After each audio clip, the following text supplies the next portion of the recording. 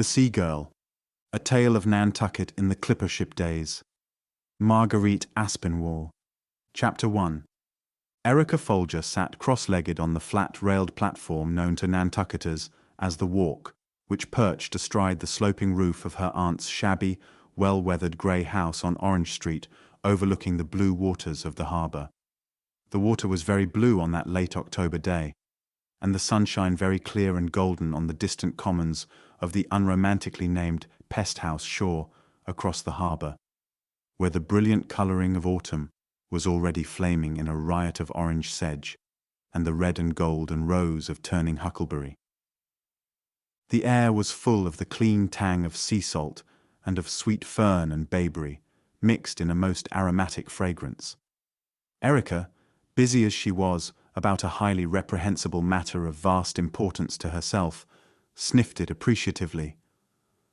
Vaguely, half her attention otherwise occupied, she decided, as she always decided each year at this time, that October was the best month of the whole 12. She loved the snap and vigour of the crisp, sweet air, and the alive, ambitious feeling it put into fingers and toes. October smelled of so many interesting things on Nantucket. Thinking of interesting things, Erica reflected that her present occupation, though undoubtedly interesting to herself, would not in the least interest Aunt Charity.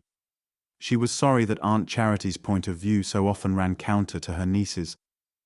But Erica, turning to stare critically at her own reflection in the small square mirror she had propped up on a box before her, felt no regrets as to her recent act of vandalism, which is what Aunt Charity would term it the minute she knew. Though Erica Folger sat on the high walk above her home and stared at her reflection in the mirror more than 80 years ago, at that time even the Civil War would not be fought for a matter of nearly 20 years yet. She had just achieved, with no known precedent to guide her, a thoroughly modern bob. On the floor of the Walk, beside her, lay Aunt Charity's biggest cutting shears and 2 thick braids of curly dark red hair, tied at the ends with demure black bows. Following the shearing process, Erica had shampooed her shorn locks in a pail of warm water she had carried up the ladder when Aunt Charity was otherwise occupied, and now she sat there letting the bright October sunshine dry the new bob. But Erica, years ahead of her generation though she was, did not know that it would one day be called a bob. She called it giving herself a sensible haircut that should not require the half-hour of tiresome brushing Aunt Charity insisted on each evening. The hair was almost dry now, and the mirror showed Erica a tumble of short red curls against either rosy cheek on a line with the just-hidden ears. Above the curls and the flushed cheeks were 2 widely opened eyes of the exact shade of the blue harbour water below, a straight little nose well supplied with a powdering of faint golden freckles, and below that, again, a rather wide mouth that was made for courage and light-hearted laughter, even in the face of discouragement. Erica shook her head experimentally and sighed with delight at the free, untrammelled feeling that had replaced the drag of her heavy braids. "Aunt Charity'll hate it," she murmured, but without regret, "and Liss and Tommy'll laugh. Oh well, let's get it over with." She rose to her feet, picked up her discarded braids, the mirror, and the pail of water, and carefully negotiated the ladder down to the floor below. It was unfortunate that Miss Charity Folger should have come out into the upper hall just then, and, discovering her always unaccountable niece halfway down the ladder with a heavy pail of water, stopped aghast. "Erica," she said, "for the land's sake, what were you doing up on the walk with that pail?"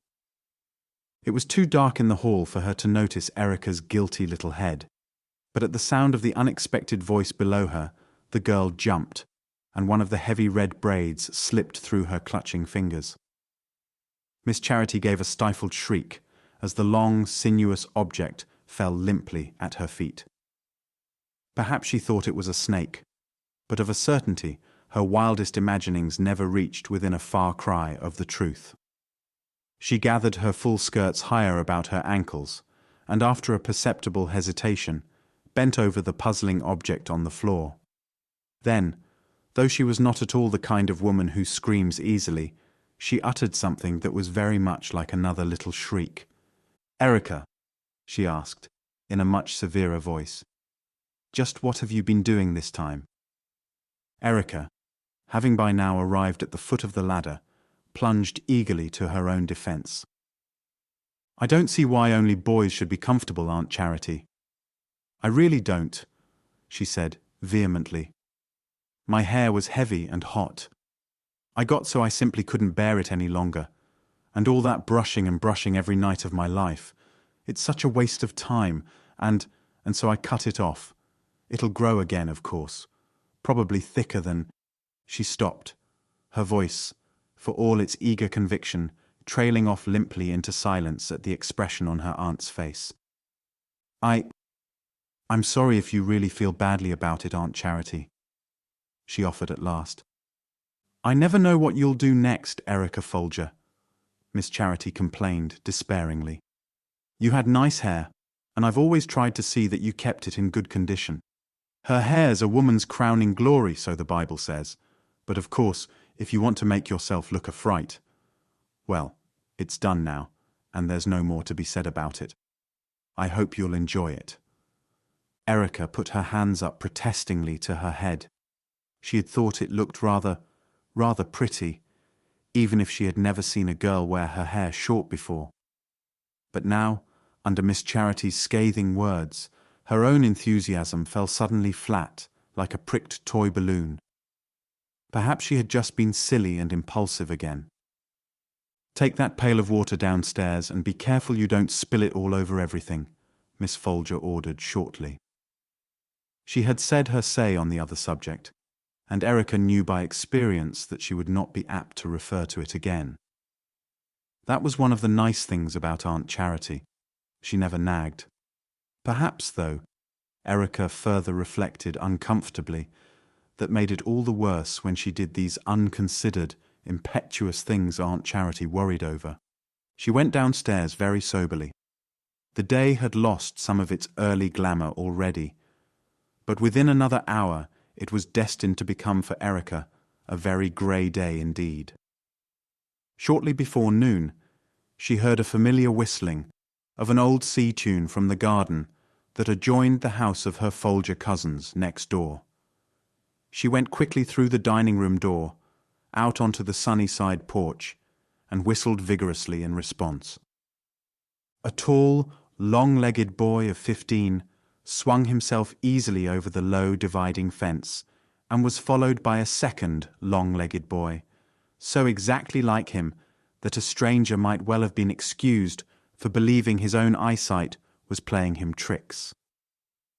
The only difference between them, which even a keen observer would have noticed at first glance, was that the fair hair of the boy first over the fence had an unruly kink in it that made it stand wildly on end at the slightest provocation, while the equally fair hair of his twin, for they could have been nothing else, was as straight and smooth and tractable as hair could be.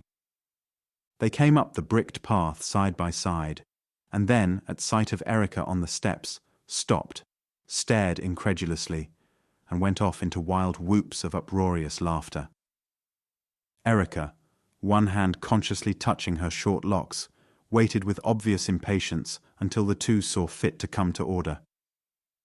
"Yes, I cut it off," she said hotly. "You would too, long ago, if you'd had to drag those everlasting braids about everywhere. It's comfortable anyway." "Well, it looks queer," the straight-haired twin said bluntly, "but I guess it likely does feel more comfortable. And there's no good talking as long as it's cut," the curly-haired twin added good-naturedly. "Besides, Rick, we came over to talk about something much more important." Both boys' faces sobered instantly, making them look somehow a good deal older. They sat down on the lowest step of the porch and looked up at the girl standing above them.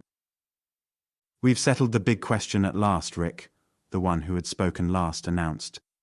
"We spun a coin for it, and Liss stays home with Mother and I go to sea, as cabin boy in the Flying Spray, sailing out of Boston next week, bound for Macau, Canton, and Cochin China.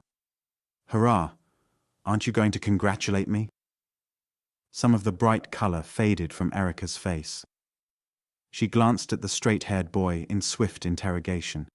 He nodded, his own face clouded. Yes, Rick. Tommy gets all the luck and adventure this trip, he said ruefully. Mother can't be left alone while she's so poorly.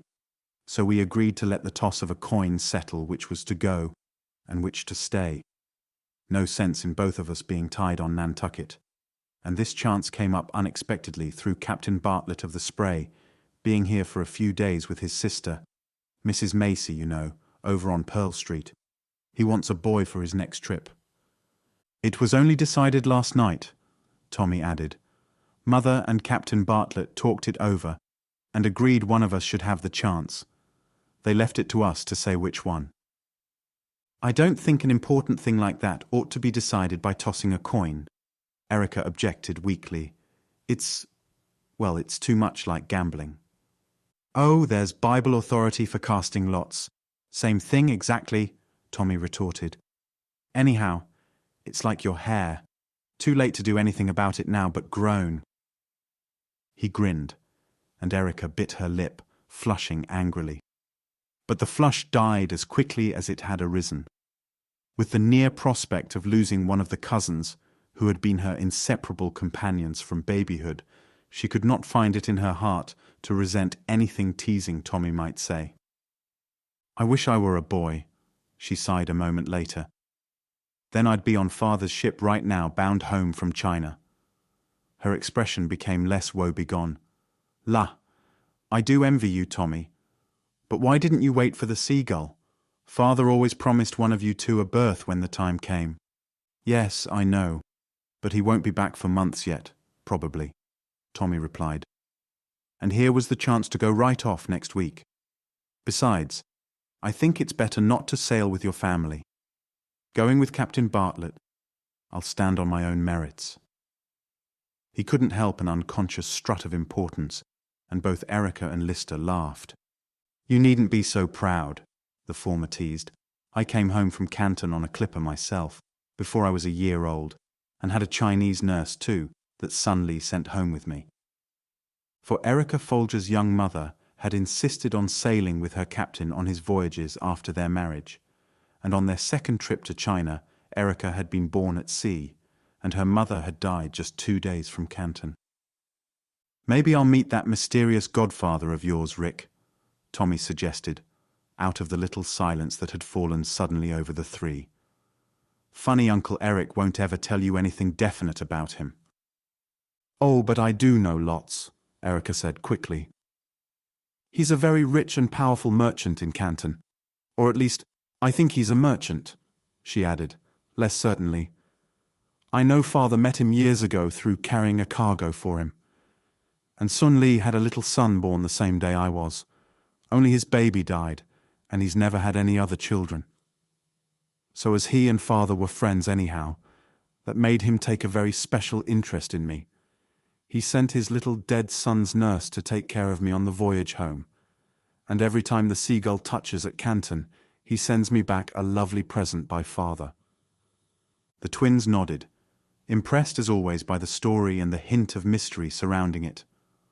Also they had seen the presents in question, beautifully carved jade of deep clear green, lengths of rich silks, ivory fans, and cunning teakwood boxes with trick drawers and detachable bottoms. Things, as Aunt Charity pointed out disapprovingly, that were far too fine for a simple little Nantucket girl in her early teens. Tommy, listen to me, Erica cried suddenly, her sea-blue eyes very bright with the new, exciting idea that had come to her. It's just possible that you will meet Sun Li if the Spray goes to Canton. Anyway, I'm going to give you something that will introduce you to him as my cousin, if you do. It was Erica whose voice held an important note now, but both her listeners were too absorbed to smile. Wait here for me, she added eagerly. I'll be right back. She ran into the house, slamming the porch door behind her in the headlong tomboy fashion nothing that Miss Charity could say had succeeded in moderating. The twins heard her flying feet on the steep carpeted stairs, and a moment later heard her come racing down them again. She held a small ebony box very carefully in one hand, and opening it, drew out a heavy gold ring set with a green jade seal.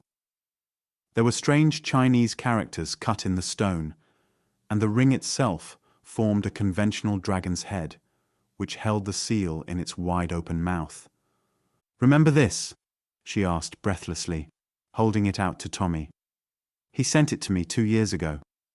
Father said I was always to take great care of it, because it was son Lee's private seal, and the ring would have belonged to his son if he had lived. I'm going to give it to you, Tommy. When you're in Canton, you can try to find out whose seal it is, and go to see son Lee." "But he may not like that, Rick," Lister interposed, his tone troubled. "If Uncle Eric hasn't told us much about him, perhaps it's because he's been asked not to. Son Lee may not care to have visitors from across the ocean." "I don't see why not," Erica objected. "Anyhow, Tommy can use his judgment. He can inquire round a bit first, if you think he'd better." "Tommy's judgment is just about as much to be relied on as your own," Lister said. But his smile was gentle for her, as always. Lister felt himself years older, most of the time, than his twin and Erica. Tommy took the ring and tried to slip it on his fourth finger, but it proved too small for that one, and too large for his little finger. He stared at it, frowningly, his face full of ingenuous disappointment. "Never mind, you can wear it round your neck like a sort of talisman," Erica giggled. "I've got just the very cord for that. It's Chinese, too. It came round the last box son Lee sent me." She dashed upstairs a second time and returned carrying a dark blue cotton cord of a curious weave, knotted at intervals. Taking the ring from Tommy, she slipped it over one end of the cord, adding still another knot to the collection, which secured both ends firmly together. Then, with the air of a queen bestowing the accolade of knighthood on a subject, she flung the cord itself over Tommy's fair, ruffled head and tucked the ring down inside his collar. "It's safer to wear it out of sight anyhow," she advised him. "There are always rough men in those clipper crews, and you might have the ring stolen if they knew you had it." She sat down, still breathless after her run upstairs, on the step between her two cousins, and slipped an arm through an arm of each of them. Another little silence fell. In the midst of their banter and laughing plans, the realization seemed to have seized on all three at once, that there were only a few more days left of the old, happy companionship. Characteristically enough, it was Tommy who spoke first. "Oh, well," he observed, philosophically, "I won't be gone more than a year. Probably not so much. The spray's one of the fast clippers, you know. Rick'll just have time to let that silly haircut grow out long enough to wear the ivory comb I'll bring her back from Canton or Cochin China in exchange for son Lee's ring." "All right," Erica flashed back, her eyes bubbling over with fun again. "I'll put it with all the rest of the Chinese presents Aunt Charity won't let me use yet. But I'm not going to let my hair grow," she added with firmness. "It's much too comfortable this way." Which again, had Erica only known it, was a remark that a good many other girls were destined to repeat in the same tone of conviction 80 years later. Chapter 2. The cobblestones of Main Street, until recently known as State, were slippery after a heavy shower, and Erica, picking a careful way across them that she might not bespatter her white stockings with mud, spied a plump and dignified figure, in sober Quaker garb, wending its way up the street ahead of her, and called after it, anxiously, "Mrs. Macy! Oh, Mrs. Macy, please!" Illustration. The plump little lady turned at the sound of her name, smiling. "Good morning, Erica," she said. "Was thee trying to overtake me, my dear?" "Yes, ma'am." Erica was panting with her own hurry. "But you walked twice as fast as Aunt Charity. I was just going to your house with a message. Aunt Charity wants that you and Captain Bartlett should come to supper tomorrow night at 6 o'clock. You know Tommy is going to sea in the spray and—" A sudden twinkle in the little old lady's blue eyes was answered by a twinkle in Erica's. "Yes'm. I guess Aunt Charity thinks it's her bounden duty to talk to Captain Bartlett about Tommy. Walk home with me, my dear, and we'll ask the captain," Mrs. Macy invited. "For my part, I shall be pleased to accept. How does thee feel about Tommy's going? Won't thee and Lister both miss him very much?" Quick tears blurred Erica's eyes, but she pretended to be looking at something across Main Street and wiped them away fiercely with the back of her hand, having, as usual, mislaid her neat white pocket handkerchief. "Yes, ma'am, we will," she said dully. The more she had thought about Tommy's departure during the past 3 days since she had heard the news, the more utterly calamitous it seemed to her. But Erica's code was the code drilled into her by Liss and Tommy, which insisted that tears, particularly in public, were shameful even for a girl.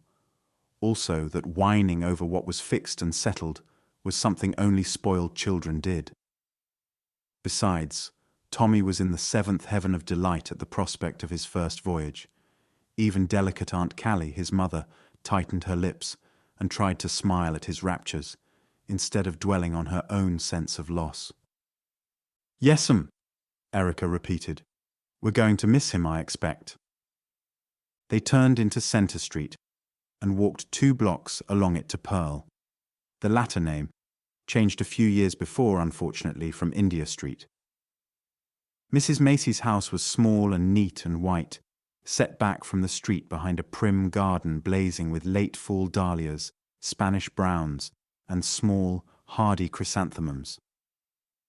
A tall man with iron-grey hair and a grey beard stood in the open doorway, glancing up at the clouds breaking overhead after the rain. "Judson," Mrs. Macy greeted her brother, "thee needn't study the sky for an hour. I can tell thee that it's going to clear, unless the fog comes in again. Here's Erica Folger, bringing us an invitation from Miss Charity to supper tomorrow night." She broke off with a little gasp. "La, Erica, what has come of thy nice thick braids?" For without thinking what she was about, Erica had snatched off her bonnet, which had heretofore hidden her revolutionary haircut, and was fanning herself vigorously, swinging it by its strings. Erica hated bonnets among the many other restraining things of life that seemed to her young impatience so needless. Now, startled, her hand flew self-consciously to her head, and her smile was sheepish. "I forgot, or I wouldn't have taken my bonnet off," she admitted. "I cut my hair off day before yesterday. I've wanted to for a long while. My braids were so heavy and troublesome, and I've always envied Tommy and Liss being so free. At last I just chopped them off. Aunt Charity was like to have fainted when she saw me." "I don't wonder," Mrs. Macy said decidedly. "My dear, whoever heard tell of a girl with short hair? If it had been Molly, I don't know what I would have done." Here Captain Bartlett interposed, seeing Erica's cheeks crimsoning a deeper hue of combined anger and mortification. "Belay there, Mary," he said in his deep, kindly voice. "Thee is making the lass unhappy. And there's no more use crying over a shorn head than over spilled milk, as I see it." He looked at the red bob shrewdly. "Never having been a lass, I can't say how they're supposed to feel," he added, a slow smile showing above the neatly trimmed grey beard. "But I guess that crop of red curls ought to be a sight easier to carry about than full sail. Hey?" Erica flashed him a grateful smile. "Yes, oh, it is. Ever so much lighter and easier, Captain Bartlett." "Kinda pretty, too," he said gallantly, "and grows prettier the longer I look at it. Seems to me I used to know thee as a baby, or not much more'n one. Isn't thee a sister of my new cabin boy, Missy?" "No, I'm his cousin," Erica said, approving of this big, bluff, friendly Quaker captain more and more. She was so thankful he was like this, for Tommy's sake. she felt suddenly emboldened to put her muscular, tanned young hand on his arm pleadingly. "He's a nice boy, Tommy," she said breathlessly. He really is. He'll learn quickly. And I'd rather be going to sea too than anything in this world." "Oh!" said the captain with a great shout of laughter. "So that's why thee cut off the pigtails, missy." He shook a huge forefinger at her playfully. "Some day they'll be adopting boys' clothes as well as a haircut, and running off to sea in my ship." At sea, Captain Bartlett usually fell into the more usual you and your. But ashore in Nantucket, he was always scrupulous about the friend's mode of speech. "I'd like to," Erica laughed back. "Only, if I did run, it would be in my father's ship. He's got a clipper too, in the China trade." "Not Captain Eric Folger of the Seagull?" the other demanded in surprise. Somehow, I'd forgotten to associate him with Nantucket, though I've known thy Aunt Charity and Tommy's mother for years. Last voyage but one, the Spray and the Seagull lay side by side in the harbour at Canton, waiting for a fog to lift and let us up to the city. "I've been there too," Erica said impulsively. "Only I don't remember it. I was born at sea, 2 days before we put in at Canton. My mother died there, and a great friend of father's, a Chinese merchant named Sun Li, sent his little son's nurse on board to take care of me on the way home. Ever since then, every voyage father makes to China, he brings me home a present from my Chinese godfather. That's what he calls himself. Aunt Charity won't let me wear the things yet because she says they're too gorgeous. But some of the jade has his seal on it. Maybe you'd know him from it. Like this." With her fingernail, she traced an intricate pattern of characters in the smooth dirt of a flower pot on the porch railing, looking up eagerly at the captain when it was done. He bent over it, smiling at her enthusiasm, but when he lifted his head, his expression was faintly astonished and puzzled. "I don't know of any merchant named Sun Li," he said, but he bent once more and studied the crude little drawing in the dirt. "Thee is sure thee has it right, my dear?" "I have every line by heart," Erica said proudly. "I'm sorry you don't know him. Father does some trading with him, I think." "I don't know him," the captain repeated, but his thoughts were suddenly busy. Captain Folger of the Seagull was a name synonymous with fast voyages, also with better cargoes, more quickly loaded than most of the clippers could boast. There had been rumors of special high protection, of favors and concessions shown the Nantucket man. Of course, it may all have been idle gossip of the waterfront and the bazaars. But Captain Bartlett had certainly seen a seal once before, like these few scratched marks in the dirt of his sister's flower pot. Only he knew of no one named Sun Li. Erica hurried down the brick walk, anxious to find Tommy and report the captain's genial mood. "I'll tell Aunt Charity you will both come tomorrow," she called over her shoulder to Mrs. Macy. The boys and Erica were not permitted to be present at the supper party on the morrow. Aunt Callie was there, of course, and Mr. Presbyn, the congregational minister, besides Mrs. Macy and the guest of honor, and the table groaned under a load of the good things Aunt Charity's kitchen was famed for producing. Home-cured sugar-baked ham, flaky soda biscuits still smoking from the oven, steaming fragrant coffee in the old Folger silver pot, thick cream for the coffee and for the deep apple pie that came afterward, unsalted butter, churned at home, and ginger preserve made from real ginger roots that had been brought across the Pacific in a tea clipper.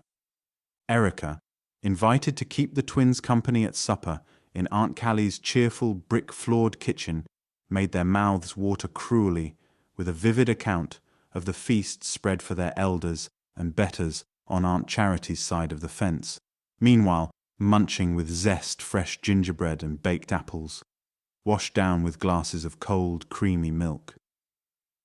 "You're awfully glad to be going to sea, Tommy, aren't you?" she asked wistfully, later, when the meal was over, and the three had washed the supper dishes gaily, and now sat at ease before the huge fireplace, with its swinging crane and the old Dutch oven at the side. Aunt Callie still clung, as so many island housewives did, to the custom of cooking over the open fire. "Course I'm glad," Tommy said, lolling back in his big chair with lazy content, and he added teasingly, "Don't you wish you were a boy?" Poor Rick. "Yes, I do," Erica declared, "but I'm not going to sit here all evening moaning about it. There's the most gorgeous full moon outside, the hunter's moon, don't they call it? Let's all go down to the wharf and take a last look at Captain Joy's narwhal. She's sailing tomorrow morning at high tide. A ship out in that harbour with the full moon on her is somehow awfully exciting. They always make me think of pirates.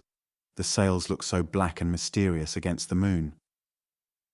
The narwhal was a whaler, bound for the South Seas on what would probably be a 3-year cruise, and Erica and the twins had known her captain and crew, most of them Nantucket men, as long as they could remember. "Do you think Aunt Charity will like you to go down there so late?" Lister asked doubtfully. "Girls were supposed to sit at home in those days, when even the mildest of adventures were afoot." "Oh, Tommy and you can protect me," Erica retorted flippantly.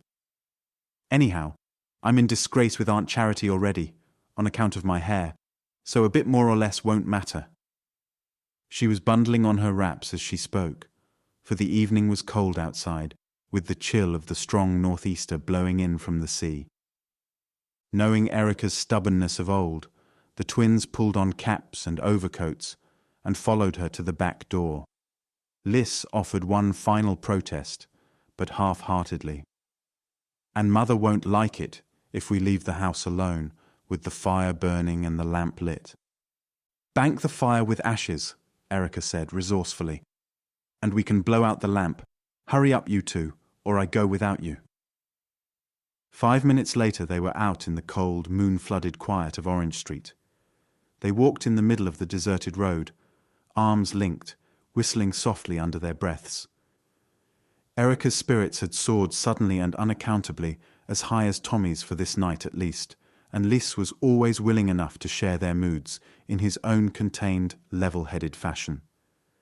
Then, arms still linked, they fell to dancing in long, gliding skating steps, weaving from side to side of the road, spirits mounting hilariously with the exercise and the heady autumn air that tonight smelled again of sea salt and the spicy scent of sweet fern and bayberry. Finally, breathless with laughter, they swung about the corner into Main Street and sobered to a more decorous gait. "Aunt Charity will never," Erica panted, "make a perfect lady of me. I love to move about and run and shout and do things too much. Oh, ha! There's the narwhal now. Doesn't she look like a pirate ship, just as I said?" They had reached the wharf and stood gazing out at the dark harbour water, across which a broad golden pathway stretched from the Coatu shore almost to their feet. The moon itself, a huge round disk of orange, like a Chinese lantern, hung low in the sky, and it seemed to the 3 rapt children that the whole atmosphere about them was shot through with a fine golden mist that rose partly from the path of gold on the water and partly dropped, curtain-like, from the moon above it. "Oh, Tommy, think of how that moon'll look at sea," Erica cried softly, clutching his sleeve with a new big lump in her throat. "If only I'd been a boy, you and Liss and I could have shipped together and gone adventuring like those friends in that book in your mother's library. The 3 Musketeers." "Better not let Aunt Charity know you've read that book," Tommy adjured her, wisely ignoring the little traitorous break in Erica's voice. Of course, Erica wasn't the kind of girl who spilled tears all over the place. But then, as Tommy philosophized to himself, you never could be sure about a girl. Even the most sensible of them surprised you once in a while. "I hate this being always told, don't do this, don't read that, or don't say the other thing," Erica burst out rebelliously. It was an old grievance. There's so little that's really ladylike for a girl to do. "Listen," Liss broke in, lifting an emphatic hand for silence. It sounded like somebody calling help. Didn't either of you hear it? Straining their ears, Tommy and Erica listened, and faintly but very distinctly there came to all three the sound repeated. There was no doubt this time about its being a cry of distress, and it appeared to come, alarmingly, from the water somewhere off the wharf's end. "Someone's fallen overboard," Tommy shouted excitedly, and tearing off cap and coat with a single jerk, tossed these cumbering articles of apparel aside and raced down the dock in the direction of the cry. Lister and Erica were only a step or two behind him, but not near enough to hold him back from the reckless project he so obviously had in mind. Reaching the edge of the wharf, he mounted in one agile leap to the heavy timbering at the side and, lifting both arms above his head, dove into the blackness below.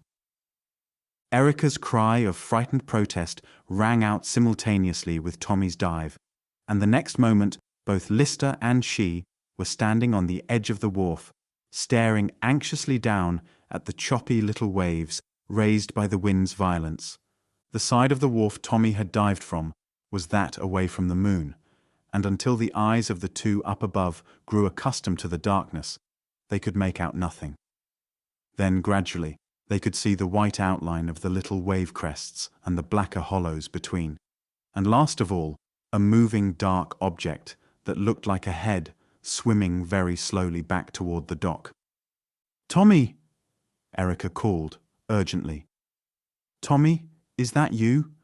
Can you make the ladder? It's right beside you, or do you want us to find a rope?" "I've got a man here," came Tommy's voice, slightly muffled by a too inquisitive wave that hit him squarely on the mouth as he opened it to answer. "He's either dead or unconscious. There, I've hold of the ladder now.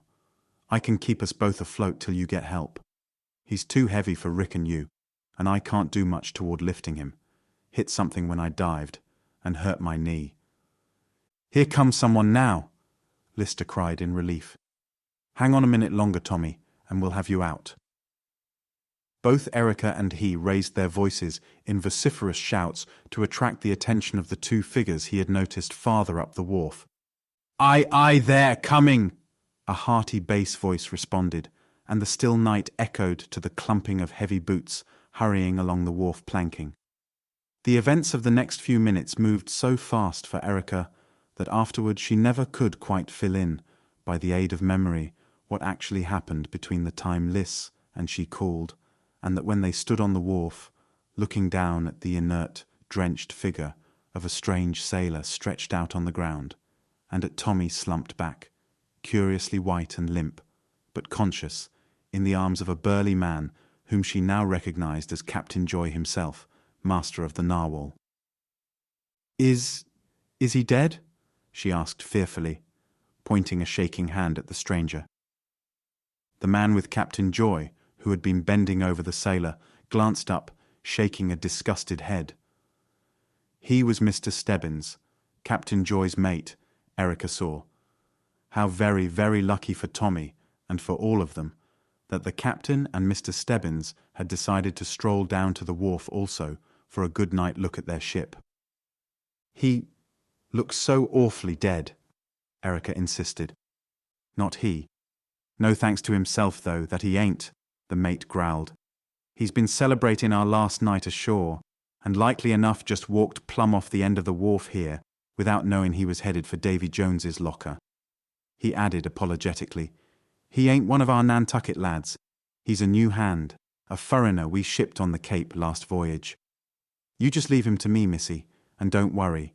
I'll see he gets out to the Narwhal and into his bunk, and in the morning I surely aim to give him a talking to that'll turn his hair plum grey.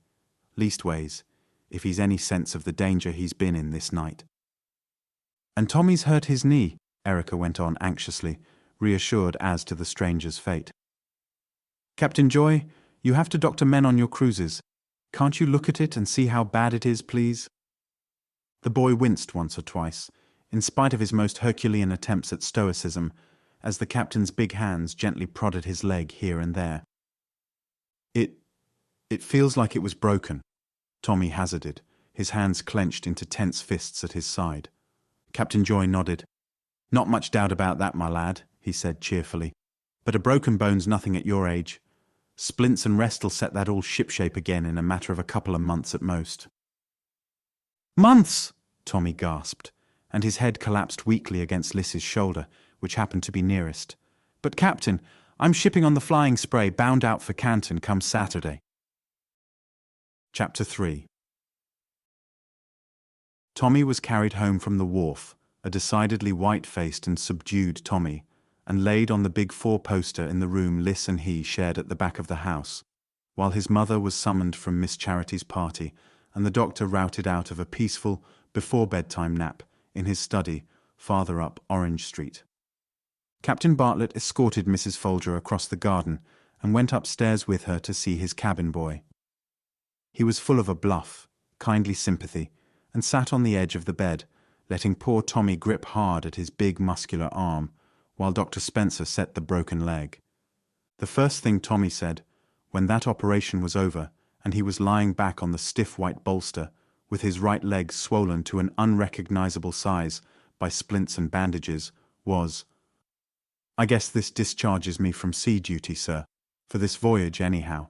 Will you take Liss in my place, please? He was just as anxious to ship as I was, you know." The captain looked keenly at the boy, and then at Liss, who had flushed suddenly scarlet. "Want to take thy brother's place, son?" he asked the latter.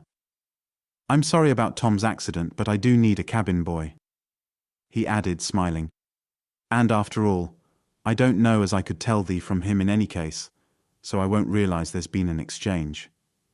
Liss gulped, stared rather piteously at Tommy, and then at his mother. His heart had leapt at the unlooked-for opportunity that had come to him, but he plainly hated to accept it at the price of Tommy's disappointment. "You'll be able to ship with Uncle Eric, Tom, when the Seagull comes in," he suggested. But Tommy shook his fair head decidedly. "Too far off. We don't know just when the Seagull will return. No, this is your chance, Liss. Better take it. And we can't disappoint Captain Bartlett either. He needs a boy, and this won't be giving him fair notice to find another." "He'll go, sir," he told the captain. "And he's a lot steadier than I am, sir, so you're getting a better man." "Tommy is right. You had better go, dear," Mrs. Folger said unexpectedly.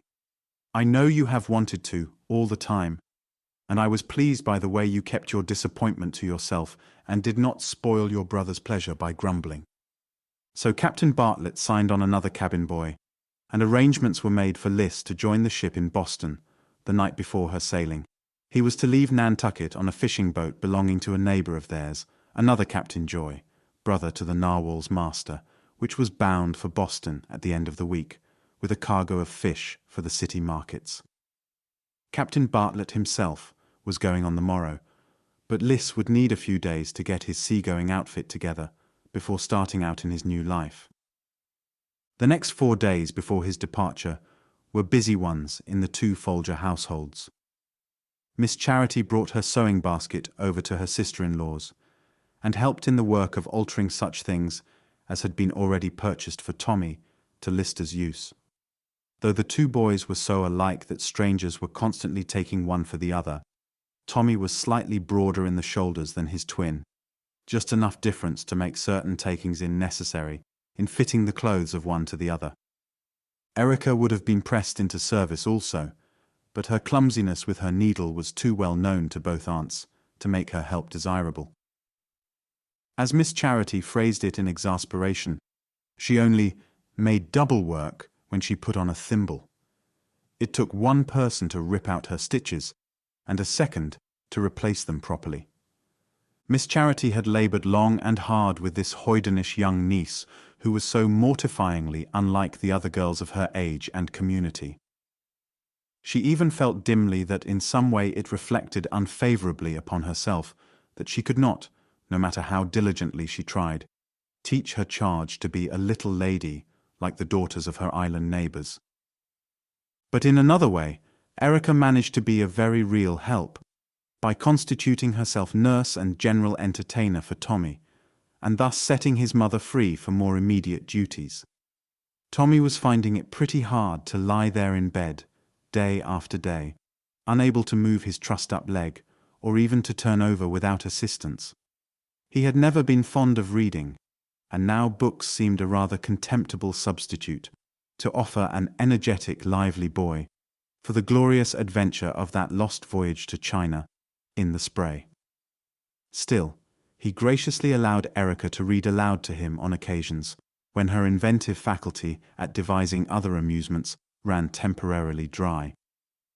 But the books of that period intended for boys, which could be found in either of the Folger houses, were such very mild, unexciting narratives that the readings usually ended in both Erica's and Tommy's yawning desperately together and flinging the disappointing volume aside.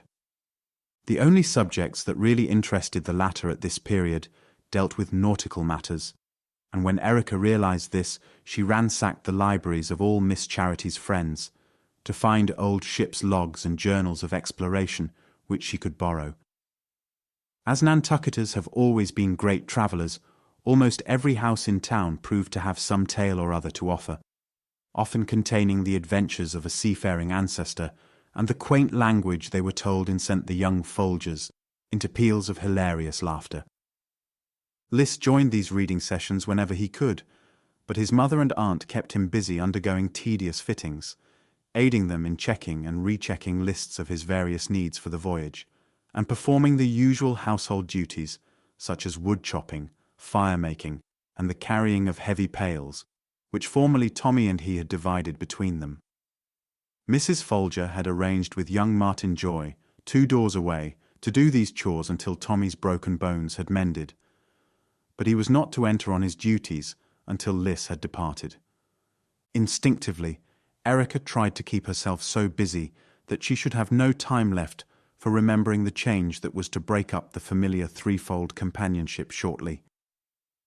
But hard as it was on her, she guessed that it was going to be harder still for Tommy. The twins had never been separated for more than a few hours at a time, and Liss had always been the steady, self-reliant one, on whom both Tommy and Erica herself unconsciously leaned. The latter two were more alike, bubbling over with high spirits, impetuous, apt to act on the moment's enthusiasm, and they had come to feel it was Lister's natural province to extricate them from the scrapes their own heedlessness led them into, and to provide a sort of moral balance wheel generally. It was going to be queer, Erica reflected, sadly, going on with the old, everyday life, in the old, everyday surroundings, with no Liss. In fact, it was going to be worse than queer. It was going to be a pretty heartbreaking business. The night before Lister's sailing, Tommy took the jade seal ring from where it still hung about his own neck on the knotted Chinese cord and put it around his brother's. "Be sure you look old Sunley up for Rick and me," he said. "Then remember every last thing about him, who he is, where he lives. Better see the inside of his house if you can, so you'll be able to describe it, and tell us all about it when the Spray comes home." Erica and both her aunts went down to the wharf the next afternoon and saw Liss aboard Captain Joy's sloop, which was to take him to Boston. They all kissed him goodbye, and Aunt Callie cried a little because, just at the end, she simply couldn't help it. And Liss's own voice was more than a bit husky in the final exchange of last words, and promises to write if there should be a chance to send a letter back by another ship. His mother and Miss Charity stayed on the wharf, continuing to wave their handkerchiefs until the sloop was so far out that she looked like a toy ship on the smooth blue water. But Erica slipped away from them as soon as she was sure Liss could not see them any longer, and walked very fast up the beach to a point where she would be out of sight of houses and people, and there she sat herself disconsolately down on the warm yellow sand, and told herself she wasn't going to cry, not for anything in the world, and promptly contradicted her brave assertion by doing it. However, being Erica, the tears didn't last long, and at the end of the little fit of crying, she sat up and wiped them away briskly, feeling better for the outburst, yet rather ashamed of herself too. "Now I'll go back to Tommy," she said aloud, addressing an inquisitive tern which had hovered a second or two overhead, on quickly beating slim white wings, cocking its bright eyes down at this strange human in a brown plaid dress, who sat huddled on the sand and made funny choking sounds that, even to a tern's ears, seemed to hold a note of distress. "Tommy'll be feeling pretty bad too," Erica continued to address the tern. And then, as it darted away with a farewell flirt of its wings, she added with a little burst of admiration, "Oh, you beautiful, beautiful thing! If I can't be a boy and go to sea, the next choice would be a tern or a great grey gull, so I could swoop about over the water all day long, fishing and enjoying myself, just as you do."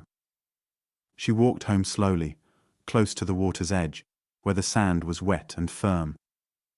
There was usually a surf on the island's south shore, but here on the north beach there were scarcely ever more than ripples coming in. And on that day, the clear green water beat in softly against the dark sand, like the pattering of fairy hand-clapping. Looking down into it, Erica could make out scores of small hermit crabs moving clumsily about in search of their midday dinners, dragging their big shell houses on their backs, and the more agile spider crabs crawling along the bottom among them, likewise intent on the serious question of food. Erica loved all the quaint little sea creatures she had come to know on her beach walks, as well as the terns and the big grey herring gulls, which arrived about this time each year, after the smaller laughing gulls of the summer had migrated farther south. The autumn was a wonderful season for seeing strange birds that stopped a day or two on Nantucket to break their long migratory flights to warmer climes. The wild ducks had been passing over the island for more than 10 days now, and sometimes, in their tramps over the sweet-scented commons, the twins and Erica would come upon a small, jewel-like pond set down in a rosy sedge of reeds, and on its blue surface there would be stragglers from one of the big flocks, swimming up and down placidly, and perhaps wondering, in whatever thoughts a duck knows, whether this pleasant, fertile island might not be as happy hunting grounds as any they would be likely to find farther south. A little later, the long V-shaped wedges of the wild geese's flight would be seen, usually late at night or very early in the morning, high up against the blue Nantucket sky.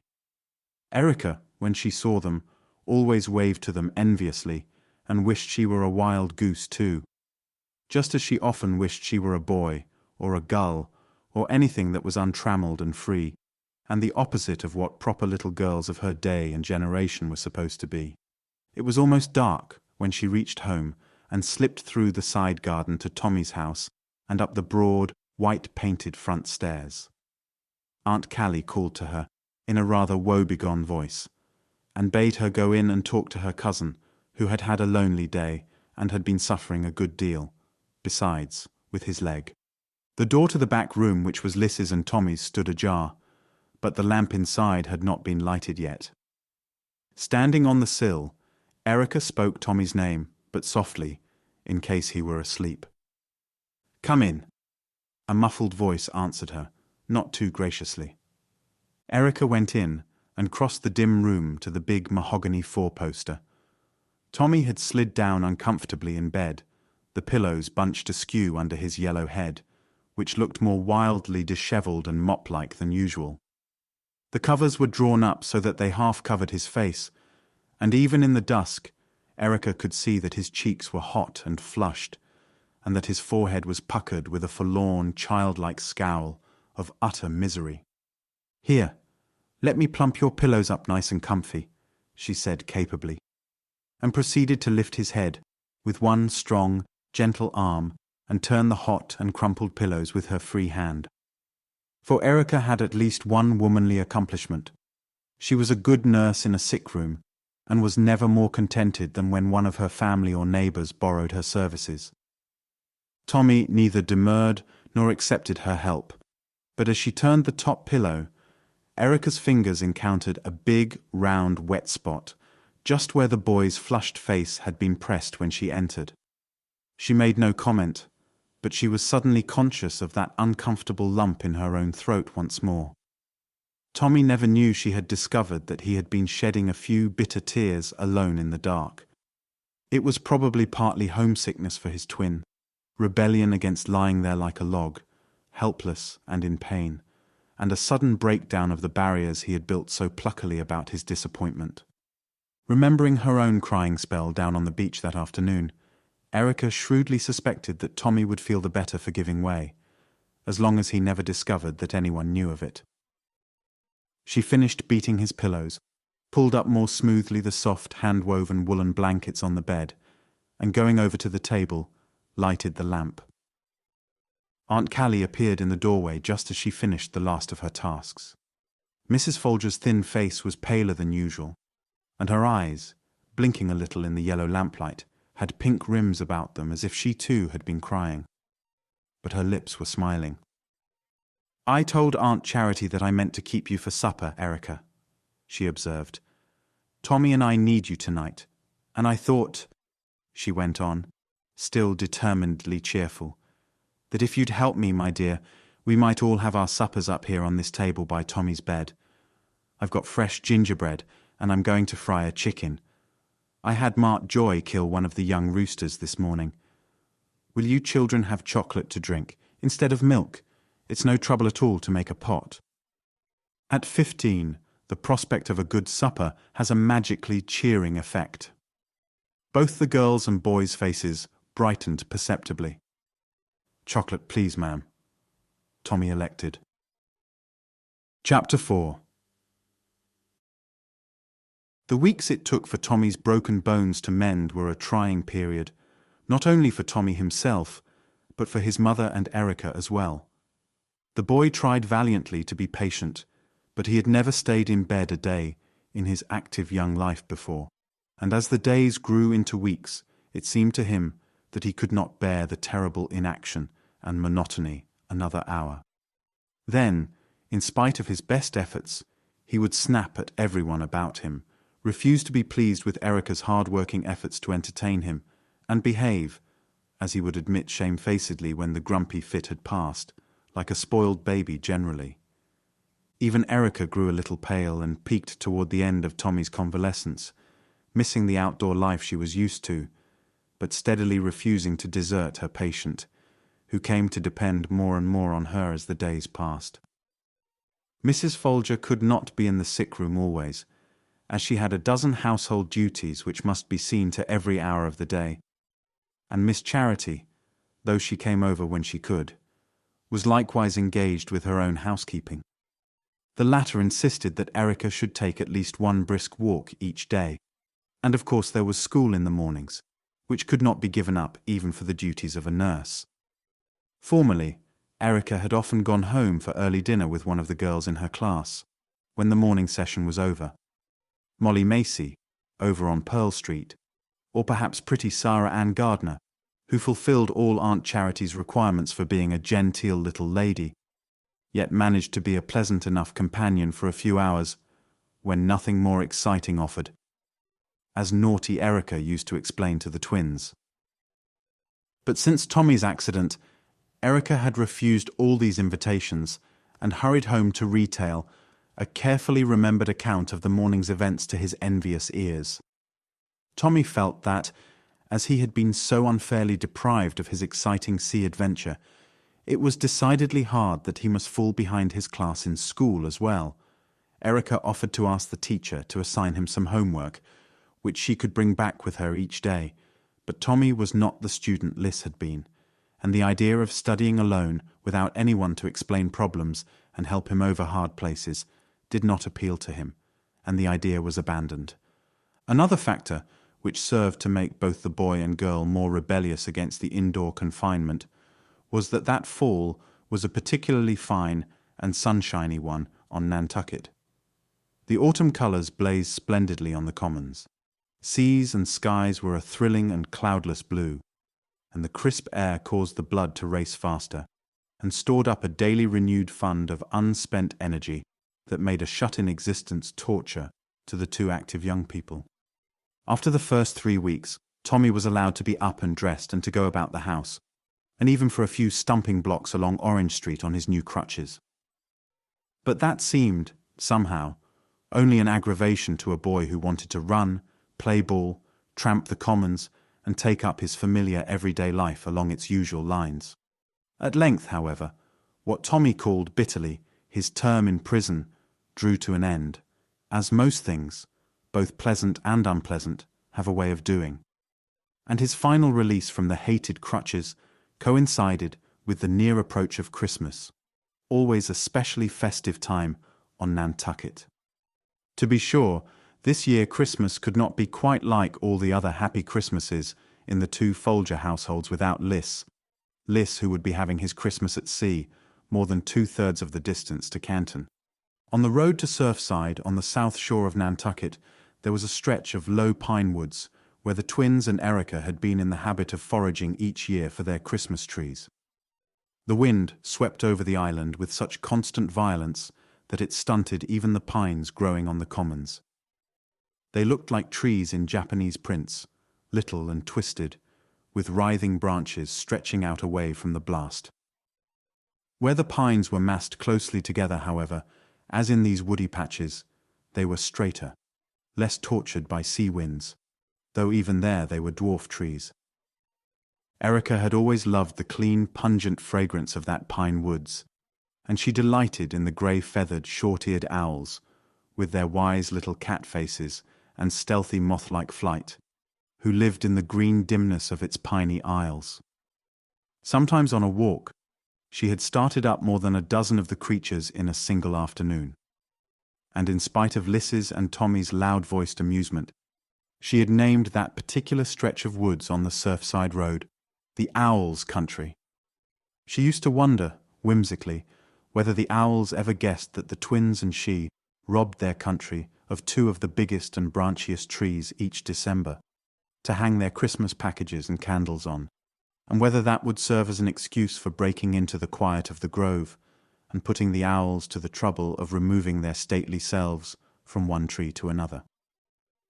Sometimes the owls scolded noisily when they were disturbed, and always they stared down their curved, horny beaks superciliously at the intruders from a safe distance. Liss was not here to go tree hunting this year, and partly because Erica felt instinctively that Tommy and she would miss him more if there were only two of them, partly because Tommy's re-knit leg was not yet quite up to all the demands such an expedition would put upon it. She suggested making a party of the occasion, and including 6 or more young folks.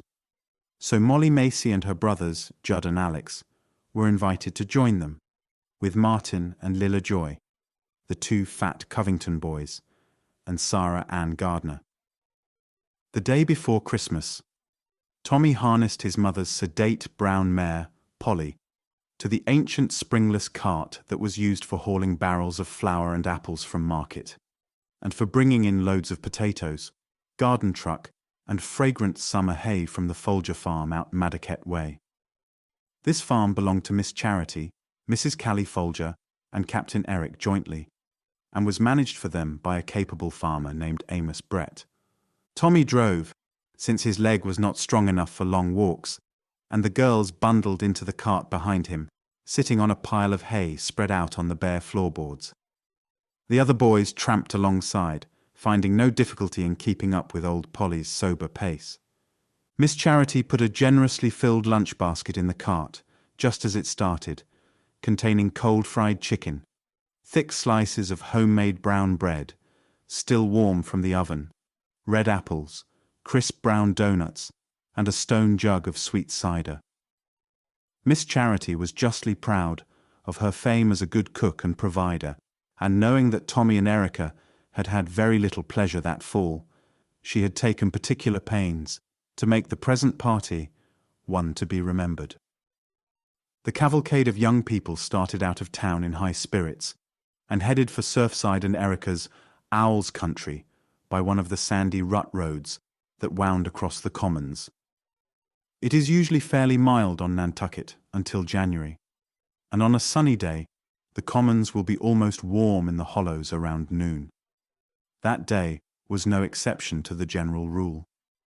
The sun shone down in a hot blaze of gold, and though the wind, when it came, left a nip and tingle in its passing, down in a certain deep depression Erica and Tommy selected for their picnic site near the pine woods, the party was quite protected from the blasts.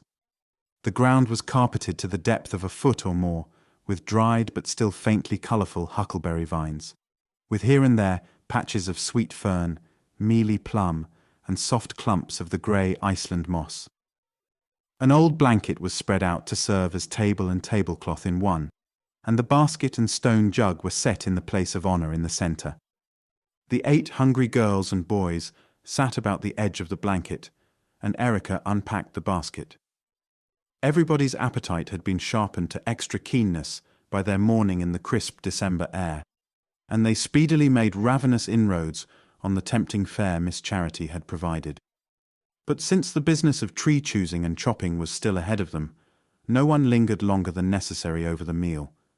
When everything had been neatly replaced in the basket, 4 shining, newly whetted axes were brought out of the hay on the floor of the cart, and leaving old Polly to follow at her leisure, the boys and girls hurried on to the woods. Choosing just the right size and shape always took time, and this year there were not 2 Christmas trees to be selected, but 3, since the young Joys also wanted one for their holiday celebration. The rest of the children were willing enough to lend a hand in the work of cutting down the trees and to offer unsought advice as to the relative merits and failures of the pines finally chosen. So it was not surprising that the business in hand took most of the short afternoon, and that the expedition should be overtaken by sunset and the soft, smoky purple twilight of early winter before they had covered half the distance back to town. They hurried a little faster then, prodding the indignant Polly to greater exertions, not because any of them was afraid of darkness on the familiar commons, but because this was Christmas Eve and there was much to do at home. Later, bands of carol singers would go from house to house through the town, singing under their neighbours' windows, and in each window lighted candles would blaze an answering greeting to them across the friendly dark of Christmas Eve. Lilla Joy pointed toward the northwest, where a low, heavy-looking cloud had risen over the horizon soon after sunset. "That's a real snow cloud," she insisted. "We'll have a white Christmas after all." "I'm glad," Erica sighed happily, leaning back in the hay and drawing her woolly red cape about her more tightly, for the wind was decidedly sharp now. Her cheeks burned red from the cold and the day's exertions, and her eyes, which were the exact shade of the harbour water when the sky was cloudless, shone starrily. She loved Christmas, loved it, every sweet old custom from choosing and bringing home the tree to trimming it with tinsel balls, gilt paper cornucopias, and bunches of gay red holly. And later still, the hanging up of the long, limp stockings over the mantel in the parlour. Last of all, there was the little ceremony of lighting the Christmas candles in all the front windows, upstairs and down. Snuggled down cosily in the warm hay, Erica shivered excitedly and began to sing, very softly at first, that most beautiful of all the sweet old Christmas songs. "Silent night, holy night, all is calm, all is bright." Her voice lifted a little, joyously, with the second line, and one by one the other children took it up and sang with her, the fresh, happy voices ringing out clearly in the dusk. And so, still singing, they walked and drove into town just as lights began to be lighted in the houses along Orange Street, and a few hardy stars came out overhead through the gathering snow clouds and twinkled down in benediction, as they must have twinkled over a far-away land across the seas 20 centuries ago, on a group of young shepherds who also came, singing, to celebrate that first Christmas of all. Father's boat was to get in today, Lilla Joy declared, as they dropped Mart and herself at their door. He promised he'd be home for Christmas. I wonder what he's brought from Boston. Passengers, for one thing, Mart laughed. He was going to bring some cousins of the gardeners over to spend the holidays, off-islanders, you know. I wish it was Liss who was coming, he added awkwardly. Doesn't seem just right to have Christmas without him, does it, Erica? Erica put out her hand impulsively and clasped his strong, calloused palm with sudden gratitude. "Thank you, Mart," she said softly. "No, it seems sort of all wrong." Still singing, They walked and drove into town. When the others had been left at their several homes, Tommy helped Erica drag her tree into the house and set it up in the usual place between the hearth and the north window. Then, without waiting to trim it, the cousins went across the garden, dragging the last tree between them. A sound of voices in the sitting room made them stop in the hall of the other house and peep in at the open door. Aunt Callie was seated in her big rocker by the hearth, with Aunt Charity opposite her, and between them, in chairs drawn comfortably up to the red glow of the coals, sat a fair, ruddy-cheeked young man with an unmistakably seafaring air about him, and a slender girl about Erica's own age, dressed in black. The girl's face was pale in the firelight, and so thin the features looked oddly pinched and sharp. Her forehead was puckered in 3 fine, vertical lines that gave her a fretful, unhappy expression. At Mrs. Folger's feet, where the two at the door had not seen her in this first glance, a pretty little girl of 3 or 4 sat on a low hassock, one plump, rosy cheek pressed confidingly against Aunt Callie's knee. The child's hair, which clustered in tight, bronze-coloured curls over her charming little head, reflected the firelight in warm splashes of reddish gold with each move she made. And now, at some sound from the hall, she turned a blue-eyed baby smile that way. Mrs. Folger called, "Tommy, Erica, is that you, dears?" They came in then, dragging the bushy pine tree, and the curly-haired baby uttered a little shriek of delight at sight of it. "Christmas tea!" she shouted gleefully.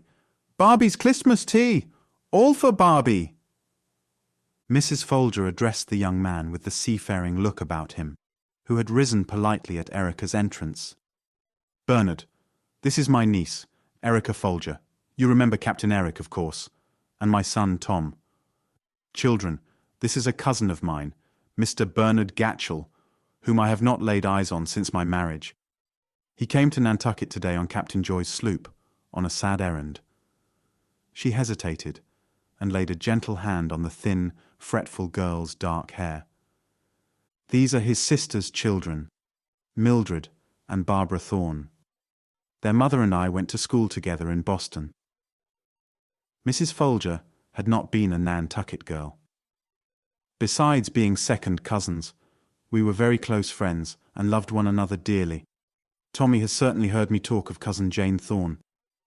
The boy nodded bewilderedly, and then smiled in answer to a flash of small white teeth between Barbie's parted lips.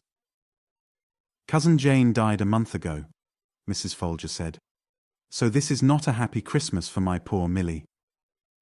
Again that motherly touch on the dark hair, but there was no lighting or softening of the fretful face below it, and Erica, looking on, was conscious of a resentful sense of vicarious rebuff.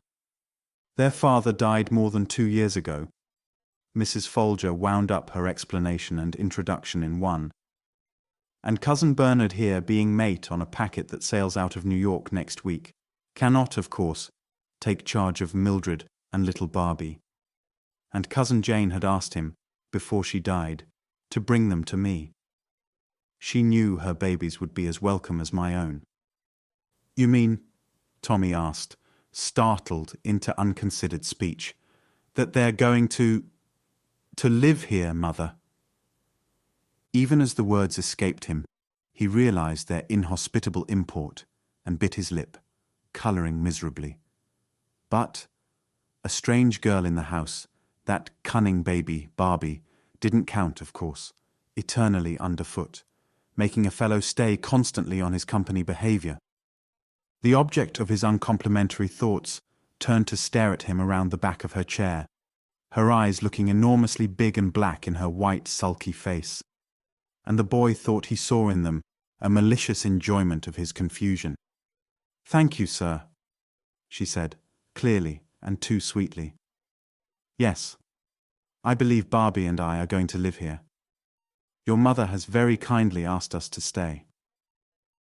The black eyes passed on to Erica, and stared at her with a keenness that seemed to miss no smallest detail of her appearance. "Do you live here too?" the dark girl asked then, fretfully, tapping the toe of her black shoe on the brass andiron nearest her. "No, I live next door, with Aunt Charity," Erica said politely, feeling inwardly guilty because she was so glad she was not to live in the same house with this sulky, unattractive stranger. Feeling, too, tremendously sorry for poor Tommy, who had exchanged the daily companionship of Liss for Millie Thorne. She had a swift, dismayed vision of the change from the old, happy existence Liss, Tommy, and she had known, which the coming of Mildred and Barbie Thorne would mean. Then the sight of Millie's black dress softened her to shamed remorse. And here I was, thinking about Tommy's, and my Christmas being spoiled, she scolded herself silently. Erica Folger, you deserve just no Christmas at all. Chapter 5. It was a white Christmas day after all. During the night it had snowed hard and steadily, but the snow ceased just before dawn, and Nantucketers woke to a Christmas morning of blue skies and golden sunshine over a white-carpeted island. The two windows of Erica's room faced toward the harbour below, and with the first slim fingers of sunlight poked in at all the small panes, she was awake in her big mahogany bed with the pineapple posts. She lay there, blinking drowsily at the light, until she noticed the thin rim of snow on the sill of her opened window. Then she sprang out of bed, shivering, for the room was bitterly cold, and pattered on bare feet across the wide painted boards of the floor. Shutting the window energetically, she stood there a moment, looking out on a new and shining white world. "It's cold enough for skating too," she told herself, drawing her high-necked flannel nightdress closer about her. The boys would clear some of the snow on Long Pond or Hummock, as they did each year with the first snowfall, and that afternoon. She stopped, her breath quickening. Why, it's Christmas morning!" she exclaimed, astonished that she could have forgotten even for that brief, half-waking interval. A white Christmas, just like Lilla Joy said it would be. Her thoughts flew, by a natural kinship of ideas, from Christmas snow to Christmas trees and stockings. Every Christmas, as far back as she could remember, Erica had gathered up her unexplored and bulging stocking and an armful of packages and gone across the garden to her cousin's house to have the added fun of sharing surprises with Tommy and Liss. This year, there would be only Tommy to open bundles with, but... She stopped abruptly for the second time since waking that morning, as memory gave her another little reminding nudge. The bright face clouded. There wouldn't be only Tommy this morning. She had completely forgotten Millie and Barbie Thorne. But I'm not going to start Christmas by taking silly dislikes and judging folks unkindly, Erica decided sturdily. As Aunt Callie said last night, it's not going to be a happy Christmas for Millie this year without her mother. She began to pull on her clothes rapidly, still shivering a little, for she was in far too much of a hurry to stop and light the fire which was laid on the broad hearth, ready at the touch of a match to send a comforting golden flame chimneyward. When she was dressed, she took her woolly red cape from the deep wardrobe and wrapped herself in it, drawing the gathered hood over her tumbled red curls. She looked, with her eager young head cocked alertly on one side, her bright eyes, and the red of her cloak, not unlike an energetic robin redbreast defying snow and cold in search of an early breakfast worm. Downstairs she paused in the parlor long enough to admire anew the glistening tree she and Aunt Charity had dressed late last night, and then snatching the fat white stocking hanging from the blackened oak mantel, she tucked it under her cape with one arm, and with her other retrieved an exciting pile of various size packages laid out on the end of the sofa, where her particular share of Christmas was always put. The next moment she was out the side door, the sharp wind stinging fresh roses into her already glowing cheeks, and turning the tip of her straight little nose a matching pink. The snow had not been swept from the porch yet, as the elderly Portuguese, who did the numerous outdoor chores about the place, had not made his appearance at this hour. Fortunately, the snow was powdery and dry, for Erica was far too excited to remember such practical things as rubber boots, and dashed across the white garden, arriving, bright-eyed and panting, at her aunt's side door, just as Tommy, who had watched her approach, opened it to admit her. The boy put a finger to his lips, grinning, and jerked his head stairward. "Nobody else is awake yet, I guess," he explained. "Come on in where the tree is, and I'll light the fire." "We picked 2 good trees yesterday," Erica observed judicially, watching him light the paper under the kindling and blow gently to keep the slender flame going. Then her eyes filled suddenly and quite unexpectedly, so that she turned to inspect the tree with great attention, until she had managed to wipe the telltale drops away with the back of her hand. It had come upon her with a force that brought a choking lump into her throat. How much they missed Liss at this familiar Christmas morning ceremony. It had always been Liss who waked early enough to have the fire roaring hotly before Erica and her stocking appeared. Tommy, struggling with cold and awkward fingers to repair his forgetfulness, was all at once a pathetic figure. He fumbled so long about getting the fire burning that she wondered, unhappily, if perhaps he too were not trying to avoid her glance. She was sure of it a moment later, when he sat back on his heels, muttering under his breath something about smoke getting in his eyes. But neither of them spoke of what both were feeling, and a moment later they were seated on the carpeted floor before the hearth, their filled stockings on their laps, and opened and unopened packages strewn about them. But as swiftly as their fingers flew in unwrapping the presents, their unwanted mood of gravity slipped into the normal, joyous excitement of Christmas morning. At last, having examined everything, and found it eminently satisfactory, they bundled the wrapping paper into the blaze, and sat contentedly silent for a while, munching sweets from the now empty stockings. "Christmas must be sort of funny at sea," Erica declared, finally, out of that unusual silence. "Yay, Tommy's mouth was uncomfortably full for articulate speech. "Guess Liss will be thinking about us right this minute." He sighed. "Wish I could have gone too, Rick." Erica made a face.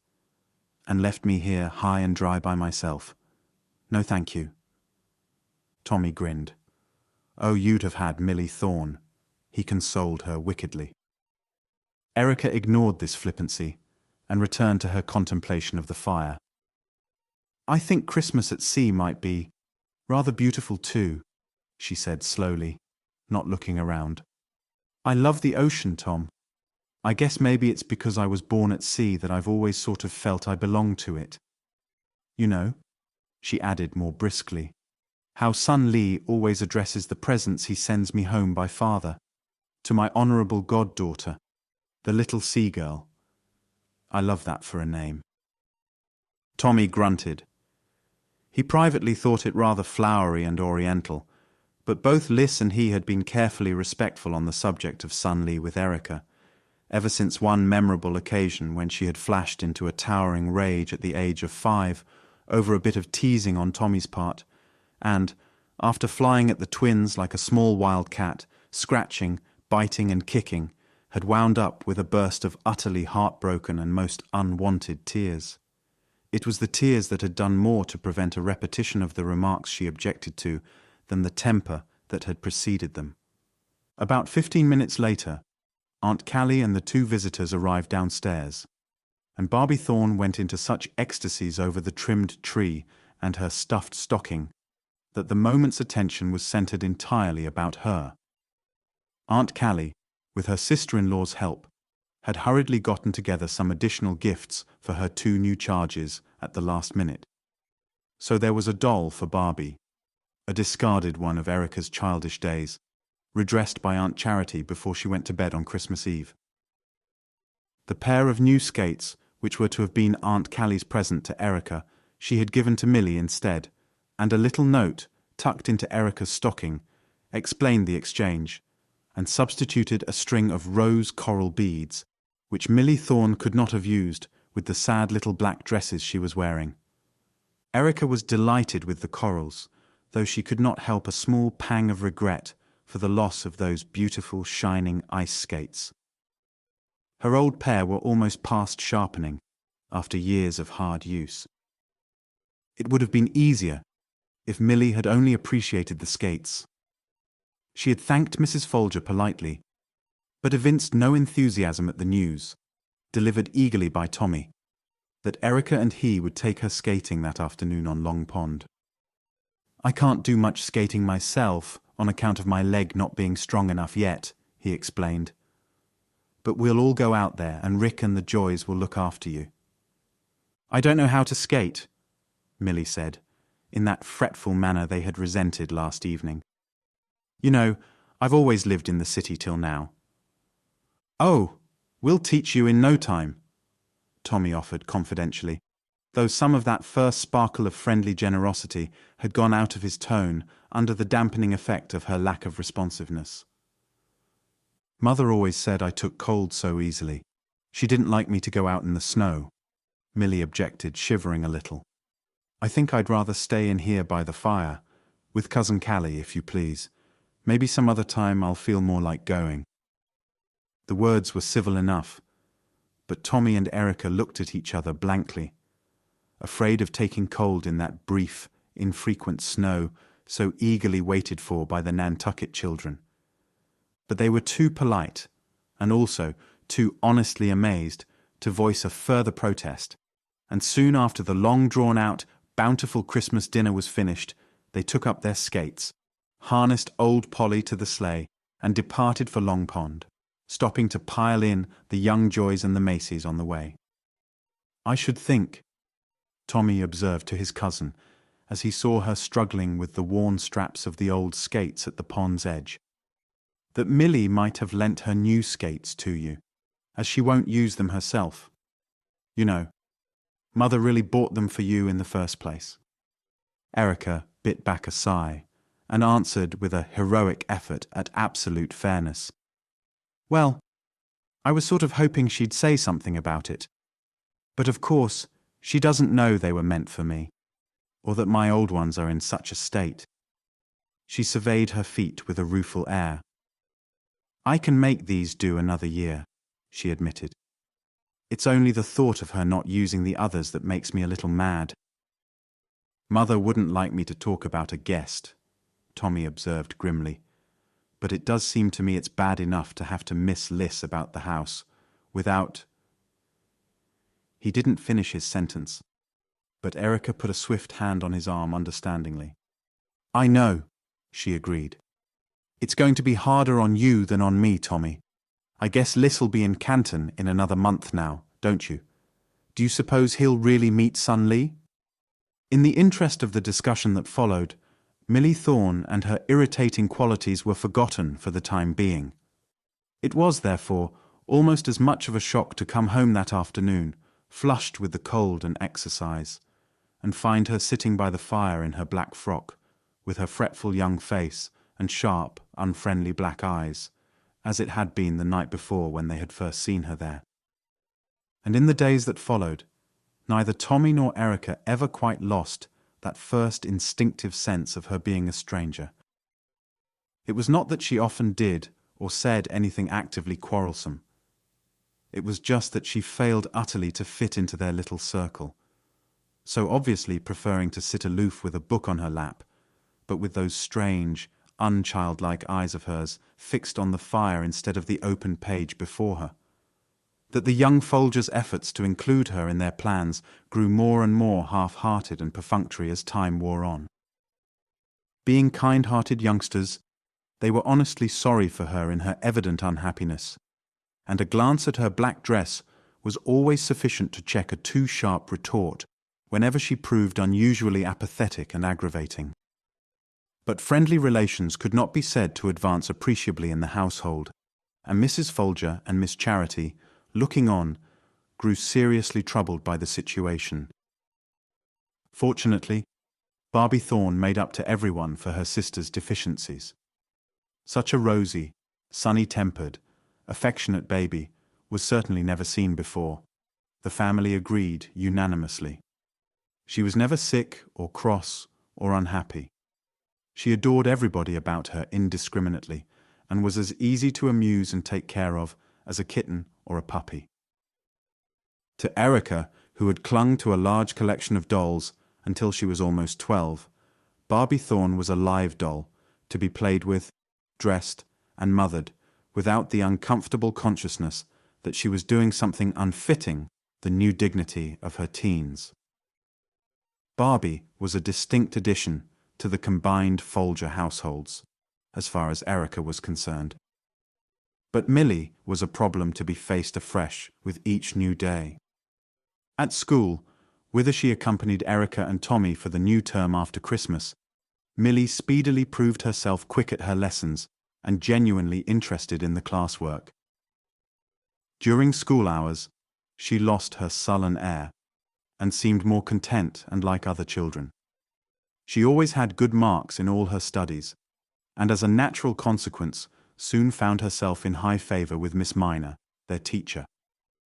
With the rest of the pupils, however, she maintained that same unfriendly aloofness to which she clung so persistently at home. She made no friends, except Miss Minor, who often invited her home to tea after school was over, and occasionally, with Mrs. Folger's permission, kept her overnight in her tiny grey-shingled house on Pearl Street.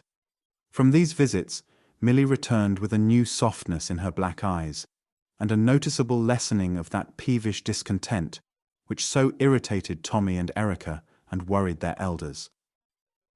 But the change never lasted more than a few hours at most, when some unfortunate remark of one or another of the family would, all unintentionally, send her back into her sullen unfriendliness once more. "She's like a clammy wet blanket round the house all the time," Erica complained once bitterly to Tommy and Lilla Joy. "It doesn't make a speck of difference whether you try to be nice to her or lose your temper and speak the truth about her manners. She's just as disagreeable and anxious to get rid of your company and be alone either way. Of course, I know she's lost her mother and her home, and I'm sorry for her as I can be. I'd like to be friends if she'd only let me. But when someone won't meet you even a quarter of the way, what's a person to do anyhow?" "Maybe she'll get over it," Lilla Joy suggested, hopefully. Lilla was no more prejudiced in the newcomer's favor than Erica, but she adored the latter and was merely trying to be comforting on general principles. "I wish Liss were at home," Erica responded. "He's not the kind that gets excited and flies off at a tangent as Tommy and I do. He's sort of quiet, you know, and soothing. I guess perhaps he could find out what's ailing Millie. Somehow, I don't believe it's all grief for her mother. That would make her unhappy, but it needn't make her sulky and hate folks as she seems to. Tommy says it's just my imagination, but I really do think there's something else, something quite different, that's worrying her and making her act this way." "I suppose you couldn't ask her," Lilla said. "I've tried once or twice," Erica confessed. "Sort of roundabout, you know, so she wouldn't think I was just curious. But you can't seem to get at Millie at all."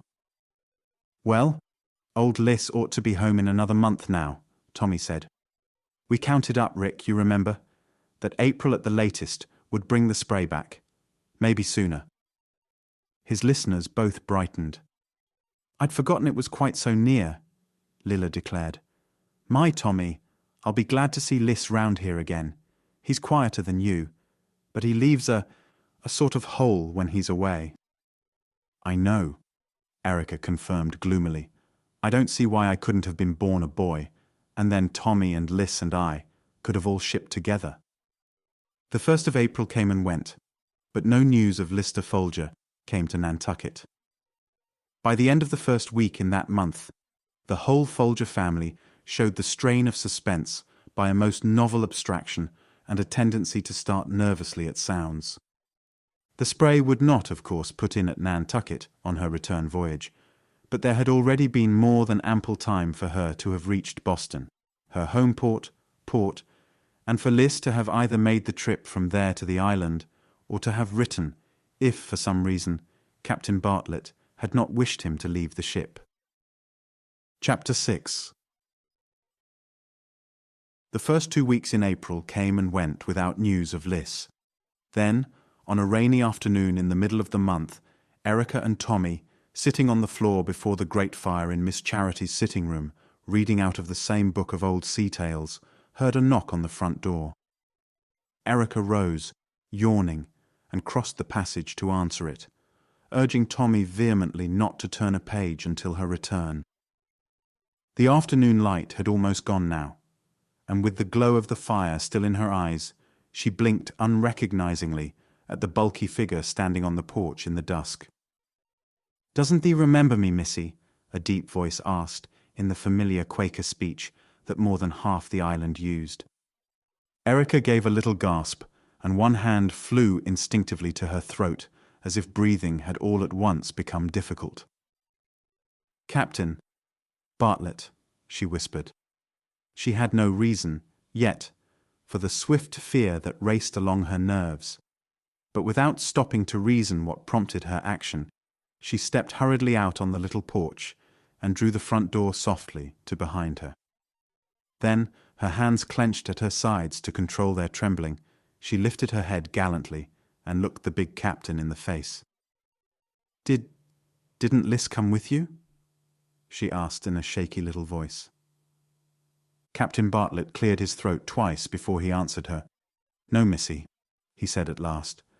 "That's why I came here to see Miss Charity first, before I see Lister's mother." He put a huge hand on Erica's shoulder. "My dear, thee is going to be a brave little woman, isn't thee, and help me?" Erica didn't recognize her own voice when it came. It sounded so strained and lifeless, but she held it perfectly steady with all her young strength. "Please, talk softly," she said, and motioned over her shoulder to the house behind her. "Tommy's in there, waiting for me. Tell me what's happened. First, Liss isn't dead." She brought out the terrible word with an effort. The captain's hand tightened comfortingly on her shoulder. "I hope not, my dear child. I trust not," he said, hesitating, as if he were trying to pick and choose his words carefully. "But the truth is, missy, that I know nothing at all. Liss went ashore, our last night in Canton. I didn't see him go, but Myrick, the first mate, told me later he'd gone ashore in the same boat with him. Then they parted. Lister wanted a final look at the city, and the mate had some business about the cargo to see to." He paused, and Erica said breathlessly, "Yes," and then, "That's the last we know," Captain Bartlett replied sorrowfully.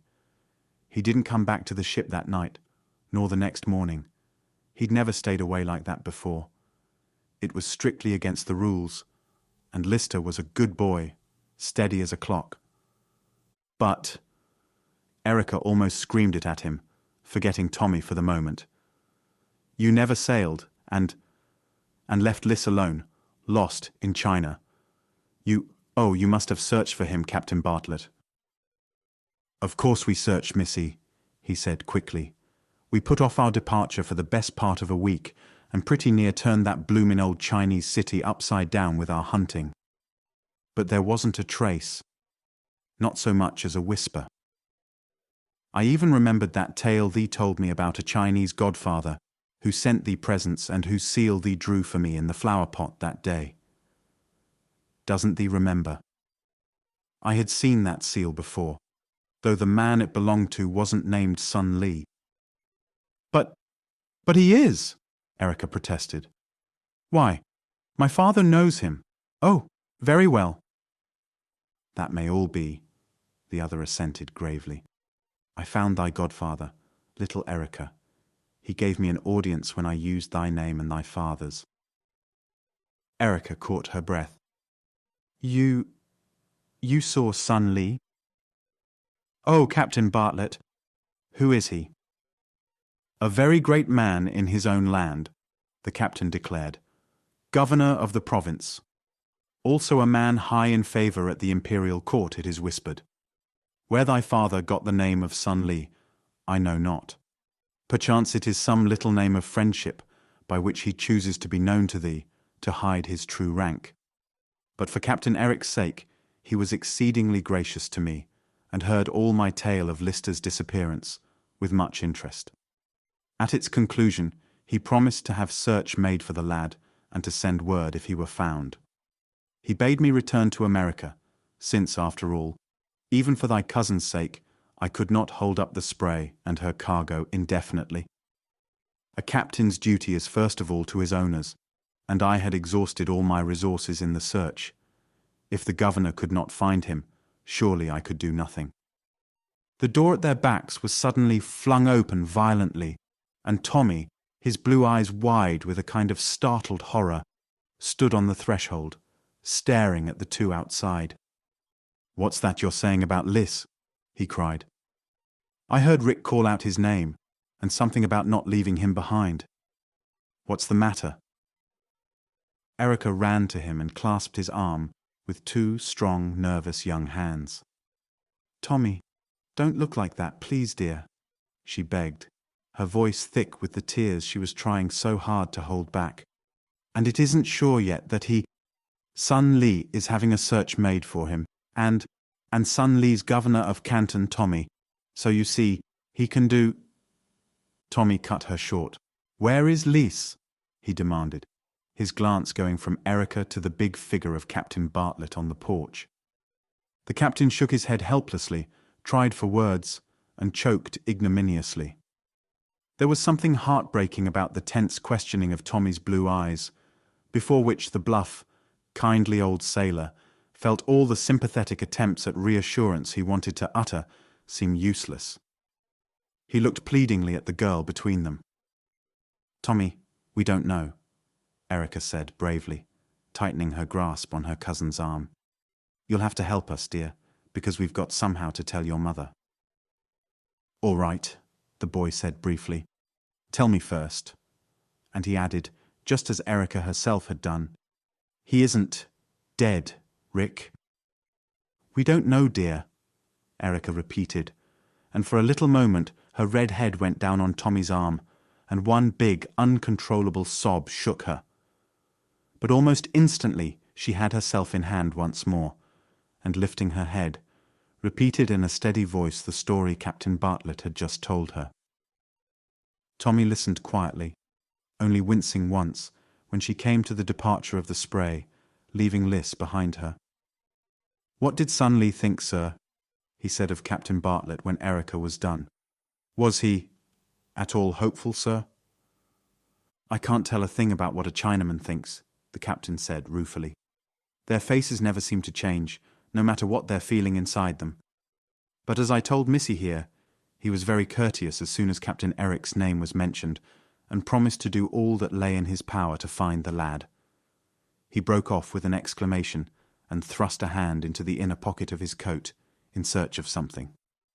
Presently, after much rummaging among several pockets, he produced a small package, done up in gilt paper, and sealed with huge gold seals, showing the strange Chinese characters both children were already familiar with on other similarly wrapped parcels that had come home with Captain Eric Folger in the Seagull. Captain Bartlett handed it to Erica. "The governor sent this to thee, Missy," he explained. "Oh, what do I care about presents at a time like this?" Erica cried impatiently. "I'd open it," Tommy advised. "There may be some sort of message inside to tell what he's going to do about Liss." "Of course. I never thought of that," Erica agreed, and tore at the gorgeous wrappings with trembling fingers. Inside was a small square box of carved teakwood, ornamented with curious clasps of hammered brass that looked like dragons' wings. A tiny brass key was tied to one of the clasps with a knot of orange cord, and when this had unlocked the little box, it proved to contain a pair of long, beautifully carved earrings of deep green jade with pear-shaped drops at the ends, of delicately tinted pink pearls. They were lovely, graceful things, and by the look of them, extremely valuable, though wholly unsuited to a child of Erica's age. But at the moment, Erica hardly gave them a glance, since all her attention was concentrated on the few lines of heavy, flourishing writing on a small orange card that was enclosed with the earrings. To the little sea blossom, my very dear and honorable goddaughter, ran the writing, with the assurance that Sun Li will either return her cousin to her in safety or terribly punish those who have harmed him. Let the little sea girl believe that nothing shall be left undone, and that word shall be sent speedily by the first ship when there is news. Box. Note. And the jade and pearl earrings slipped from Erica's hands to fall with a little tinkle on the wooden floor of the porch. "Oh, Tommy, as if his punishing the men who hurt Liss will do us any good," she choked. "That may be the Oriental way of looking at things. I want Liss back, well and safe. Sun Li's just an old Chinese heathen," she wailed. "What does he know of how Americans feel about things?" "I don't know that it's such a heathen point of view," Tommy put in a new grim voice. "If anybody's hurt Liss, I want 'em punished as much as Sun Li does." "Rick," he said, his tone changing suddenly and piteously. "Why did I have to break my leg that time and give Liss a chance to go in my place? Then he'd be here safe and sound right this minute." "And you'd be over there in China," Erica reminded him quickly.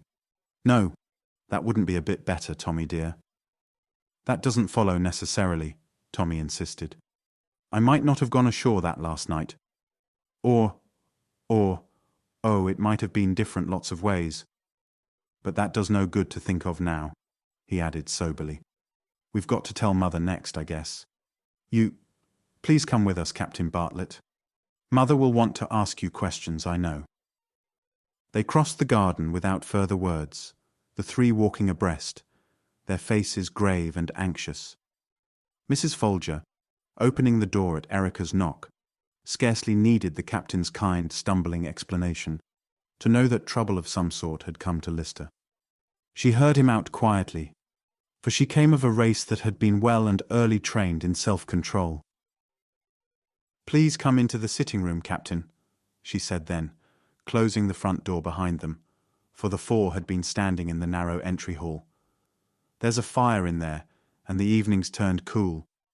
I would take it kindly of you if you could sit a while and let me ask you all the details, so I can know better how to shape my plans."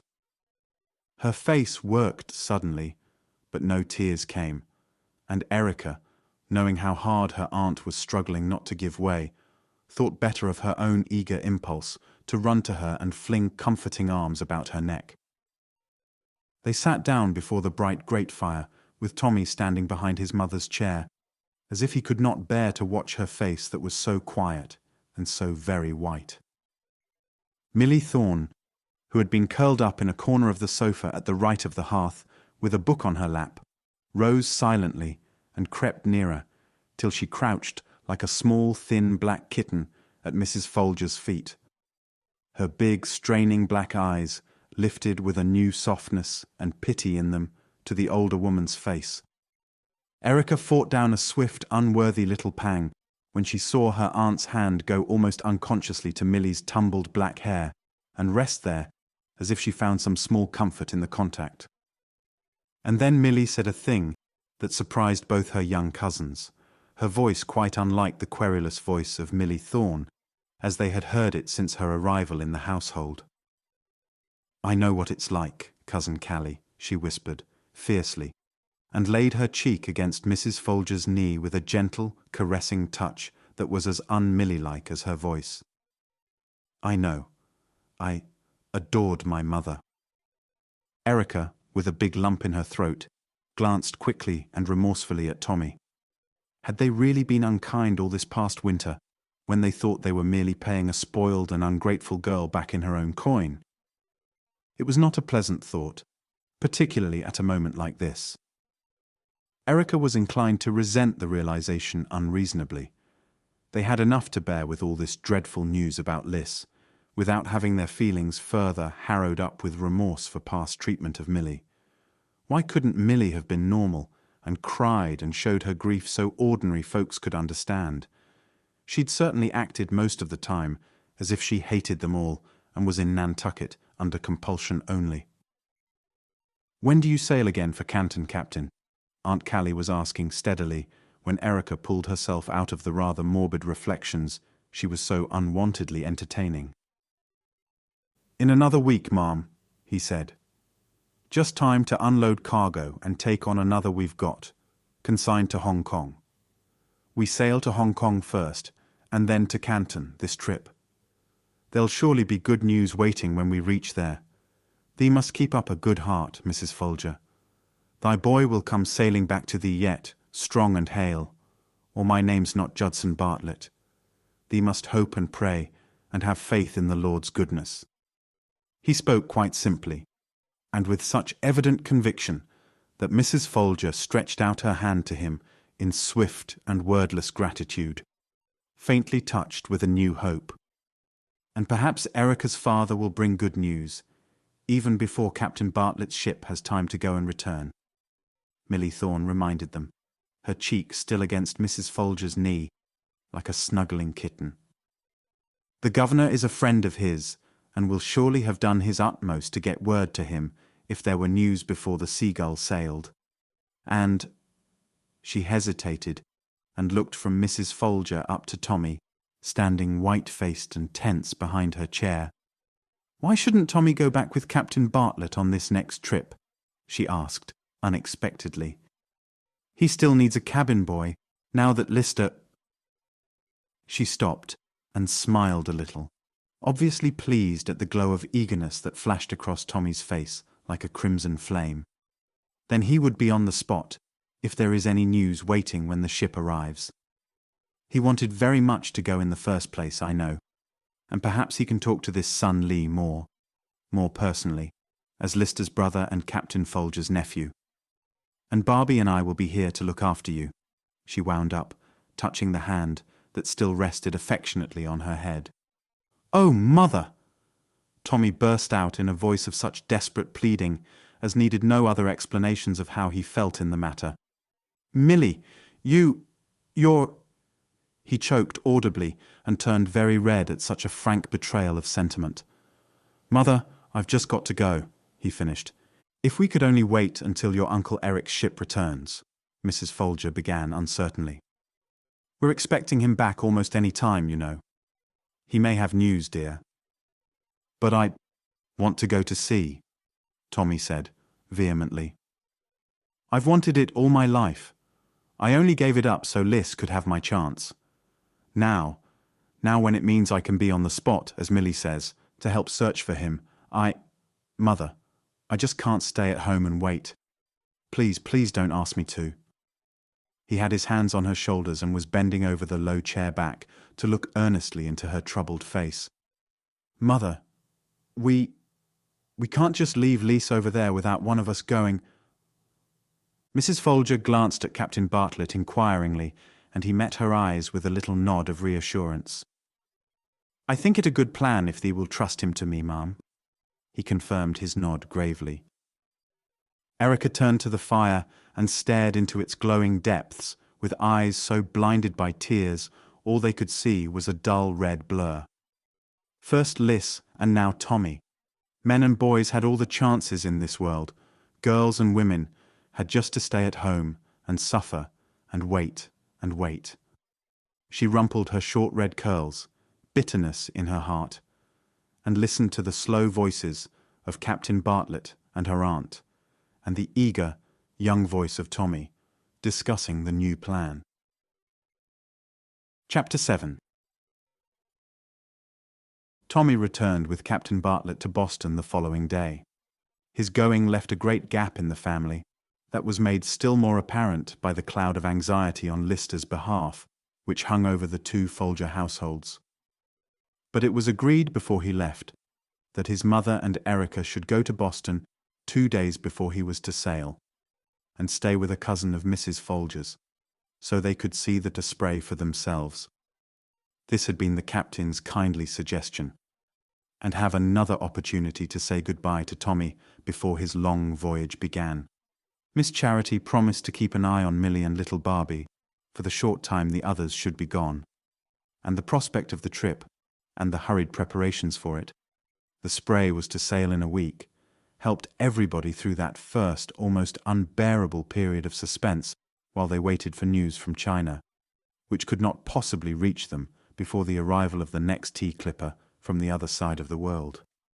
The Nantucket Steamship Company, which ran boats between New Bedford and the island, had, the summer before, put on a new big boat, the Massachusetts, and it was arranged that Mrs. Folger and Erica should go by that to the mainland, and from New Bedford to Boston by train. The trip, counting the waits and changes, would occupy the best part of a day, and Erica, who had never been off the island since she had been brought there as a 6-month-old baby to be placed in Miss Charity's care, was faintly ashamed of the eager excitement with which she found herself contemplating this entrancing chance to see new worlds, even if they were no farther away and no stranger than New Bedford and Boston. She told herself severely that with this dreadful uncertainty about Liss making her heart ache, and her breath catch sharply in terror whenever she stopped to realize the news Captain Bartlett had brought, she oughtn't to be able to feel happy and excited over anything, no matter how novel and alluring. How could one feel frightened and sad and thrilled and adventurous and sort of palpitating, all at the same time? She said something shyly about it to Aunt Charity once, and the latter proved unwontedly understanding. "It's the prospect of doing something, dearie, that'll take your mind off our fears for a time," her aunt said gently, putting a tender hand on the girl's shoulder.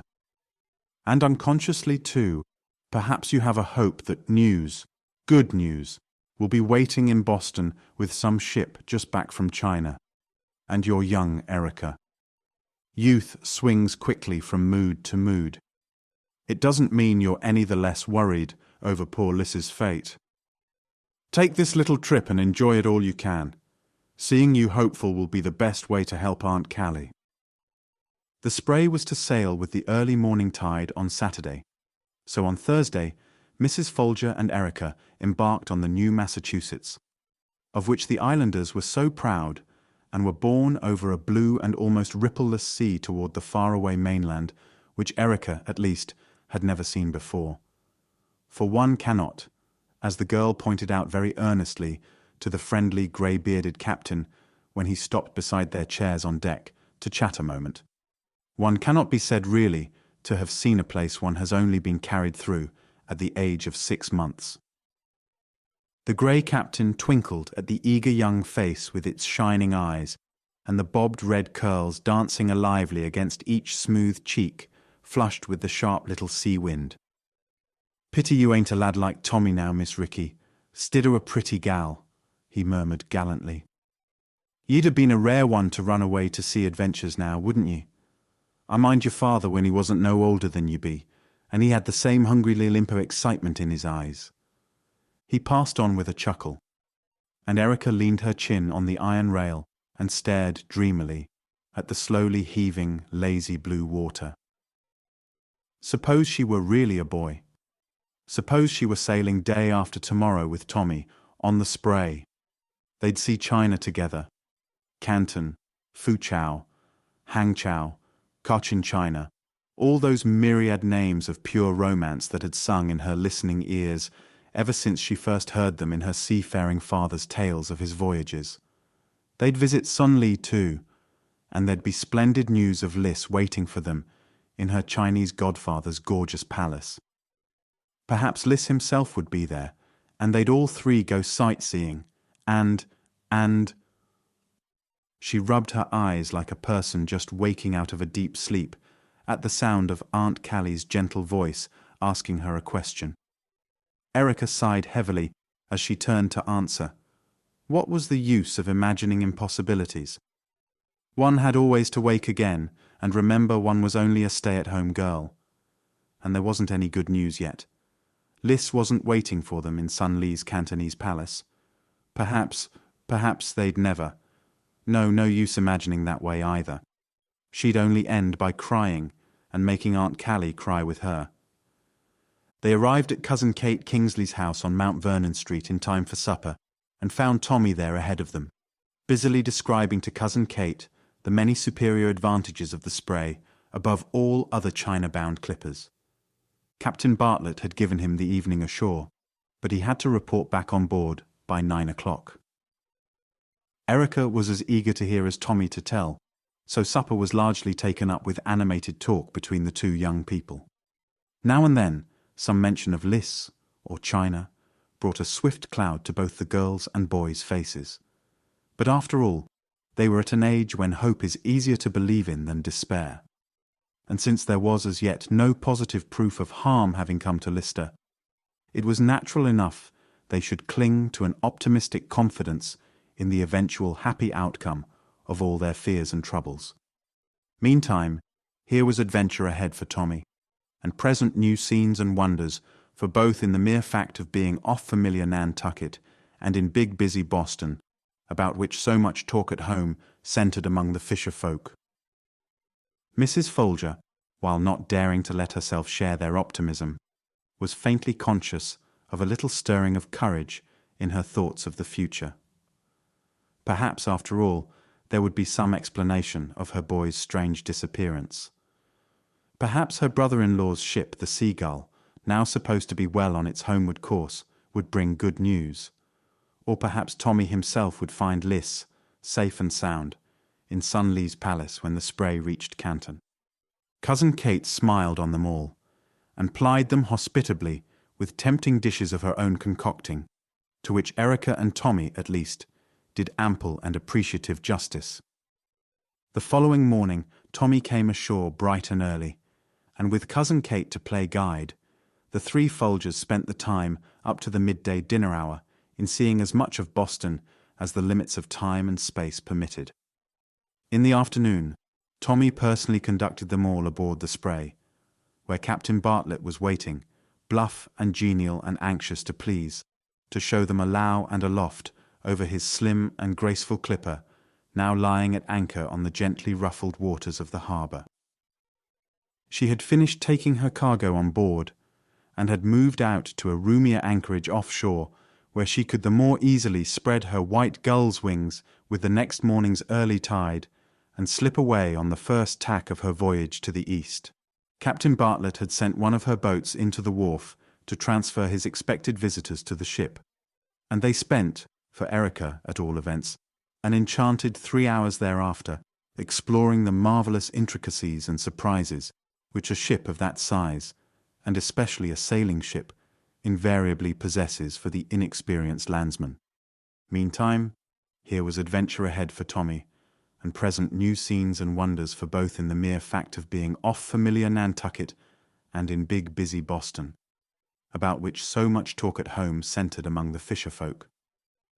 Mrs. Folger, while not daring to let herself share their optimism, was faintly conscious of a little stirring of courage in her thoughts of the future. Perhaps, after all, there would be some explanation of her boy's strange disappearance. Perhaps her brother-in-law's ship, the Seagull, now supposed to be well on its homeward course, would bring good news, or perhaps Tommy himself would find Liss, safe and sound, in Sunlee's palace when the Spray reached Canton. Cousin Kate smiled on them all, and plied them hospitably with tempting dishes of her own concocting, to which Erica and Tommy, at least, did ample and appreciative justice. The following morning, Tommy came ashore bright and early, and, with Cousin Kate to play guide, the three Folgers spent the time up to the midday dinner hour in seeing as much of Boston as the limits of time and space permitted. In the afternoon, Tommy personally conducted them all aboard the Spray, where Captain Bartlett was waiting, bluff and genial and anxious to please, to show them a low and aloft over his slim and graceful clipper now lying at anchor on the gently ruffled waters of the harbour. She had finished taking her cargo on board, and had moved out to a roomier anchorage offshore, where she could the more easily spread her white gull's wings with the next morning's early tide, and slip away on the first tack of her voyage to the east. Captain Bartlett had sent one of her boats into the wharf to transfer his expected visitors to the ship, and they spent, for Erica at all events, an enchanted 3 hours thereafter, exploring the marvellous intricacies and surprises which a ship of that size, and especially a sailing ship, invariably possesses for the inexperienced landsman. The last tearful goodbyes to Tommy, which must be said on board, rather obscured the earlier happiness of the afternoon, though the boy kept saying, rather jerkily and with an over-emphatic cheerfulness, "It's only for 6 months or so, Mother. Why, Rick, you know you'd give your eyes to be going too." He did not materially deceive any of his feminine relatives, and was finally forced to desist by a most unmanly and uncomfortable lump in his own throat.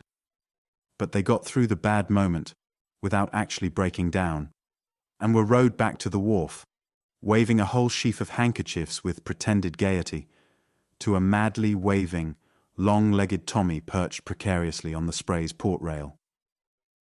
However, as things turned out, they might have postponed the farewells until later, for just as they were sitting down, rather silent, and inclined to avoid each other's eyes, at Cousin Kate's lavishly spread supper table that evening, the heavy knocker on the front door clanged, and Tommy himself appeared in the dining-room door, in Cousin Kate's wake. He announced that the captain had sent him ashore with a message to be delivered, and had added permission for a final visit to his family.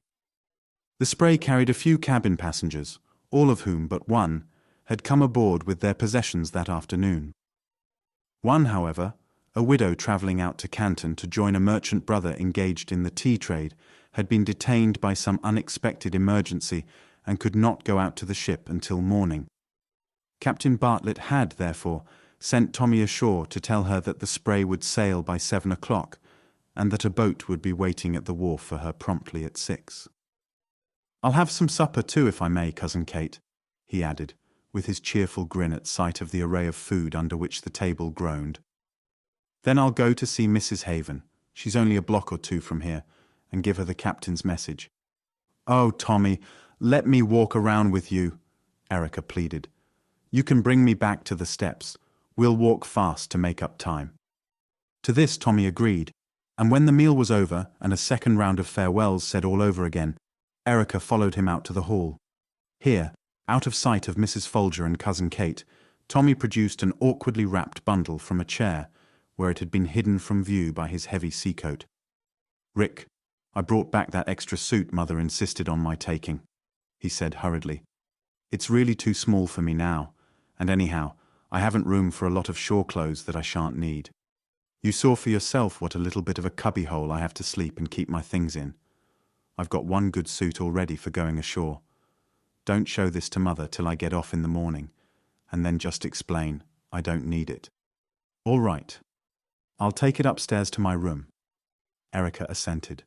"I'll only be a moment getting my bonnet and cape." It was scarcely more than a minute when she ran eagerly down the stairs again, wrapped in her woolly red cloak, and the cousins let themselves out the front door into the warm, late April dusk. High up overhead, a pale little evening star was winking at them cheerfully over the chimney-pots of the houses across the way. The lamp-posts, too, had already sprung into cheerful winking pinpoints of light down the street ahead of them, and a general air of peacefulness and hope seemed abroad on the soft evening air. Erica, swinging along briskly at Tommy's side, felt her courage, which had wilted a bit after supper, when faced by those second, final goodbyes, revive sturdily. She slipped her fingers through his arm and spoke hesitantly. "Tommy, somehow, I can't tell you why, and maybe you'll only say I'm silly, but I do feel that it's going to be all right with Liss when you get to Canton." "Well, mostly I feel that way myself," Tommy responded gravely. "Seems as if there's just got to be good news when the Spray arrives. Only—" He turned about suddenly, and Erica saw that the boy's face was working in a piteous effort not to show his feelings. "Only, suppose there isn't anything."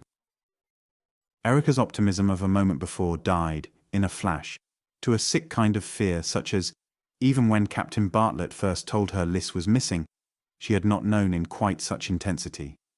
To know that Tommy, gay, light-hearted, unimaginative Tommy, felt this way about his quest, on the very eve of his departure, knocked the carefully built-up supports of Erica's own belief from under it. But she couldn't send him away with any added doubts to trouble the several months' voyage during which no news of any sort could reach him, and in which he would have no one from his old life to say a cheerful word. "You mustn't let your mind dwell on that possibility, Tom," she said earnestly. "Son Lee will have something good to tell you. I just feel he will. You know how powerful a governor is in China." Neither she nor Tommy knew a thing about his powers, but it sounded likely, and she saw with satisfaction that the boy's set face had relaxed a little at her words. There was no time to say more then, for they were at the door of Mrs. Haven's imposing red-brick house on the corner, and Erica bade Tommy leave her there at the steps while he went up to deliver his message. She was in no mood, just then, for meeting strangers. Evidently the lady herself came to the door at his knock, for Erica, below in the shadows, heard a brisk duet of voices asking and answering questions. Tommy's and a soft, rich, jolly sort of voice that must be that of the Spray's belated passenger. Then Tommy came running down again, and the jolly, chuckly voice called after him gaily, "If I had only known there was to be a nice boy like you on board, I vow I'd have brought my nephew along for company. He fair pestered the life out of me last vacation to take him to Canton." "I suppose it's too late now," Tommy paused halfway down to suggest. The idea of another boy of his own age evidently appealed to him.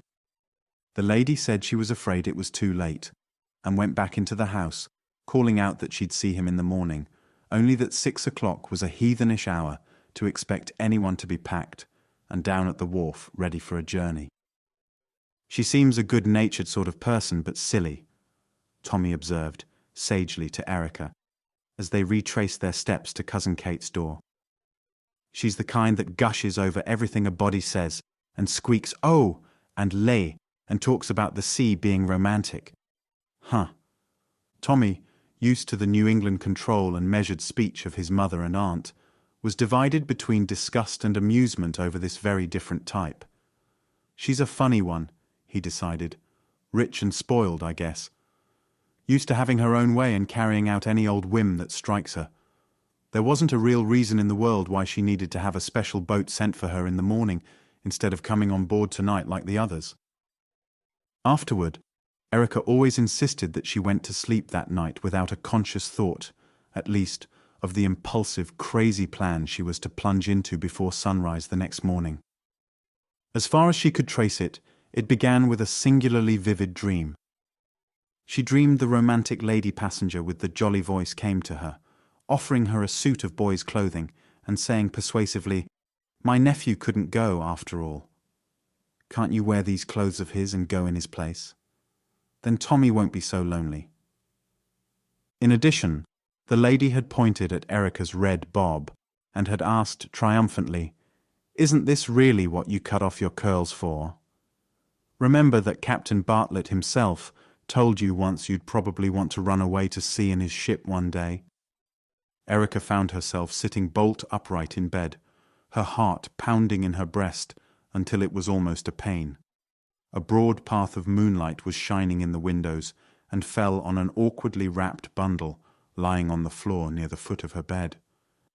"Tommy will be unhappy without someone to keep him cheered up," Erica said aloud, wildly, in a scary little voice that didn't sound a bit like her own. "And maybe Son Lee would do more for me, if I were there in Canton, than for Tommy or Captain Bartlett." She kept on staring at Tommy's pathetic bundle as if it fascinated her. She tried to pull her eyes away and couldn't. "If I dressed up in those clothes," Erica whispered, slowly, her mouth dry, and went to Mrs. Haven, pretending to be a boy who wanted to stow away and go to China, to my godfather who lives there. "Tommy said she's silly and romantic. I bet she'd think it exciting and take me on board as her nephew. I wouldn't tell a lie, anyhow not in words. I wouldn't have to say I was a boy, and after the ship sailed, Captain Bartlett could only scold. He wouldn't turn back." Chapter 8. Slowly, Erica got out of bed and went over to the bundle Tommy had left with her earlier that evening. Her hands were cold and shook a little, so that she bungled the knots clumsily as she untied the string. but her mind was firmly made up to attempt the reckless plan which had come to her with her first waking from that very vivid dream. She was going to China, on the Spray, if the thing could be contrived, to have a share in the search for Liss. She took Tommy's discarded suit out of the bundle and held it up in the moonlight. It was too small for Tommy, and would probably be too big for her, but it would have to do. 15 minutes later, a slim, red-headed boy, wearing a rather battered old cap and Tommy's coat and trousers, and carrying a bundle under one arm which contained a girl's frock, a red, woolly cape, and a bonnet, stole on tiptoe out of the room, down the front stairs, and out of Cousin Kate Kingsley's front door into the raw, penetrating chill of 5 o'clock of an April morning. It was still quite dark in the street, darker, as a matter of fact, than last evening, because the street lamps were out now. Erica shivered, partly with cold, for Tommy had left her no overcoat, and partly with sheer nervous excitement at the rash adventure to which she was committed. She had hidden under her pillow a hasty, much-blotted note to Aunt Callie, telling of her undertaking. Someone would find it when they made her bed, but not soon enough to stop Erica herself from boarding the Spray. That is, supposing she succeeded in prevailing upon Mrs. Haven to stand sponsor for her.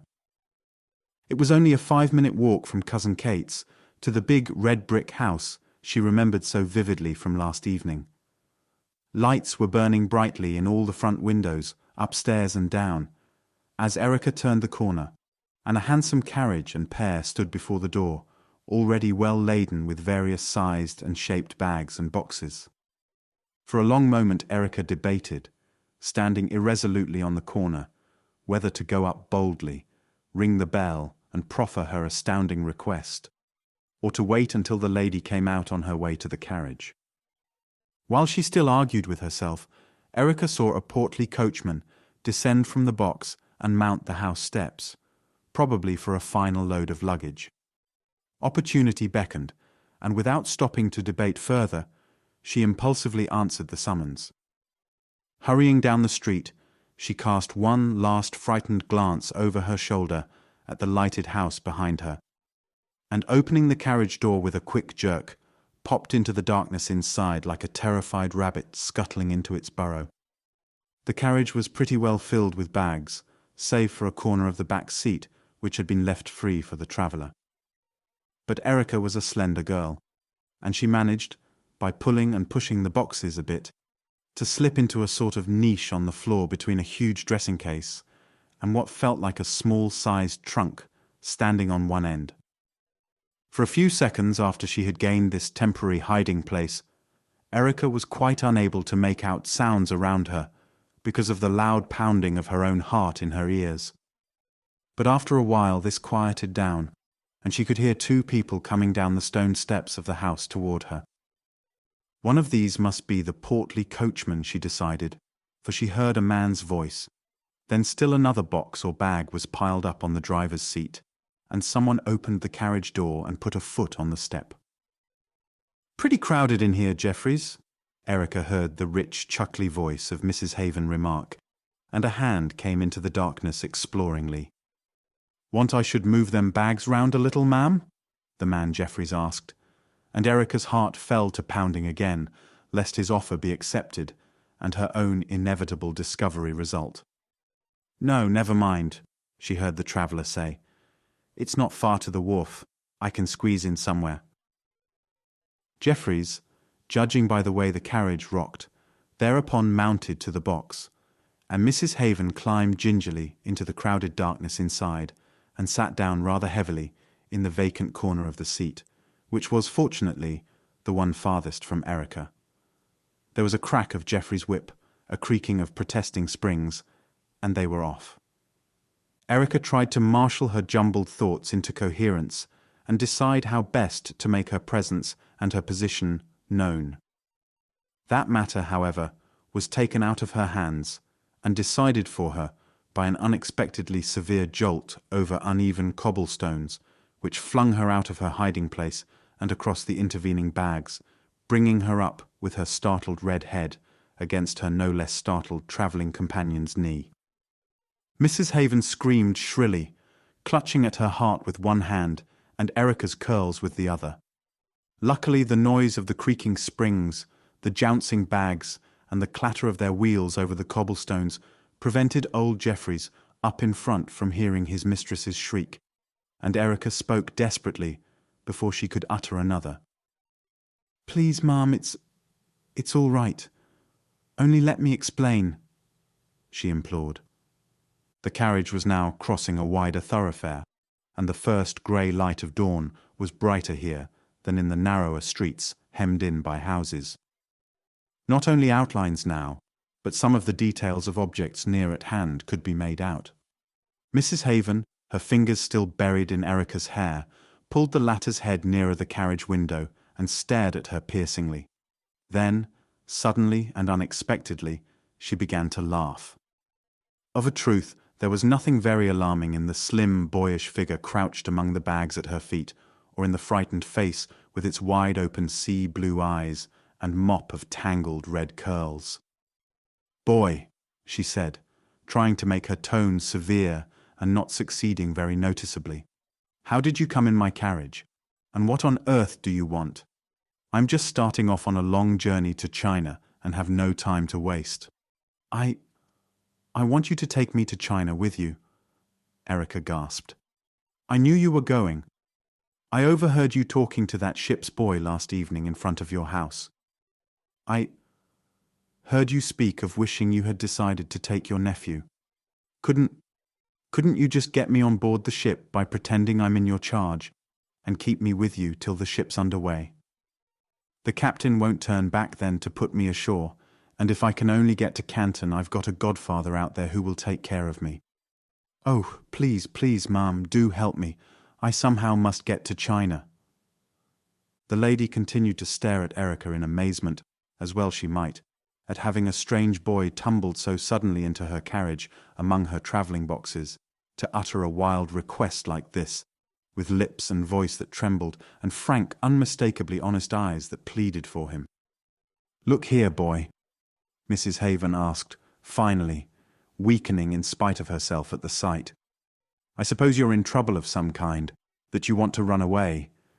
But if you'll give me your word, it's nothing dishonest or bad you've done." She paused uncertainly, and Erica took heart. "I give you my word," she said solemnly. "I haven't done anything wrong. Not in the way you mean it," she added hurriedly, for her conscience was already beginning to prick her a little as to how Aunt Charity and her father would view her action when they came to learn of it. "Where's your mother?" Mrs. Haven demanded next. But this time her hand patted Erica's hair relentingly. "She died when I was born," Erica said. "Wait, maybe I'd better tell you why I have to go." And as they jolted noisily along, she poured out the tale of Lister's mysterious disappearance and of her Chinese godfather, who was their only hope now of getting news of the boy. She kept back prudently the fact that Tommy was already sailing on the selfsame errand, that her father was captain of a clipper ship plying back and forth to China, who might be supposed entirely capable of handling any search necessary. And, last and most vital of all, she gave no hint that should correct Mrs. Haven's belief in the genuineness of her masquerading. "You look awfully young to go to sea," the other said doubtfully at the end of the tale. But her black eyes had quickened into eager interest as the various Arabian Nights aspects of the situation were skillfully set forth by Erica's nimble tongue. A lost cousin, a mysterious Chinese godfather, the seal ring with the strange Chinese characters Liss had worn away. It sounded to kindly foolish Mrs. Haven like something from one of the romantic and always highly improbable novels she revelled in. "I'm 15, Erica informed her truthfully, "and I'm quite strong. I always have been." "Well, you don't look much more than 11 or 12, Mrs. Haven demurred, "but I'll do my best to get you on board. I'll say you're a young friend I'm responsible for taking out to his relatives in Canton. That'll be literally true. I couldn't tell a lie, of course. Here we are now at the wharf.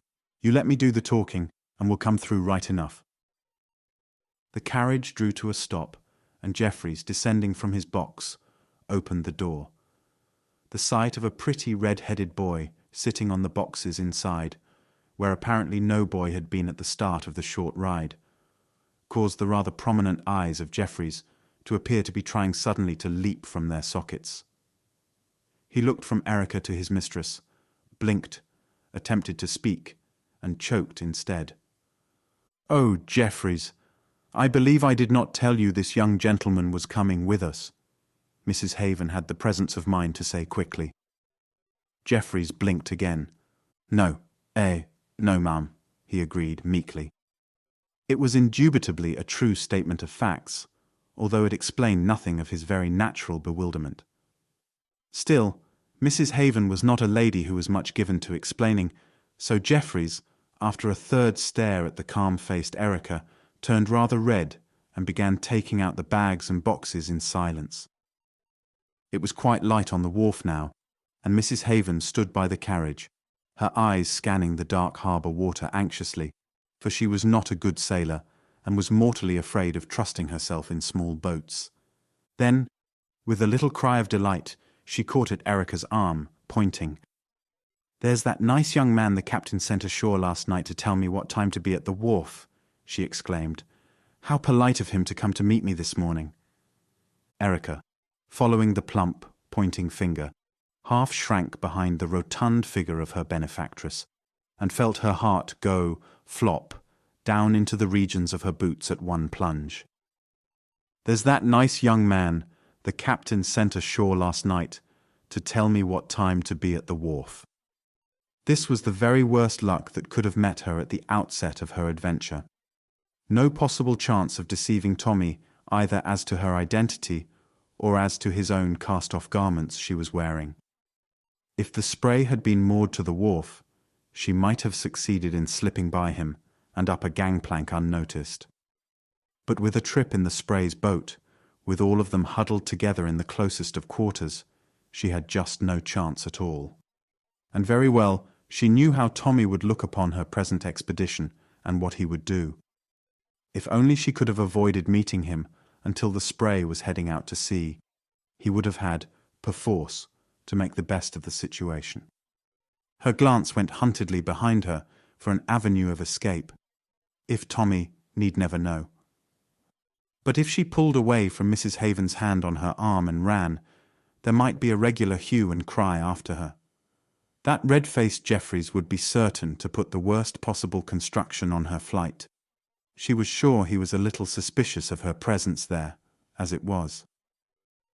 Despairingly, she heard Mrs. Haven hail Tommy in friendly fashion, and saw the boy jump briskly to his feet from the piece of timbering on which he had been sitting, talking to another boy in seagoing garb, whose back was turned to Erica. Wave after wave of burning red swept across the girl's face. Another instant now, and Tommy would recognize her, would take in at a glance the meaning of her masquerade. Suddenly she seemed to see the whole silly impulsive plan as not only Tommy, but Aunt Charity, Aunt Callie, and her own father would view it. The kind of reckless, troublesome, unconsidered plan a child makes, and rushes into headlong, without a thought for the consequences. And at 15, one was not supposed to be that sort of child anymore. Tears of humiliation and disappointment blurred the blue eyes abruptly, so for a moment she could not see what was making Mrs. Haven, beside her, exclaim again in an astonished voice, "La, my dear, and mercy me, which on earth is which?" The plump, good-natured widow was gasping excitedly. "Look, boy, did you ever see two such peas in a pod before?" Erica shook two big tears off her lashes impatiently and looked inquiringly ahead of her as she was bid. Then, every bit of colour went out of her face.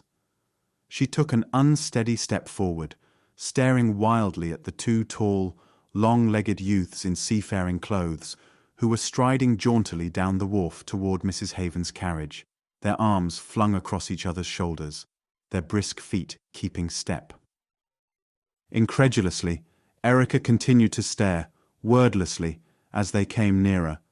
Came as she had so often watched them cross the garden to Aunt Charity's gate, or come charging up Orange Street joyously, arms across each other's shoulders as now, Gay feet keeping step to some old familiar march whistled in an undertone. Two young faces, flung back cockily, fresh and untroubled as the morning, and so exactly alike that at a distance even Erica herself sometimes couldn't tell. Liss and Tommy. Liss, alive, safe, well, arm in arm with Tommy, swinging up the Boston wharf here before her unbelieving eyes in the mellowing dawn of that April morning. No wonder Erica, panting, a little dizzy between incredulity and sudden joy, dropped cap and bundle, and wrenching her arm from Mrs. Haven's grasp, went running to meet the approaching pair, as if she had suddenly donned the famous seven-leagued boots of the old fairy stories. The astonished Mrs. Haven beheld the three figures, the two young sailors and her slim little red-headed protégé, meet like a whirling sandstorm, swing madly about in a circle, arms linked, feet executing a war dance of fantastic steps, while three voices, two deep boyish ones and a surprisingly shrill treble, rose in a regular paean of jubilee. The deep voices cried, "Ricky!" in varying tones of joyous amazement, and the shrill little treble soared above them both with, "Liss, Liss, it's Liss!" Then the whirling circle broke, and the three, their hands still clasped, stood back and surveyed one another, with a dozen eager questions, plainly burning the tips of their eager tongues. "Liss, how did you get here?" Erica begged earnestly. "Surely Tommy didn't know yesterday." "Of course I didn't," Tommy broke in quickly. "You can't imagine I wouldn't have told Mother if I had known." He broke off in his turn, and the twins stared hard at their strangely metamorphosed young cousin. Liss's eyes were curious and a trifle amused, but Tommy's mouth set in a new grim line. "Rick," the latter said with abruptness, "what are you doing down here at this hour, in those old clothes of mine?" Erica crimsoned. So it had come at last, only now she must face both twins instead of just Tommy. She would never hear the end of this rash escapade, she knew that. "Won't you please tell me about Liss first?" she begged, trying to stave off confession. "No," Tommy declared bluntly. "We won't. This other matter comes first." His eyes narrowed with a swift suspicion. "Rick, you were never thinking of such a fool trick as trying to stow away on the Spray," he cried, accusingly. Erica sighed resignedly. "Yes, I was, if you must know it," she assented. "I see now it was a crazy idea. And I vow, Tommy, I never really planned it. I first dreamed I was doing it, and I woke up and all at once there was the plan in my head, and the next thing I knew I was doing it." Mrs. Haven, full of curiosity and interest, had drawn nearer, and now her eyes widened and her mouth fell slightly open in her astonishment as the supposed red-headed boy she had intended taking under her wing on the voyage to China burst half-coherently into the utterly dumbfounding narrative of the past events of the morning hours. So you're a girl," she ejaculated. "Mercy on us. Whatever is the world coming to when nice, well-brought-up girls cut off their hair, put on boys' clothes, and run away to sea. I think it was very naughty and deceitful of you to take me in so," she concluded indignantly. "What would your family have thought of me when they found it out?" But that was more than Liss's soft heart could bear, directed at Erica. It was all well enough for Tommy and himself to scold and tease her when they saw fit, but no outsider and stranger could call Ricky deceitful while either Tommy or he stood by. Ricky'd been silly again. She was always getting into trouble by following her impulses too blindly. But she'd never told a lie or been intentionally deceitful in her life. This, stammering a little in his earnestness, he endeavoured to make clear to the chagrined Mrs. Haven, and at last, by convincing her that Erica's story was entirely correct as far as it went, and that he himself was the lost cousin, just returned from China safe and sound, he made her forget entirely her disapproval in a quick and generous delight at this happy ending of the tale. "I won't say another word," she promised, "if you'll let me hear how you got lost and then came to be found again. Haven't we time before going on board?" She appealed wistfully to Tommy, who nodded assent. "Well," Liss began, "it's really all due to Ricky here that they found out who I was, in the end." "Yes," he turned to Erica, whose face was glowing. "It was that seal ring of Sun Li's you hung round my neck before I sailed. Remember? And by the way," he added explanatorily, "Sun Li's not his real name at all. I suppose Captain Bartlett has told you he's governor of Canton." Erica and Tommy both nodded, and Liss resumed his story. "It seems Uncle Eric once did a favor of some kind for Sun Li when they were both young men. That was before he was governor, of course. I don't know what it was, the favor, I mean. But Sun Li's never forgotten. Uncle Eric was trying to learn some Chinese at the time, and in his efforts to pronounce his new friend's long and very unpronounceable name, I've heard it, of course, myself, but I can't say it either. It takes a Chinese tongue. Well, as I was saying, Sun Li was the nearest Uncle Eric could twist his own tongue to it, and they kept the name going as a sort of friendly joke between them. Then came that time when you, Ricky, were born at sea, and Aunt Cecily died just as Uncle Eric's ship was nearing Canton.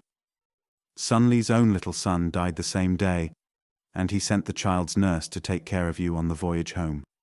But you and Tommy know that part of the story. Only, of course, all that made the friendship closer than ever between the two men." "Yes." "Oh, Liss, go on, quick," Erica breathed, her eyes shining. Mrs. Haven, her own face alight with interest, drew nearer and slipped a forgiving arm about Erica's shoulders. "Well, to skip ahead to the night I went ashore from the Spray to have a last look-see at the city of Canton," Liss continued. "I had been paid that morning, and foolishly I took the money ashore with me in my pocket. Not that it was a big sum, of course, but any money looks big to those Chinese bandits. I had Father's gold watch on too. I'll know better another time. You can guess the rest. I wandered into a lonely-looking side street, quite far into the heart of the city, and that's all I remember about it. Some thief, or thieves, I don't know how many there were, must have jumped me from behind, out of one of those dark compound gateways. They got away with my money and the watch, but, luckily for me, they didn't find Sun Li's seal ring. It began to rain about that time, and I must have lain there in the street in the wet for maybe 2 hours, when a kind old, absent-minded Chinese scholar, jogging home in his sedan with his coolie bearers, found me and took me to his own house and nursed me like a Christian gentleman. I was out of my wits for days, what with the blow on my head the bandits had given me and a cold and fever I'd caught lying so long out in the rain. Both Erica and Mrs. Haven uttered little cries of horror and pity, and Tommy clenched both fists fiercely, but made no other comment. "At first," Liss took up his tale again, trying to laugh off the tragic air of the other three, "they didn't find the ring, because the cord round my neck had broken and the ring itself was caught in the lining of my coat. The professor, that's what I called him, he really was a quite famous authority on Chinese history, lived so much by himself, he never heard of all the inquiries that were being made for me in the city. But one of the servants, in cleaning my coat, found the ring and brought it to him. The professor recognized Sun Li's seal and was quite frightened. So he sent it off in a hurry to the governor, relating how and where he had found it, and me. And of course after that it was all plain sailing. Sun Li sent for me when I was able to be up and about, and gave me an audience in the most gorgeous old hall, hung with silks and banners and smoking torches, that you've ever dreamed of.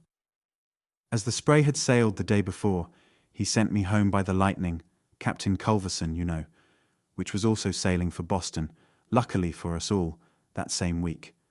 And here I am. But, Erica was stammering in her excitement. "But how did you come here this morning with Tommy?" Liss pointed out into the harbour, past the Spray at her anchorage, to where a new clipper, her white wings furled, and her tall masts raking the blue sky, lay at anchor. "We got in late last evening," he explained, "and it wasn't till it was light this morning, that I saw my own ship, the Spray, was right in the next berth, so to speak. So I got permission from Captain Culverson to be rowed over to the Spray bright and early, and, to my astonishment, found Tommy preparing to come ashore to meet a passenger, and came with him. Well, Erica sighed. She was quite exhausted with emotion and the morning's excitement. It's the most wonderful thing I ever heard of, Liss. But, her forehead puckered suddenly. But Liss, which of you is sailing in the Spray this morning? You or Tommy? For I suppose one of you must go. I am, Tommy put in quickly. Liss has had one voyage, you know, and besides, I was the one who was to have shipped in her originally. And I guess Aunt Callie needs to have Liss near her for a while, Erica put in happily. We all do. Oh, Liss, it's been such a terrible time. 10 minutes later, a third and final goodbye having been said to Tommy, he piloted his passenger into the Spray's boat, and Liss and Erica, hand in hand like two children, walked back to Cousin Kate's through Boston's early morning streets, now beginning to be astir with the traffic of the day. And sometime, Liss was saying to an eagerly attentive Erica, Son Lee wants your father to bring you out to Canton, to visit in the governor's palace, Rick. Erica merely sighed blissfully. Words were beyond her. All her worries and troubles had broken like the early morning mists about them, and the sun of a happy present and a joyously beckoning future was shining through. Chapter 9. As they turned the corner into Mount Vernon Street, a new problem occurred to Erica. She stopped short and faced Lister ruefully. How are we going to get in without waking them? She demanded. Of course, when I slipped out this morning, I didn't know I was coming back, so I never thought of leaving the door on the latch. If Cousin Kate and your mother have to know I tried to run away to sea, they'll think I'm more hopeless than ever. She caught at Lister's coat sleeve beseechingly. You don't think I ought to tell them as long as I didn't? You see, they'd never understand. I'll tell Father when the seagull gets back, and even if he doesn't approve, and of course he won't, he'll understand I wasn't just being naughty. That's the beautiful thing about Father. He sees into people's real thoughts.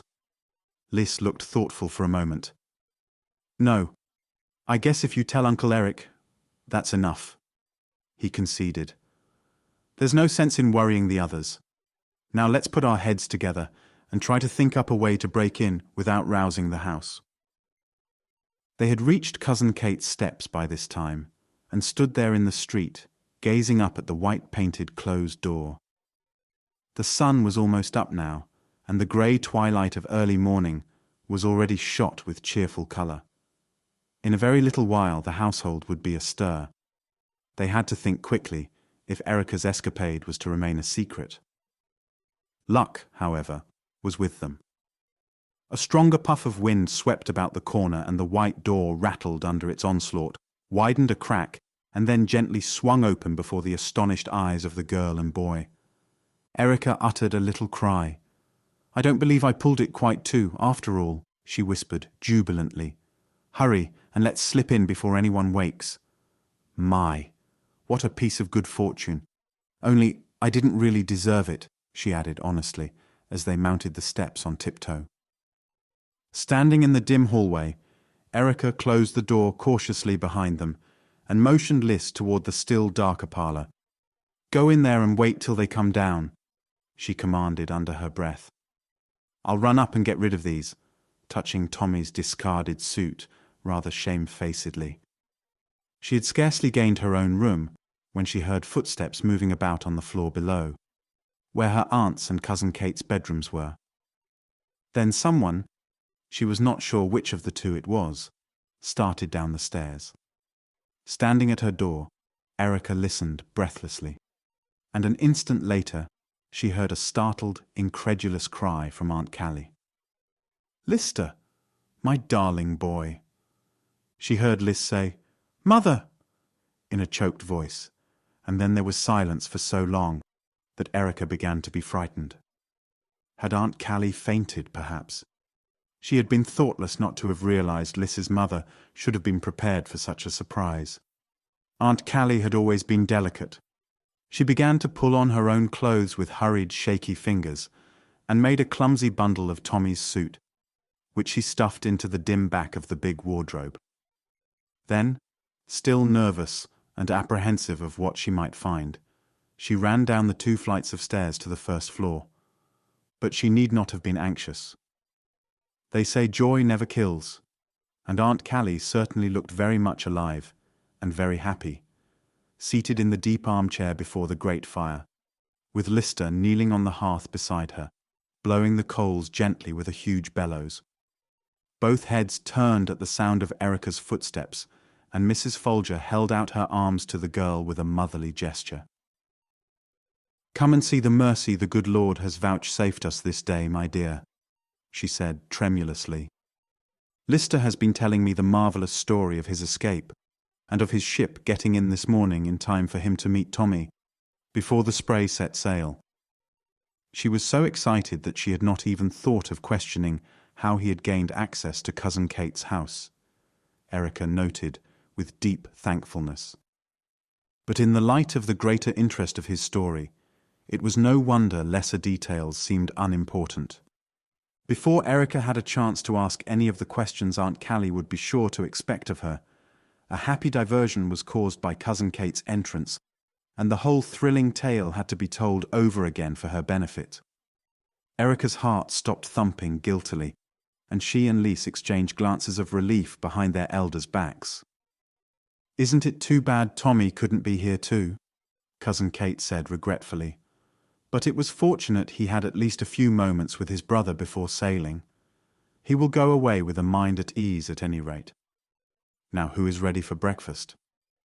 There ought to be some heartier appetites this morning than we've seen so far." It was in the middle of an energetic attack on his 4th hot biscuit that Liss uttered an exclamation and laid down his knife. "I'm forgetting all about old son Lee's message to Rick here," he declared. "And there's a package too, but the message comes first."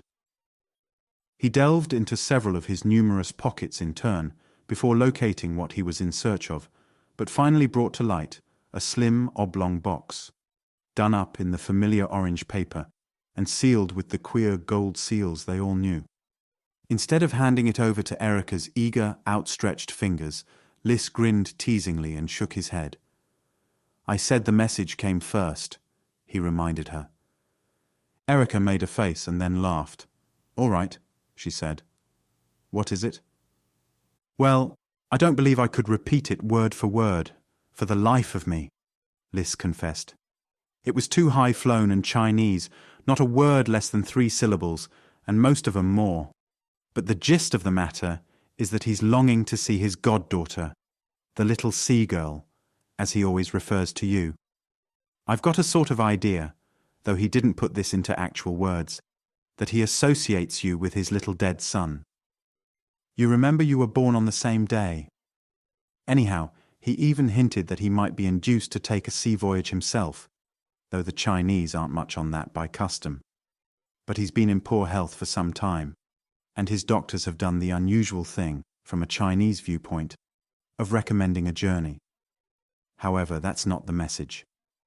What he did ask me to tell you is that he begs your father will bring you to China in the Seagull, and that you will both visit him in his palace." A prolonged, ecstatic "ah" from Erica interrupted him here. Liss nodded, his grin broadening. "Yes, ma'am, that's the message. Also, that your rooms in the palace have been waiting for you for years, never occupied by anyone else since his son died. And in the package I'm now about to hand you is the confirmation of this invitation." With a dramatic flourish, Liss now handed over the gaudy, gold-sealed box, and Erica, snatching it, tore the coverings off with trembling fingers. Inside the orange paper was a tiny teakwood box, about 3 inches long by 1.5 inches wide. And inside that, on a bed of golden satin embroidered with lotus flowers, lay a thin silver key, banded with carved jade. Erica lifted it out of the box with little cries of admiration and delight, You mean, she gasped, that this is the key of the rooms? Your rooms, he told me to tell you, Liss said quite gravely, his teasing forgotten. He showed them to me while I was there. The most utterly gorgeous place you ever dreamed of, Rick. Straight out of the Arabian Nights, I give you my word. Erica was staring at the lovely little key with dreaming eyes. This is the very nicest present he's sent me yet, she said with conviction. Aunt Callie, do you suppose Father will... Oh, he's just got to. It would be something to remember and think about all the rest of my life, even when I'm an old lady. She held the key out to her aunt. Look at that exquisite flower pattern cut into the jade, she exclaimed. I believe I'll wear it like a locket on a black ribbon round my neck. It's much too lovely to put away in a box. In a vague way, Erica had dreamed of China and the possibility of her one day actually going there, ever since she could remember. But from the moment of her receiving son Lee's silver and jade key, her dreaming took on more definite form. Perhaps one reason for this was the fact of Lister's having actually met her Chinese godfather and seen his wonderful old palace. Liss had done all the things she, Erica, had longed to do. He could describe them too, and make every last smallest detail vivid. For Liss was an observant boy, not like helter-skelter Tommy, who could have given her none of the descriptions she clamoured for. Of course, for the first few days after they all returned to Nantucket, Erica did not have much time for planning for the future. It was enough just to have Liss back again, to hear him tell of his adventures by land and sea, and to realize that the past terrible weeks of suspense and fear were over forever. There was so much to tell of what had happened during the months he had been gone. First and foremost, of course, he must be introduced to his two new adopted sisters, Millie and little Barbie Thorne. It was no surprise to Erica that Liss should promptly lose his heart to baby Barbie. Everyone else in the family and the neighborhood had already done the same thing. But it did surprise, and perhaps, such being the way we erring humans seem to be inclined, disappoint her a little too, when she found he did not share Tommy's and her own dislike of the sullen-eyed, decidedly unfriendly Millie. Of course, at the time Captain Bartlett had brought the dreadful news of Liss's disappearance, Millie had unexpectedly risen to new, sympathetic comprehension of other people's sorrows and feelings. Both Tommy and Erica had experienced a sudden, swift remorse for what they then began to regard as their unfair judgment of the girl. But the mood, since it seemed nothing more on Millie's part, gradually wore away, and even in the few days that had elapsed before Erica and Aunt Callie had left for Boston to see Tommy off, Millie had slipped back into her usual black-browed, unsmiling aloofness whenever she was with her younger cousins. True, her new gentleness had persisted where Aunt Callie was concerned. But then, no one, not absolutely stony-hearted, could have seen delicate little Mrs. Folger in her repressed, uncomplaining agony over her missing son, and not at once have lost himself or herself in considering her. Chapter 10. Look here, Rick, what's all this nonsense between you and Millie? Liss asked this direct question a trifle impatiently, about a week after his return to Nantucket. Up to then, he had made no comments, sought for no information on a situation that unfortunately could not fail to be obvious to anyone thrown much with the two girls. According to his usual quiet, self-contained fashion, Liss had looked on for a time, until he felt fairly certain of the correctness of his observations, and had then made an opportunity to have a talk with Erica alone. He had suggested a walk across the commons to the south shore, their favourite tramp that led through the stretch of stunted pine woods Erica had long ago christened the Owl's Country.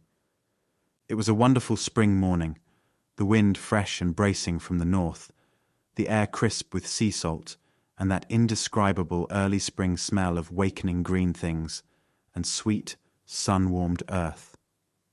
The cousins had talked of everyday matters on the walk to the shore, but when they emerged on the wide, yellow stretch of beach that rose into dunes on one hand and sloped down to green, white-topped breakers on the other, Liss fell silent.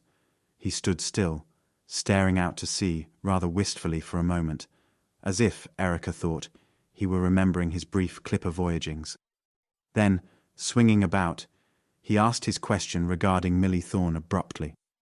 The suddenness of it took Erica by surprise, and the unwanted impatience of his tone astonished her even more. It sounded a little incredible notion, as if Liss were actually put out about something, as if it mattered to him whether Erica and Millie got on well together or didn't. Erica's own temper, never too securely in leash, slipped into view in a quick little flash of indignation peeping out of her blue eyes. Her red head lifted a half-inch or so, and her chin took on the squarer, stubborn look that presaged an argument. "I don't know what you mean," she retorted. "If you've noticed that we're not bosom friends, well, that's perfectly true. But I don't see why you should call it nonsense. We'll never be awfully fond of each other, I guess. We're too different. Millie's so bored and uninterested in things all the time, I lose my patience with her entirely. I just can't understand her a bit." "Do you try to?" Liss asked bluntly. Erica bit her lip to keep back the sharp words that rushed to her tongue's tip. She loved her cousin dearly, and up to a very few days ago, she had feared never to see him again. So she was resolved not to let herself be angry with him now, no matter how unreasonable he might choose to be. Still, it was a shock, and a highly unpleasant one, to find Liss undertaking to champion Millie, who had brought all her present unpopularity on her own head, as Tommy, or any of their special little group of boys and girls, could have told him. "I did try, Liss," she said, after those 2 or 3 seconds of struggle with herself. "So did Tommy. When Millie first came last winter, I mean. But she showed us all pretty plainly that she didn't care for our company, or our fun, or our friends. At school she doesn't make friends either, only with teacher. It's a pity, I know. But you can't keep on forcing yourself on somebody. You'll have to admit that." "I see," Liss said slowly. "I guess there's a big misunderstanding somewhere, Ricky.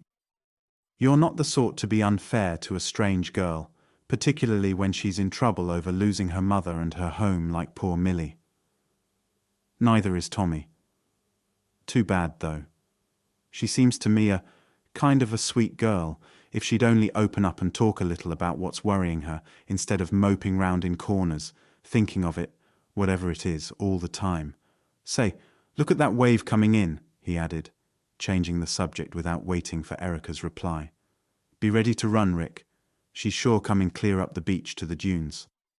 In the breathless, laughing dash for higher ground that followed, for the wave did wash far up the beach as Liss had predicted, there was no chance for words of any sort, and when the two had scrambled up to the dune top, they had both forgotten, temporarily at least, their short-lived irritation with each other. They tramped for several miles down the beach after that, discussing China now, for the most part, and the absorbing possibility of Sun Lee's really coming to Nantucket one day in the future, or the still more exciting one of Captain Eric's taking Erica to visit in those closed palace rooms to which she wore the little silver and jade key about her neck. That evening after supper, while Mrs. Folger was upstairs putting little Barbie Thorne to bed, Liss, from his deep chair at one side of the hearth — spring evenings on Nantucket are quite cold enough for open fires — looked over with troubled eyes at a slight, black-frocked little figure curled up in the big chair just across from him, apparently absorbed in a book.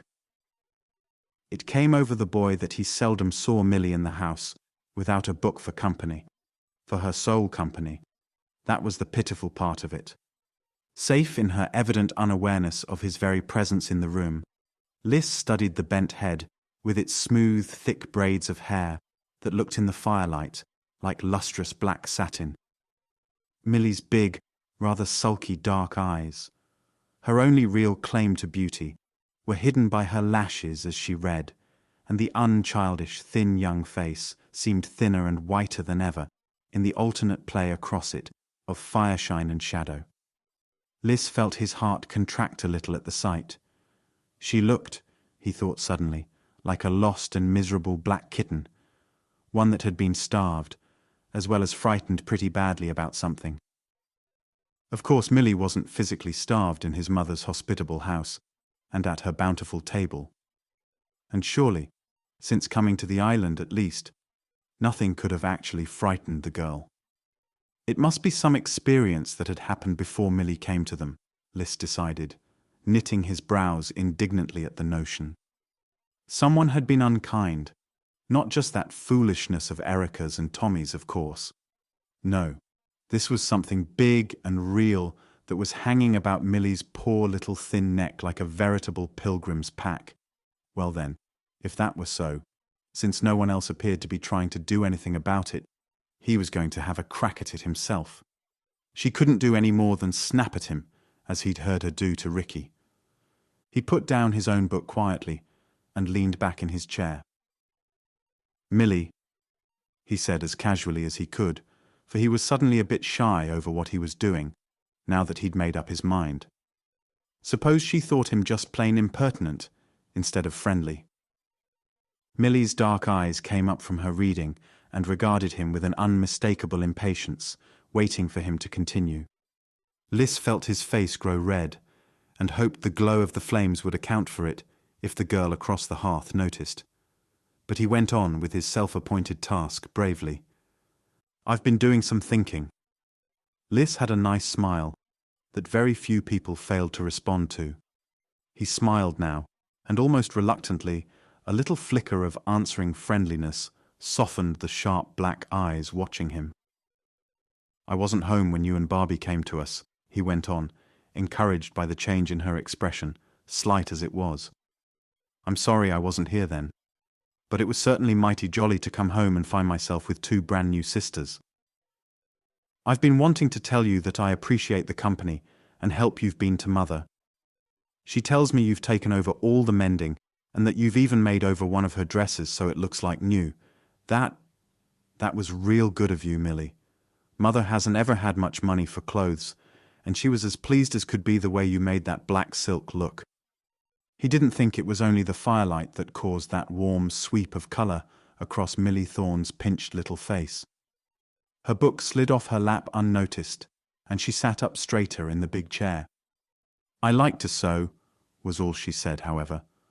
"My mother taught me when I was so little I could hardly hold a needle. I kind of enjoy making over things, making them pretty, you know. It's nothing to thank me for." "Say, you're all off your reckoning there," Liss said, his smile broadening. "Don't you really know that's the nicest way folks can do favours for you, as if it was something they enjoyed?" Millie considered this in silence for a moment or two. Then her grave face lighted with a smile so quick and brilliant that it was transfiguring. "Why, I never thought of it like that," she said, "but I guess you're right." She looked at Liss thoughtfully, that new warm smile still curling up the corners of her lips. "I'm glad you are going to be here instead of Tommy," she announced unexpectedly. "He and Erica don't like me. But I sort of think maybe you might let me be your friend."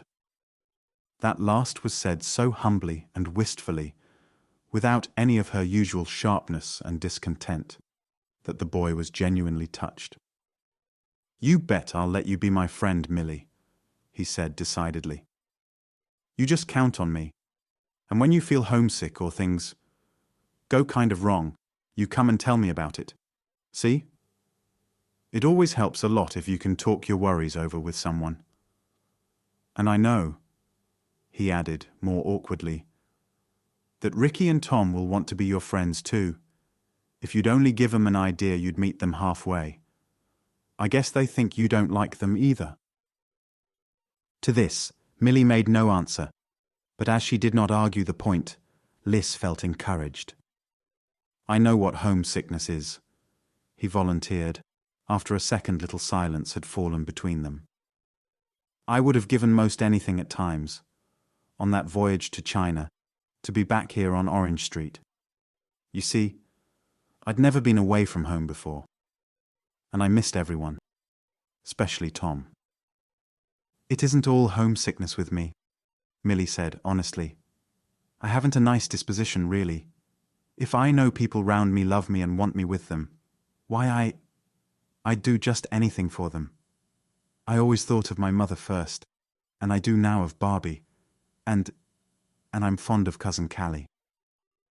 But it's a horrid feeling, she burst out, vehemently, her face flushing hotly, to know you're not wanted, that you're only in the way, and that you're dependent on charity for your food and home and clothes. Mother didn't leave any money for Barbie and me. Poor little mother, she worked hard at dressmaking up to the very last, to keep a roof over our heads. I used to wish so hard I was a few years older, so I could earn money too. Somehow. Of course, Uncle helped as much as he could, but he has only his pay as mate on a packet, you know, and there are others in the family to call on him too. Liss's face was very grave and sympathetic. Yes, that was hard. Seeing your mother troubled about money, I mean, he agreed. We haven't much ourselves, but we're not poor. We've got our home, and Mother has a small income, and someday Tom and I'll be earning more, of course. So you mustn't ever feel you and Barbie are any burden. It doesn't cost us anything to have you two sleep in the house, now does it? Be sensible, he urged anxiously. And you more than pay for the little you eat, by helping Mother, as you do with the housework and the sewing. You're not dependent at all, Millie Thorne. I think that's an unkind word to use between relations. Truly I do. Well, all the same, Millie said, stubbornly, though she smiled at him again with a flash of gratitude in the big, troubled eyes. I do wish there was some way I could earn even a little bit, so at least I'd know I was paying for part of what we cost Cousin Callie. Mother wouldn't like to have you feel that way if she knew, Liss reminded her. Millie appeared to hesitate as if deliberating her next words. Then suddenly she pulled the big armchair nearer and leaned toward the boy. Liss, I do know of a way I could earn something. Not much, but something, she breathed, her thin hands clasping and unclasping each other in her lap as she talked. If I told you, asked you to help me and keep it a secret from everyone, even Cousin Callie and Erica, would you promise? Liss looked a little doubtful. But I don't know what it is, you see, he pointed out, colouring. Maybe. There's nothing wrong in it. You'll agree when you hear. Millie broke in feverishly. But I don't want anyone to know till I've proved I can do it, successfully. If you think it's something your mother would really mind, of course you can tell her, but will you promise not to otherwise? Sure. That sounds fair enough, Liss assented heartily. Go ahead, I'm all ears. But in spite of his flippant words, his tone was kind, and the friendly sympathy in his face not to be mistaken. Millie drew a long, relieved breath and put her hand impulsively on his coat sleeve. I guess we are going to be friends, Liss, she said gratefully, and turned her head at the sound of footsteps behind her. Liss, following with his own glance the direction of hers, swung about in his chair as Erica burst into the sitting room in her usual headlong hurry. Aunt Charity's sick, the latter announced in a tone that shook slightly from running and alarm combined. Where's Aunt Callie, Liss? I think she'd better come over if she can. Oh, I'm sorry, Liss said, jumping up, his expression full of concern. What's the matter, Rick? She was all right this afternoon, wasn't she? Yes, she seemed to be, Erica agreed, dubiously. But I guess she wasn't letting on how she felt. Right after supper, she had a funny sort of faint turn. Took me most 10 minutes to bring her to. I was awfully scared, I can tell you. But she's in bed now, and doesn't want me to send for the doctor. So I thought I'd better come over and tell your mother. I'll call her, Liss offered, and pulled his chair closer to the hearth. Sit down here, Rick. You're all worked up and excited. I'm sure there's nothing really to worry about. he added. "Don't most women faint?" he asked naively. Erica laughed scornfully. "Not Aunt Charity. That's what scared me. I don't believe she ever did such a thing before in her whole life. You ask Aunt Callie to hurry down, please. I don't want to leave her alone over there longer than I can help." Millie had tried valiantly to feel a proper anxiety, but she was sharply disappointed at having her talk with Liss interrupted just at the crucial point when he had seemed ready to pledge his aid to her still unexplained plan. Her own mother had often fainted, so it did not strike her as particularly alarming to hear of Miss Charity's sudden collapse. Of course she'd be all right in the morning, after a good night's sleep. But if only it hadn't had to happen at just this special moment. She directed a pleading glance at Liss as he passed her chair, and spoke in a half-whisper. "May I tell you my plan when you come back, Liss? After your mother and Erica go, I mean. I do need advice awfully, and there doesn't seem to be anyone else who cares what I do." Liss nodded, smiling down into the raised, tense young face with his gentlest expression. Millie looked particularly like a forlorn and lost black kitten at that moment, and all that was chivalrous and kindly in the boy responded to the appeal. "Course you can," he said. "But we all care, really, Millie, and want to help. You'll find that out some day." Erica's quick ears had caught every word of Millie's whispered plea and Lister's low-toned, emphatic rejoinder, and her own eyes opened a little wider with a touch of curiosity that was swiftly followed by resentment. So Millie Thorne was having secrets with Liss already, probably telling him long tales of how Tommy and she and the rest of their little group left her out and abused her. And that very afternoon, when she, Erica, had tried to tell him the real version of the difference between them, he hadn't agreed with a word she'd said, had tried to talk about Millie being a sweet girl and misunderstood, and similar ridiculous nonsense. It was really too bad of old Liss, stupid too. If Tommy were only at home, they'd be able to make him see together that Millie had actually started in repelling all friendly advances from the very start. Erica looked rather defiantly over at Millie, still curled up comfortably in her chair, and debated whether or not to come right out with a straightforward question or two. It might clear the air a bit if she did, but the swift thought of Aunt Charity alone at home, sick, and needing her, decided her to postpone the discussion. She foresaw any opening of the subject would be sure to entail. She hesitated, bit her lip, and began, half-heartedly, "Millie, Millie had bent over to pick up her dropped book, and she did not trouble to look up at the sound of her name. "Well?" she asked coolly, sitting up at last, a trifle flushed, and apparently more absorbed in straightening some crumpled page corners than in anything Erica might choose to say. "Oh, nothing," Erica returned in a flat tone, and sprang to her feet in relief as her aunt entered the room, followed by Liss.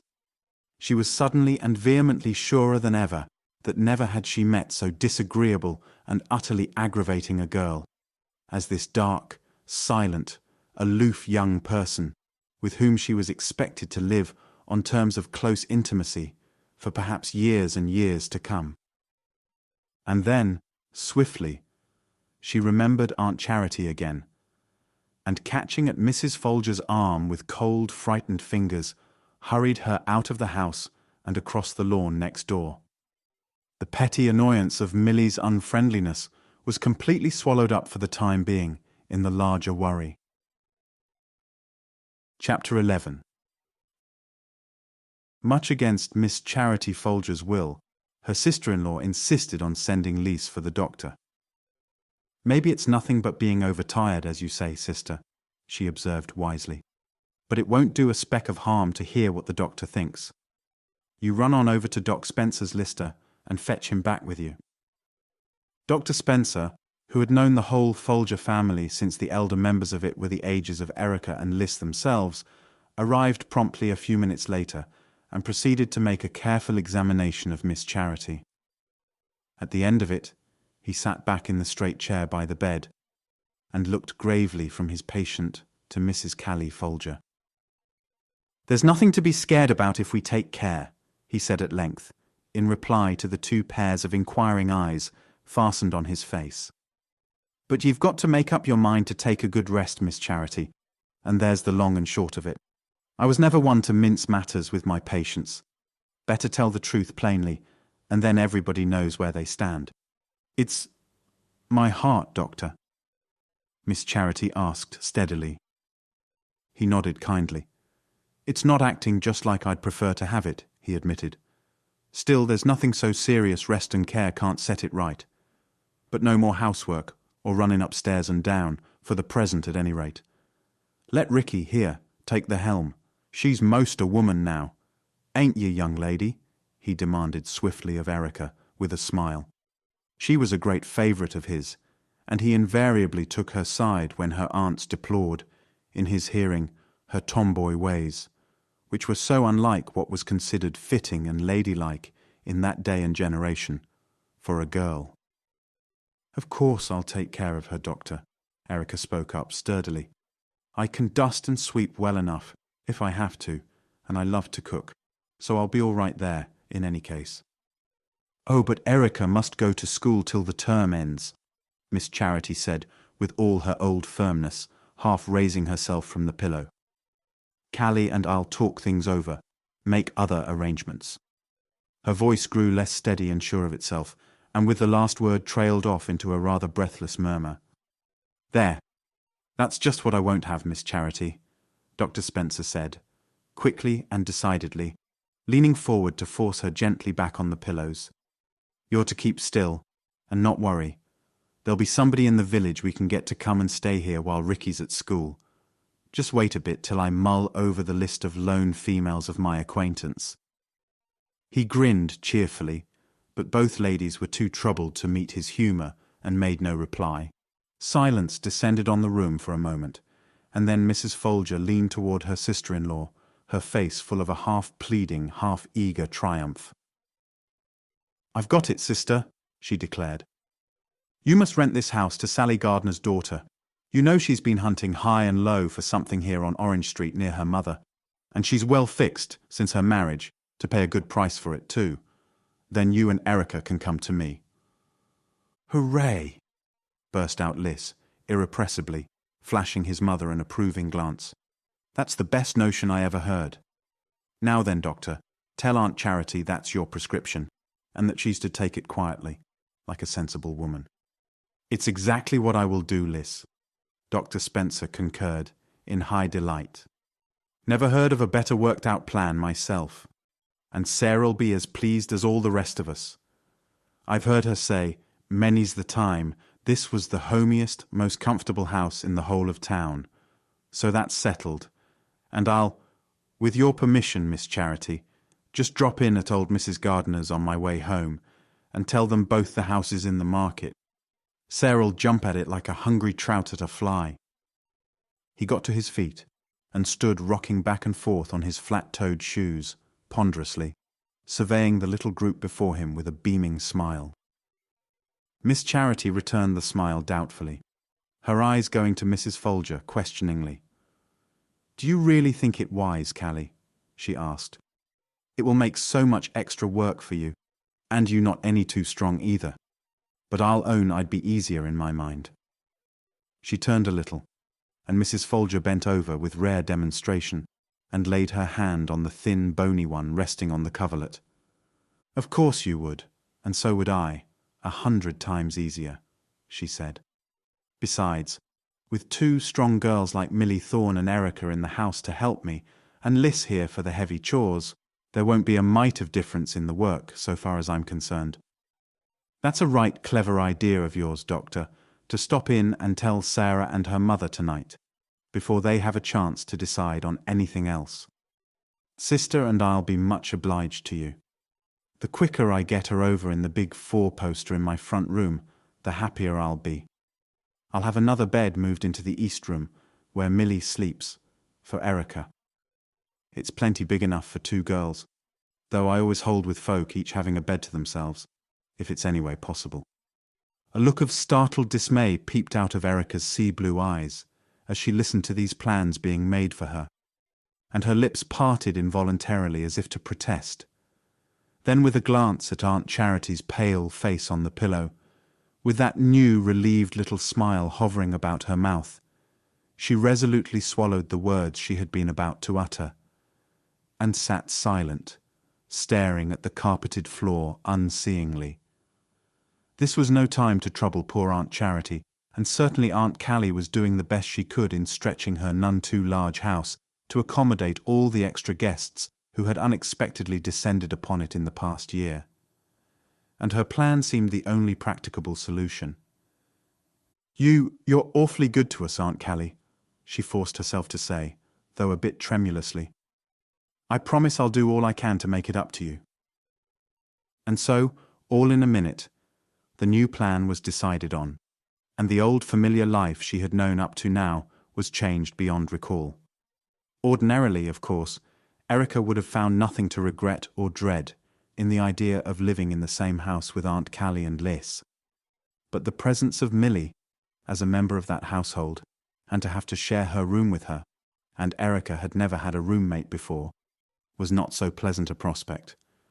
Dr. Spencer's prediction that Sarah Gardner would jump at the chance to acquire Miss Charity's house was a true one.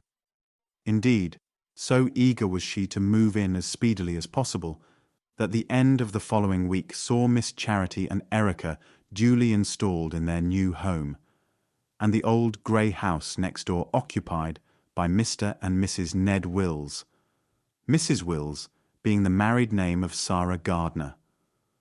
Somewhat to Erica's surprise, Millie was unusually gracious about the new plan. She did not show by so much as a look that she resented, if she did resent it, having a roommate thrust upon her unexpectedly. She cleared out half of the big wardrobe, without being asked, for Erica's clothes, and moved the deepest and most comfortable chair over to the latter's side of the room. Altogether, Millie seemed a changed girl, quite suddenly. She did not sulk in corners now, though she continued to be, as always, a voracious reader when not busy with the various household duties that were her share. Erica noticed, too, that Millie appeared to be rather mysteriously excited about something. She went about the house with a most novel air of importance, and Erica came on her whispering with Liss once or twice, both of them evidently highly elated, and so absorbed in their topic of conversation, they didn't notice Erica's presence in the room. It was the first time Erica had ever been shut out from a share in anything that interested the twins, and the experience was not a pleasant one. She had made all sorts of good resolutions with regard to Millie on coming to live at Aunt Callie's, and she heroically tried to carry them out now, even in the face of this latest provocation. But she wished a dozen times a day for Tommy's hot-headed championship. Tommy would never have let her feel left out and lonely, as she was beginning to feel more and often as the days passed. It was not that Liss himself ever showed any difference in his usual brotherly manner toward her. It was the fact of his sharing a secret with Millie, especially when he knew how Erica felt toward the other girl. She had finally come to persuade herself that it was almost disloyal of Liss, and out of school hours she made her duties as nurse for Aunt Charity the excuse for keeping more and more out of both Millie's and Lister's way whenever she could. Millie certainly noticed Erica's new course of action, even if Liss continued stupidly unobservant, and after a little while it seemed as if she were trying to retaliate in kind, for she began leaving more of the housework, the dusting, washing of dishes, and sweeping, to Erica, and slipping off with a book, or her sewing box, to a certain corner of the big, raftered attic, which had been given over to little Barbie for a playroom. Of course it was part of Millie's duties to keep a watchful eye on her baby sister, and see that she did not get into trouble, or annoy any of the grown-ups in the household. Still, when Barbie was entertaining her small self peacefully in the attic, it didn't seem as if it were actually necessary for Millie to sit up there idly, day after day, and play nurse.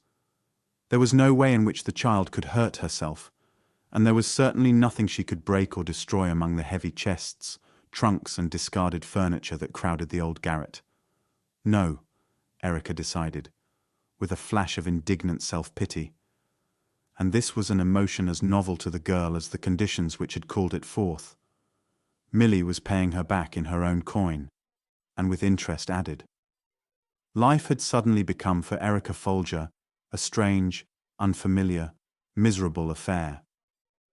Several weeks dragged by in this fashion, and then one evening Milly came in late for supper, her dark, fretful face so changed and softened by a sort of shy, triumphant happiness that everyone at the table involuntarily laid down spoons and forks and sat back to stare at her.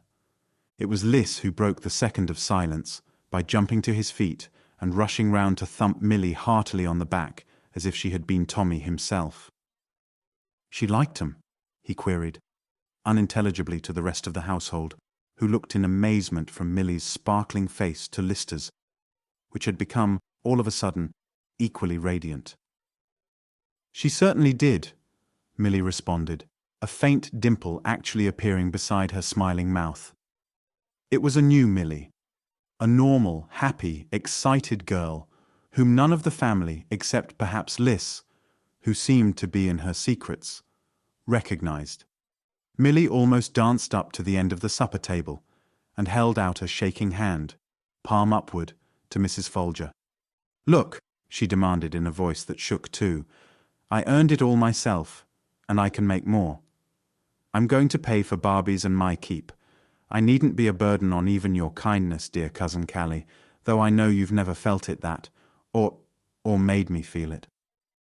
Stooping swiftly, she pressed her lips surprisingly to Mrs. Folger's cheek, and then straightened in embarrassment, her own cheeks scarlet. Lying on Milly's outspread palm, there was a new, shiny $10 gold piece. Aunt Callie took off her spectacles, wiped them, and replacing them on her nose, bent nearer to study this amazing sight more carefully. "My dear child," she ejaculated wonderingly, "where did you come by that?" "It's all right, Mother," Liss broke in hurriedly. "She earned it right enough, just as she told you. Here, let me tell 'em, Milly. You're so excited you can't talk straight.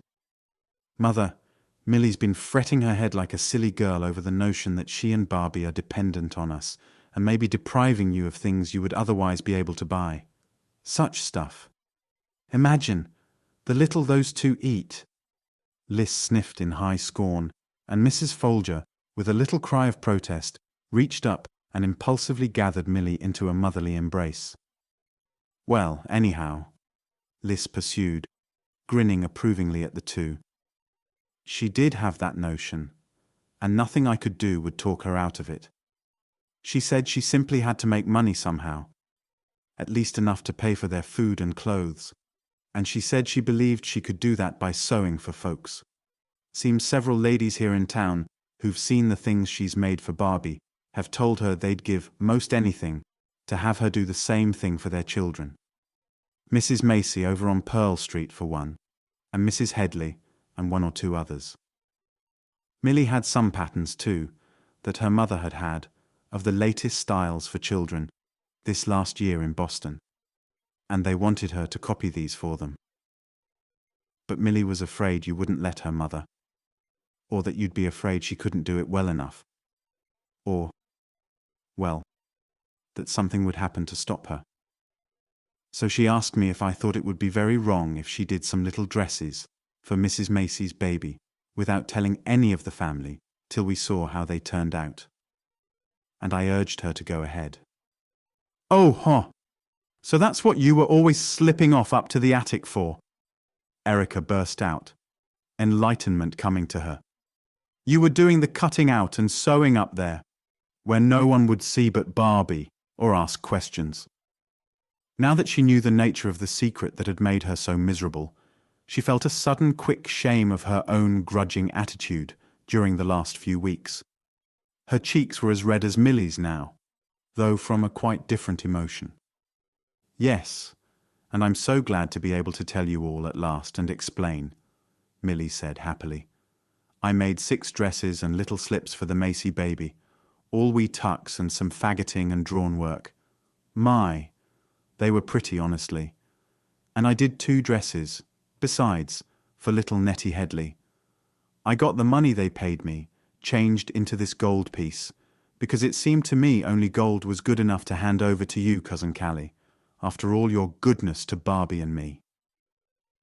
Milly ended in a voice that broke on a strangled sob, and with a quick motion she turned, hiding her face on Mrs. Folger's shoulder, much as Barbie herself might have done. "Please say you don't mind, Cousin Callie," she whispered in a muffled voice. "I do love to sew, and it's such fun knowing I'm making real money of my own. And I promise not to let it interfere with my lessons. You'll find my marks are just as good as they used to be. I've only done the sewing in the times I read books in, before I took up making the dresses. And Mrs. Macy wants some sewing for herself later. And there are 2 more baby outfits I've been asked to make this spring. Just think what riches," she wound up blissfully. "I'll have maybe as much as $20 before summer comes, if I get all the work that's been offered me.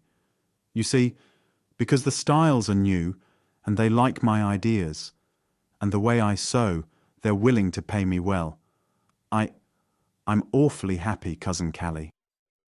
Erica spoke up in a determined rush of shamed words. "If you are, I haven't done much to help make you so, poor Milly. I'm feeling pretty sick at myself, and I want to say so right out." Chapter 12. Erica had never been one for half measures. With the surprising revelation of Milly's plucky and pathetic attempt to be at least partially self-supporting, her former opinion of the girl had been suddenly and dramatically revised, and she was honest enough to want to make a frank apology. Being Erica, none but a vehement, self-accusatory one seemed adequate, and when she burst out impulsively with that "I'm just about sick at myself," she meant every word of it. Milly's black eyes glowed at the friendly warmth of the speech, but she shook her head shyly at its extravagance. "I guess I was twice as horrid as you were, if it comes to that, Erica," she admitted. "Maybe none of you can quite understand how I feel about being dependent on anyone, not my own mother or father, even when they make me welcome as generously as Cousin Callie did. Mother was the same way too. I guess she gave me my love of independence. After my father died, Barbie was only a wee baby then. Mother wouldn't accept help from anyone except a little bit from her brother, the one who brought Barbie and me here last Christmas. You know." She took in sewing, first for neighbors and friends, and later for quite a number of outside customers. That's how I learned to sew. She taught me to help her as I grew older, but she never would let it interfere with my going to school. In the afternoons and evenings, though, we sat and worked together. Milly turned her head away abruptly, but not before Erica had seen the glitter of tears on her long lashes. Mrs. Folger's eyes were wet too, as she gazed down at the gold piece Milly had pressed into her hand. "Dear child, I understand and honor the feeling that prompted you," she said softly. "However, this is too much for you to give me. If you insist on paying something, if you will really feel happier that way, let us divide this. Half for me and half for you to put away. If you can make some extra money now and then, and feel you want to do it, I have nothing to say against it. But part of all you earn must be saved for the future. You may need money for something important one day, my dear." "Someday," Milly flashed eagerly, "I want to have a big, very select dressmaking establishment in Boston or maybe even New York, with lots of girls under me and fine ladies coming to me to have beautiful silks and velvets and satins made up. If you really won't take all I can earn, Cousin Callie, I'll put the rest away for that. Oh, it won't be for years and years, of course," she wound up, faltering a little in confusion at having so impulsively revealed her daring ambition.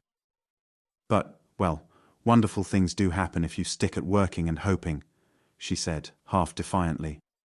"And then I could take care of Barbie myself and make a home for her."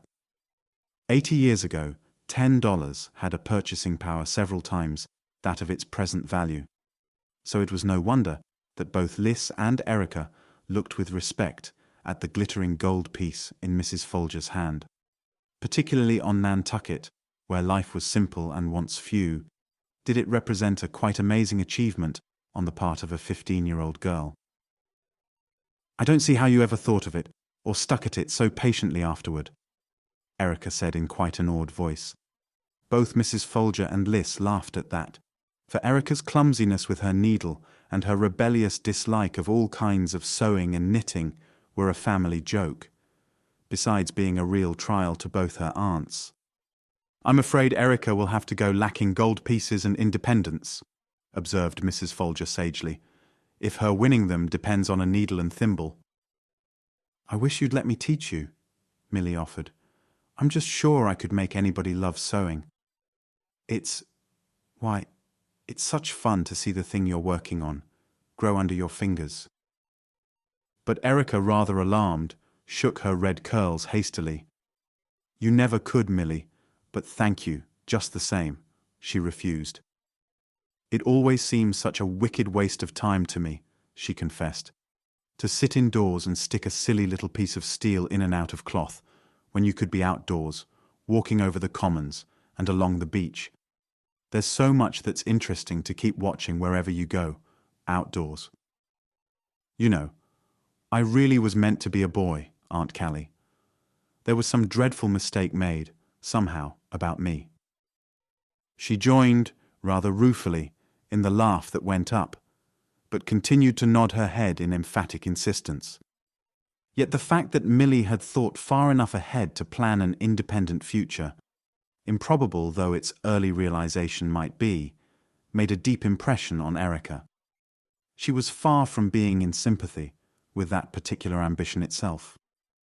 "Fancy planning to sew on dresses all the rest of your born days and liking it," she gasped in frank dismay to Lister. But she was slightly depressed that it had never occurred to her also to think of plans, of any kind, regarding that vague, far-off time when she herself should be grown up. She supposed, when she considered the subject, that she expected things to go on indefinitely, more or less as they did now. Of course, she was hoping desperately, since Liss had brought back the jade and silver key, that her father would consent to take her to China on one of his voyages at a not-too-distant date. But that, she realized now, in a new discouragement of spirit, was not a real plan for the future, in the sense that Milly's was. If she had been a boy, there'd have been no question at all. She would have followed the sea, as her father, and his father, and any number of uncles and great-uncles had done. But when you were only a stay-at-home girl, who unfortunately hated the quiet stay-at-home duties that were the only ones open to you. She sighed a deep, gusty little sigh, and decided that she would put the further consideration of the future off for a day when the early June sunshine was not so bright and beckoning, and the crisp sea wind did not sing so alluring an invitation beachward. Milly was up in the attic, sewing as usual, and keeping an eye on Barbie and her dolls. But Liss was always ready for a beach walk. So presently the two set out together along Orange Street to Main, and turned down the latter to the harbour. It was a warm late afternoon toward the end of the first week in June. The water was a still green, with patches of deep purple farther out, and the Monomoy shore across the harbour was green also, with purple shadow patches sloping up to a pale blue skyline. "I always think I like October best," Erica murmured, thoughtfully, staring raptly at the panorama of colour spread out before her. "But sometimes June. Mercy me, Liss. Look out there." The boy turned sharply at the change in her tone, his eyes following her pointing finger seaward. And there, less than an eighth of a mile offshore, lay a great sailing ship at anchor, her white canvas wings just being furled in a mighty bustle of activity on her decks that could be made out plainly by the excited boy and girl. "Liss, it's a tea-clipper," Erica gasped, breathlessly. "What's she doing out there? They never put in here, that I've heard tell of." "Nor me," Liss returned, ungrammatical in his own astonishment. She's lying out there, of course, 'cause she can't cross the bar at this tide. But why she's here at all? Say, Rick. He caught at her arm with suddenly tense fingers. Now I've got a real look at her. I was so excited, I didn't before. She's not just a tea clipper. That's the seagull, as sure as we're standing here. Erica uttered a little cry. Liss, why, of course she was due in Salem some time ago, and we've all been wondering why Father didn't come. But you actually think that's Father's ship come to Nantucket? I know it is, Liss declared confidently. Remember, Uncle Eric took Tom and me to Salem 2 years ago, and we stayed on board 3 days while she lay in port. That was the time you had chickenpox and were quarantined. He grinned reminiscently at the memory of her frantic rebellion over being done out of that trip. But Erica's attention was not to be diverted by even such tragic memories from the thrilling present. Now they're lowering a boat away, she whispered. In just a little minute we'll know. Liss, don't let's stand here like two ninnies. They'll land over at this nearest wharf. Hurry, so we can be out at the end, waiting to meet Father. For if that's truly the seagull, he'll come ashore in the first boat. Sure he will, Liss conceded, breaking into a jog trot at Erica's flying heels. But there's no need of racing and getting all het up, he added in remonstrance as he saw her quicken her pace. We'll be at the wharf long before that boat can get there. All right, walk if you want to, slowpoke. Erica flung over one slim brown plaid shoulder. I'm going to be there waving as soon as Father's near enough to see. Likely he's got his glasses with him, so he'll recognize me while they're still a way out. By tortoise! Dignity forbade Liss to hurry at all after that final taunt, so he slowed his steps to a leisurely walk, suppressing a grin, however, at the girl's sauciness. Liss never lost his temper at being teased, as Tommy sometimes did. When he arrived, cool and unruffled, at the far end of the wharf, a few minutes later, the clipper's boat was well in toward shore, and Erica, balanced precariously on a pile of lumber at the wharf's side, was waving both arms like the big windmill on the hill behind the little grey town at her back. It is Father, she shouted to Liss in triumph. Climb up here so he can see you too. 5 minutes later, a tall, blue-coated figure with a shock of unruly red hair like Erica's own came up the ladder-like steps of the wharf, and Erica had hurled herself into a pair of strong, welcoming arms that lifted her high off her tiptoes in a breathtaking sweep. Fa Atha, she said in a voice that was half a sob. Oh, what a glorious surprise! And is that honestly the seagull out there? And did you— Belay there, young woman, and let us both get our breath back. Captain Eric chuckled, his sea-blue eyes, of which his daughters were an unmistakable copy, twinkle and all, beaming from the girl to his nephew. Liss, my boy, I'm glad to see you. I've been hearing quite a lot about some Chinese adventures of yours. Yes, sir, Liss twinkled back. But they turned out all right, as you see. I'm afraid I gave the family a bit of a scare, though. Instead of setting Erica down on her feet, her father turned with a quick move and lifted her down the ladder steps into the arms of a burly, middle-aged sailor standing in the little boat below. Come along, Liss, he added casually, as though this had been all part of a long-prepared plan. I've got a surprise for the two of you on board that ship of mine out there. I had sort of a notion you'd both see her come in and be down here waiting. It did not take Liss long to accept the invitation, and scrambling down the steps in his uncle's wake, he found a seat in the stern beside Erica. The boat was pushed off by one of the sailors, heading out toward the channel, and the even dip and pull of the dripping oar blades began rhythmically. But though Erica's tongue wagged faster than the oars could move, as she begged her father excitedly for at least a hint regarding the kind of surprise that awaited them, not a word would the smiling captain say on the subject. Instead, he demanded news of the family and expressed much surprise at hearing of the unexpected plan which had brought both Folger households under the same roof. However, He agreed that it was an excellent arrangement under the existing circumstances, though he added, rather mysteriously, that he had an idea he could suggest something that might be even a better rest for Aunt Charity. However, before Erica could ask what he meant by that, they had come alongside the Seagull, and she forgot everything else in the thrill of climbing aboard. "Belay there, young woman, and let us both get our breath back. To think I was right here 15 years ago, and can't remember it," she said, wistfully, when she stood on the spick-and-span deck, looking about her with eager eyes. "To think I actually sailed all the way from China in her." Several of the crew were on deck, grinning in respectful curiosity at the captain's daughter, and Erica, her hand proudly through her father's arm, smiled back at them in her friendliest fashion. At the head of the companion stairs leading down to the saloon, she stopped a moment, wrinkling her nose inquiringly. "Father, do all tea ships smell of Chinese incense?" she asked. "Smell it, Liss. It's as strong as if the Seagull had a holdful of joss sticks instead of tea." "Oh, don't stand there blocking the gangway, Rick," Liss said good-naturedly. "Go on down." There was no doubt that the smell of incense grew stronger as they hurried down the steps. But before she reached the bottom, the girl stopped short once more, staring about her with eyes whose pupils seemed to dilate visibly in the dimness. Swiftly she stooped and felt the step on which she stood. It was incredible, unheard of, on even the most luxurious clipper.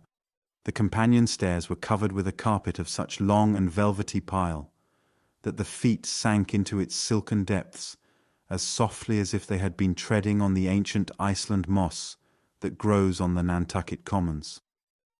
And in the half-light, the warmth and brilliance of the carpet's colouring glowed like sunset, shining through old stained-glass windows in church.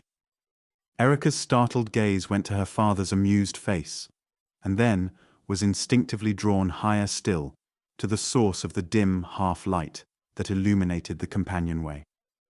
She saw that this came from a lantern hanging on a heavy, dull green cord from some unseen hook above.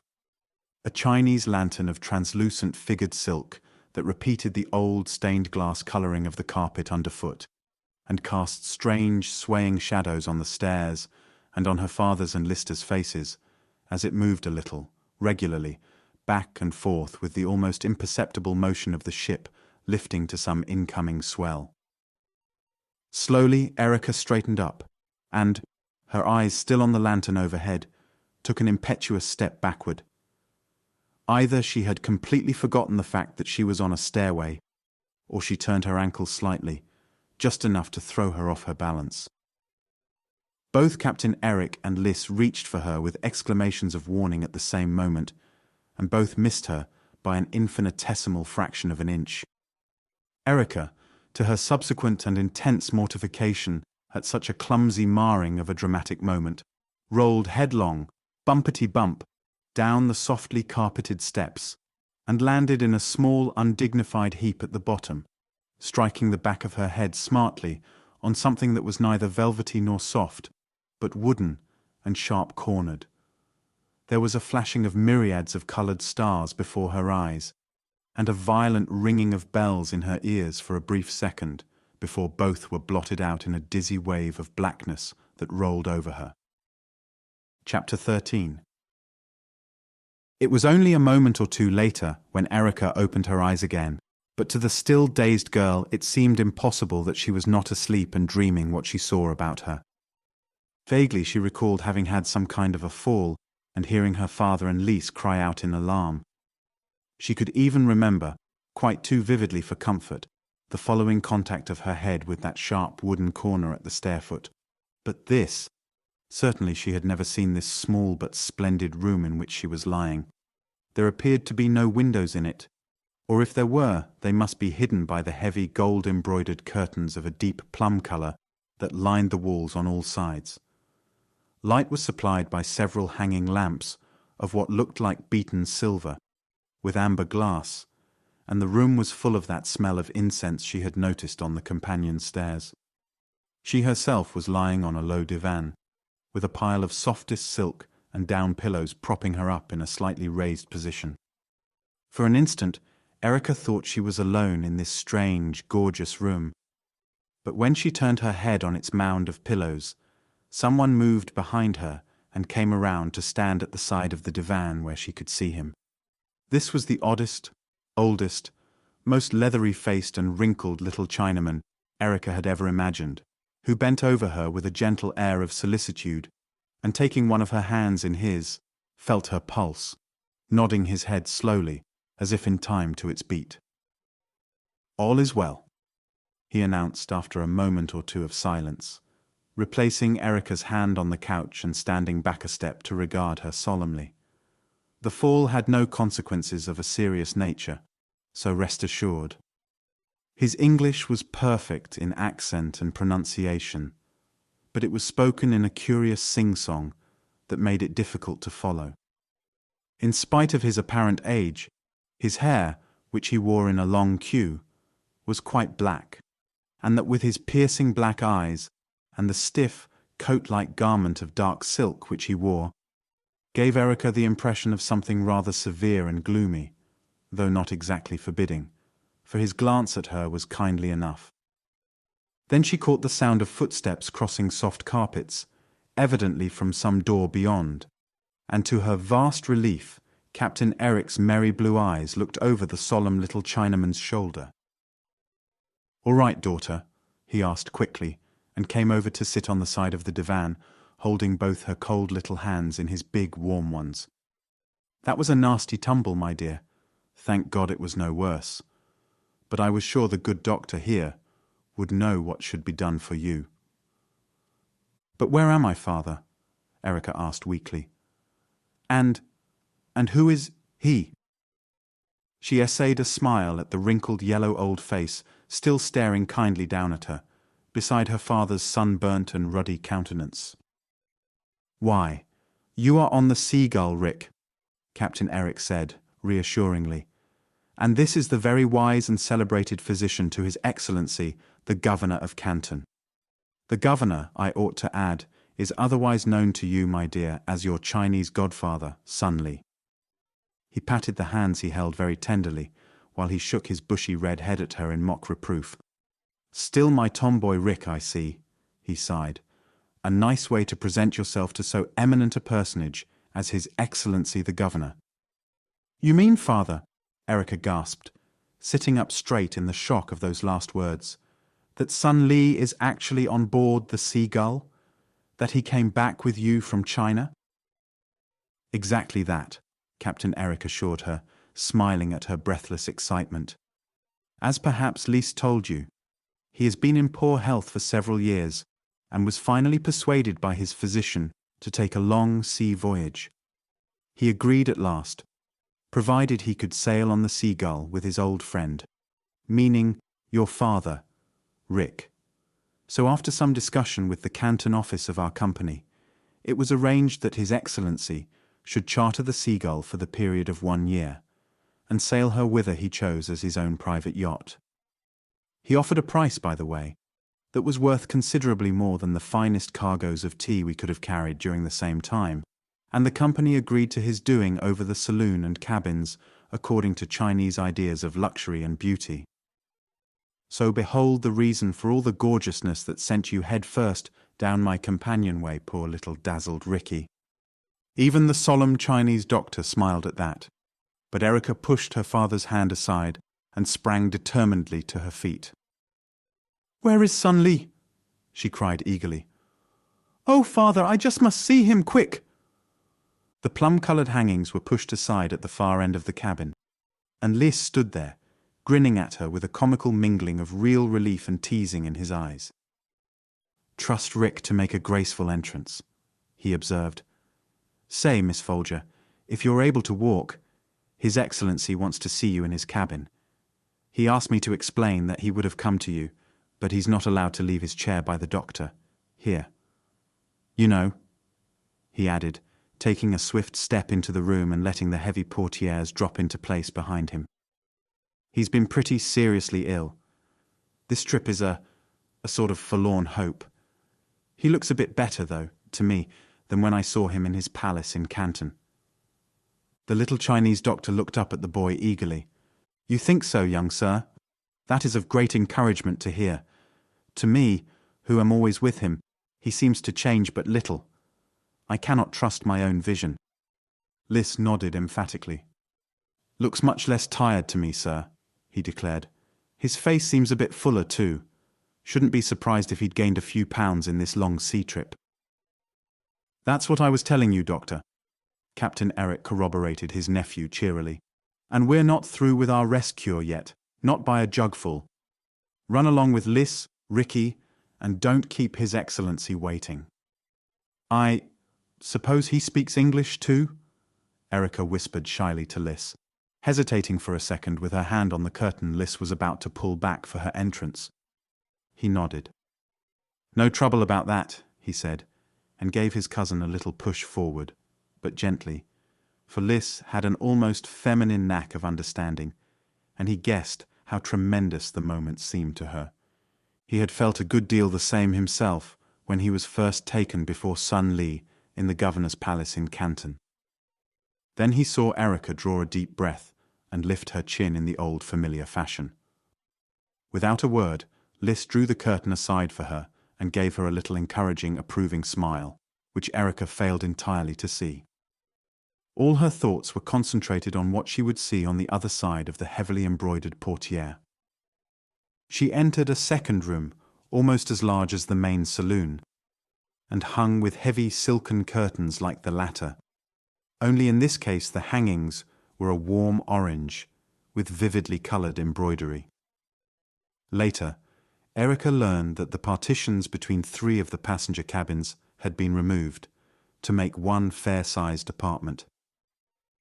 This cabin, too, was lighted by hanging lamps instead of daylight, and in a deep, reclining chair beside a table heaped with books in rich bindings, Erica beheld for the first time her much-discussed Chinese godfather.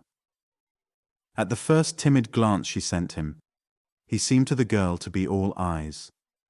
Great, liquid, brilliant black eyes alive with kindness and a keen intelligence, looking out of a thin face with prominent cheekbones and tautly drawn skin the colour of old ivory.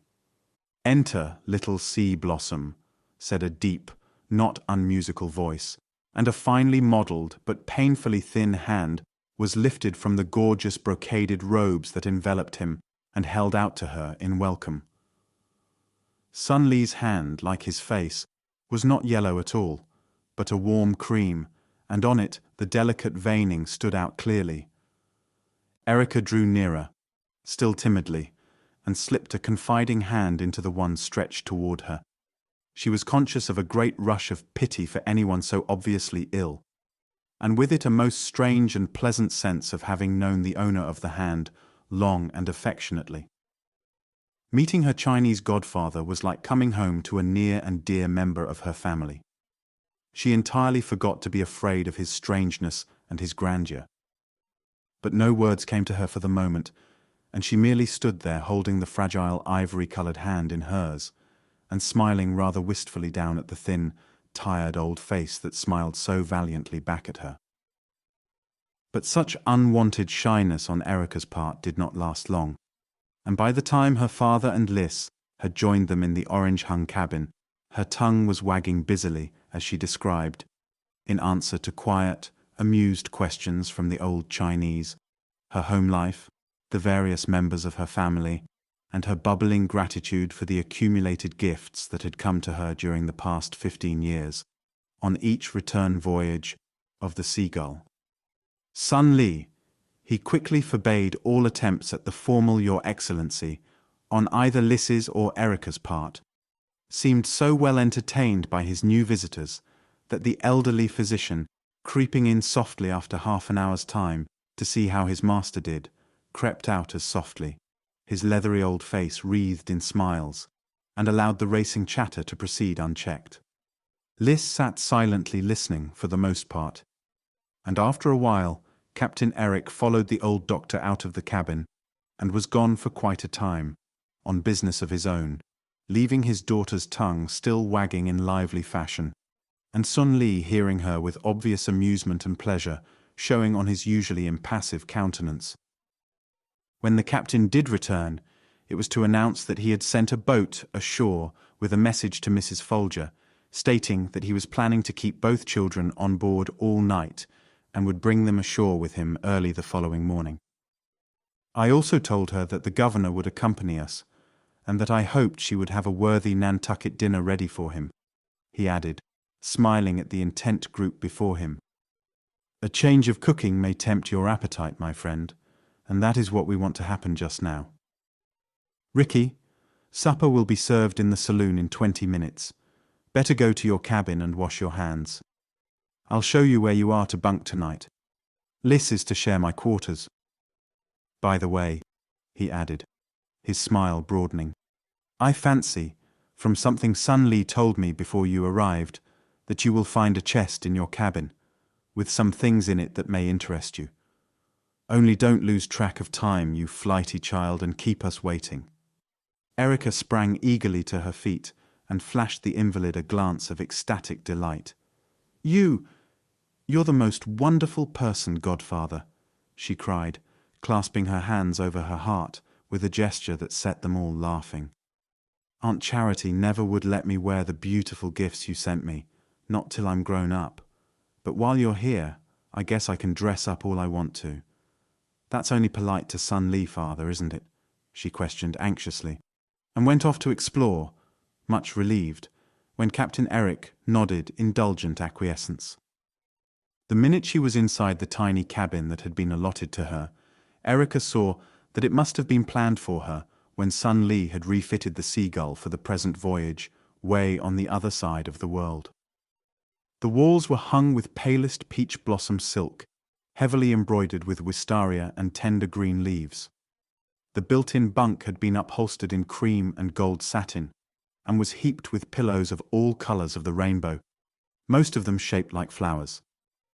The carpet on the floor was pale gold, with cherry blossoms running riot across it, and there were two marvelous hanging lamps of silver and jade that matched the pattern of the key Sun Li had sent her by Liss months ago.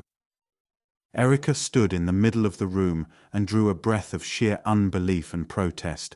She must be asleep. She was dreaming of some scene in the Arabian Nights, not standing in a cabin on her father's ship anchored in Nantucket harbor. Only, if it were actually a dream, that meant she would have to wake up. She experienced an impulse to tiptoe softly, to avert such a catastrophe, and then her attention was switched rapidly to a fresh surprise, as her eye fell for the first time on a small oblong chest of carved teakwood, bound in hammered silver, that stood at the foot of the white and gold bunk.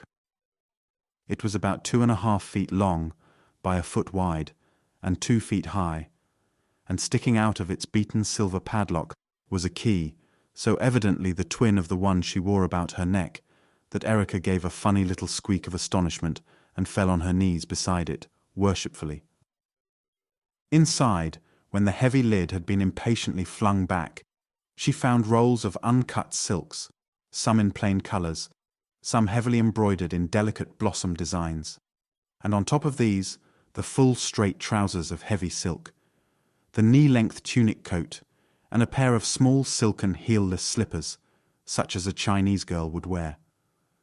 The lovely exotic garments were a cool jade green in color, embroidered in silver and rose, and there were cunning green silk tassels on the slippers, with a string of jade beads tucked into one small slipper toe, and a similar string of rose agate in the other. Erica uttered a regular war whoop of ecstasy and caught the slippers, necklaces and all, up in 2 suddenly trembling hands to cuddle them against her soft, flushed cheek. Then, her mood veering, without waiting for further exploration, she began to undress with businesslike haste. 10 minutes later, the door of her cabin opened rather hesitantly, and a strange, slim little Chinese figure, with an incongruous crop of short red curls dancing excitedly above its jade-green silks, stepped out into the narrow passageway leading to the saloon. And at the same moment, a startled cry broke from Liss, who had just emerged from the captain's cabin, a door or two farther away. "For Pete's sake, Ricky!" Liss gasped, and fell silent for lack of adequate words. Chapter 14. Erica pirouetted slowly on her toes to show off her new splendor, and Liss, drawing nearer and emerging from his first amazement at the sight of her, began to laugh. "But it's mighty pretty, at that," he conceded generously.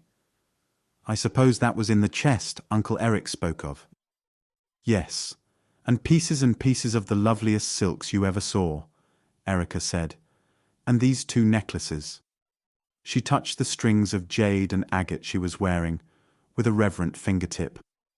They went into the saloon together to find the long table in the center, set for the evening meal, with Sun Li in his deep chair already seated at the head, smiling at his latest guests. Captain Eric was at the foot of the table, and Erica was placed between the little Chinese doctor and Sun Li, while Liss had the opposite side all to himself.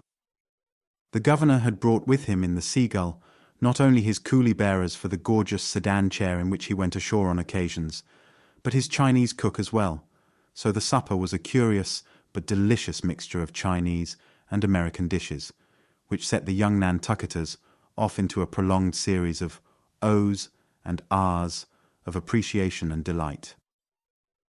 In spite of the exalted rank of their host and the usual rigidity of Chinese etiquette, it was an informal meal, with much chattering on both Erica's and Lister's part, and a constant, amused plying them with questions on that of Sun Li. Erica, in her Chinese garments, evoked stately compliments from the governor and his physician, though they smiled, too, at the obvious unfitness of the little red-headed tomboy American to play a demure Chinese maiden. "Am I like your Chinese girls at home, godfather?" she demanded eagerly, seeing their quietly exchanged glances. Sun Li spread out his hands in a regretful gesture and bowed. "I fear me you are all American, Blossom," he admitted, "but I have seen many Chinese maidens.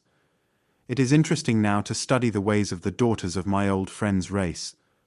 Do they all wear their hair short like their brothers? Over here?" Captain Eric sat up suddenly and stared at his daughter with a puzzled expression. "I've been vaguely wondering what was different," he declared. "Ricky, what on earth?" "Oh, please don't say you don't like it like all the others," Erica wailed, putting both hands consciously up to her bobbed head. "I cut it off last fall, all in a minute. I had so much hair, and it was so long and hot and hard to keep neat. So one day, without telling anyone, I cut it off. Aunt Charity almost wept over it, and the boys have teased, of course. But I'm not a bit sorry, that is, unless you are, Father. But if you only knew how comfortable it feels—" She stopped with a choke and studied his face anxiously. "Well, I'm a bit taken aback," her father confessed. "Still, the deed's done, isn't it? And as it's your hair, my dear, I don't see that I can have much to say. It looks rather, well, boyish, but I expect I'll get used to it after a bit, and perhaps," he looked at her again, "I may even end by approving it. It does seem a sensible idea after all," he concluded unexpectedly. Erica clapped her hands in vehement applause of this sentiment, and a laugh went round the table. Altogether it was a pleasant meal, and the evening they spent afterward in Sun Li's orange-hung cabin was equally interesting, for then the governor, at Erica's pleading, undertook the role of answerer of questions, and under her endless catechism talked of China and its customs, both ancient and of his own day. It seemed to the absorbed boy and girl that scarcely half an hour had slipped away when the tales were brought to a close, regretfully but firmly, by the little Chinese doctor, who decreed that his master had talked all that his physical endurance permitted of for one evening.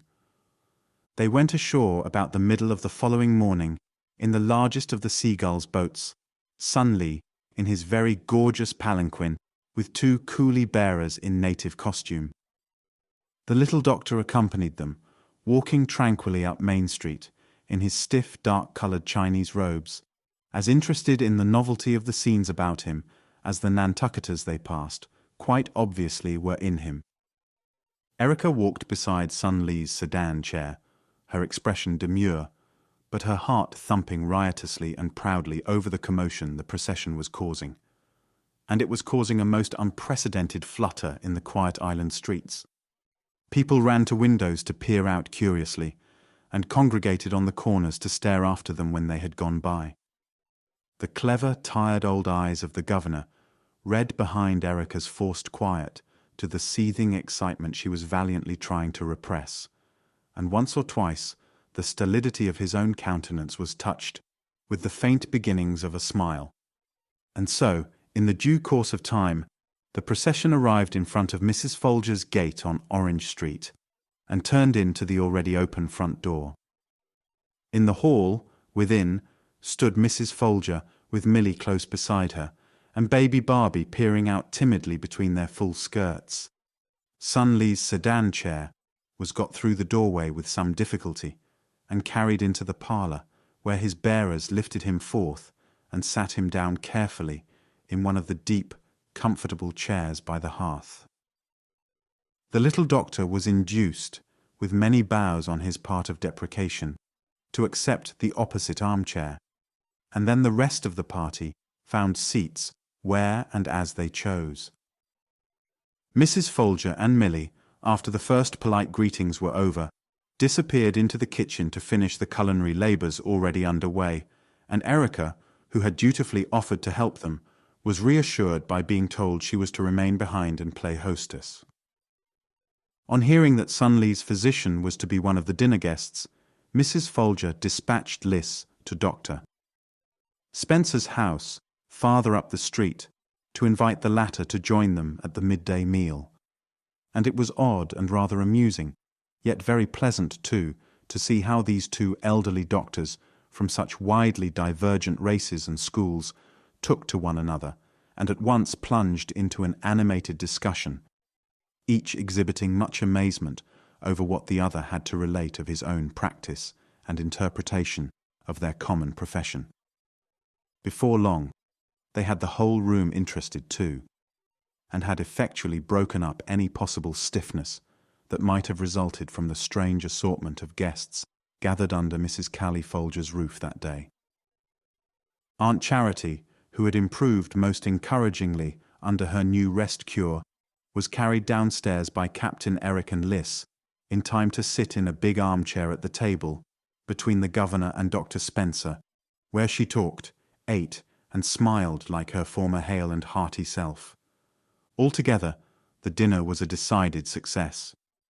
Mrs. Folger and Millie had fairly outdone themselves in the excellence and variety of the dishes they had prepared, and both Sun Li and Dr. Wu, which was the little Chinese physician's name they learned, seemed highly appreciative of their introduction to Western cookery.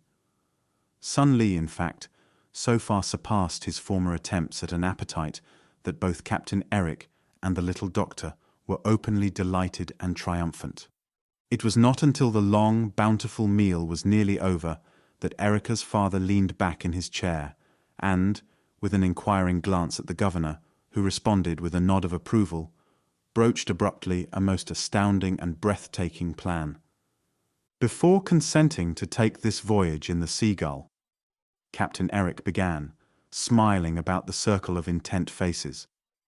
His Excellency stipulated the present call at Nantucket and the delivery of a certain invitation to a number of people present. We have planned, on leaving here, to continue south and visit several of the southern coast cities, as well as the West Indian Islands. In spite of the time of the year and the greater heat in those latitudes, Sun Li is anxious to make the trip, and we can usually count on ocean breezes to keep us comfortable as long as we're at sea. It's only the ports that will be hot, and I guess we can bear that. He stopped and looked teasingly from face to face, fixed on him with such eager attention. Well, the upshot of a long preamble, he went on then, is that in the governor's name I'm instructed to invite my sister, Miss Charity Folger, who will find a sea trip the final step in her rest cure, I feel sure. My sister-in-law, Mrs. Callie Folger, these two new nieces of mine, Miss Millie Thorne and little Barbie, my nephew, Liss Folger, and last but perhaps not least, my spoiled tomboy daughter, His Excellency's little seagirl, to join us on the southern cruise. We expect to be gone about 2 months in all, and will return to Nantucket to drop our guests before sailing for China. How many are going to accept, I wonder? A regular babel of voices answered him, in which the excited exclamations of the younger members of the party predominated. Mrs. Callie Folger demurred a little about being able to leave her home, and Miss Charity's half-hearted protests that perhaps she was not strong enough yet were cut decisively short by Dr. Spencer's declaration that the trip was exactly what he would have ordered for her in the first place, if he had supposed it at all possible. Through all the laughing discussion, Sun Li sat looking on, silent but evidently enjoying to the full the sensation his wholesale invitation had created. Several times his impassive Chinese calm was broken with a smile that broadened almost to a real laugh as he listened. It was evident that he was both highly entertained and pleased. It was late in the afternoon when the party broke up. Sun Li, Dr.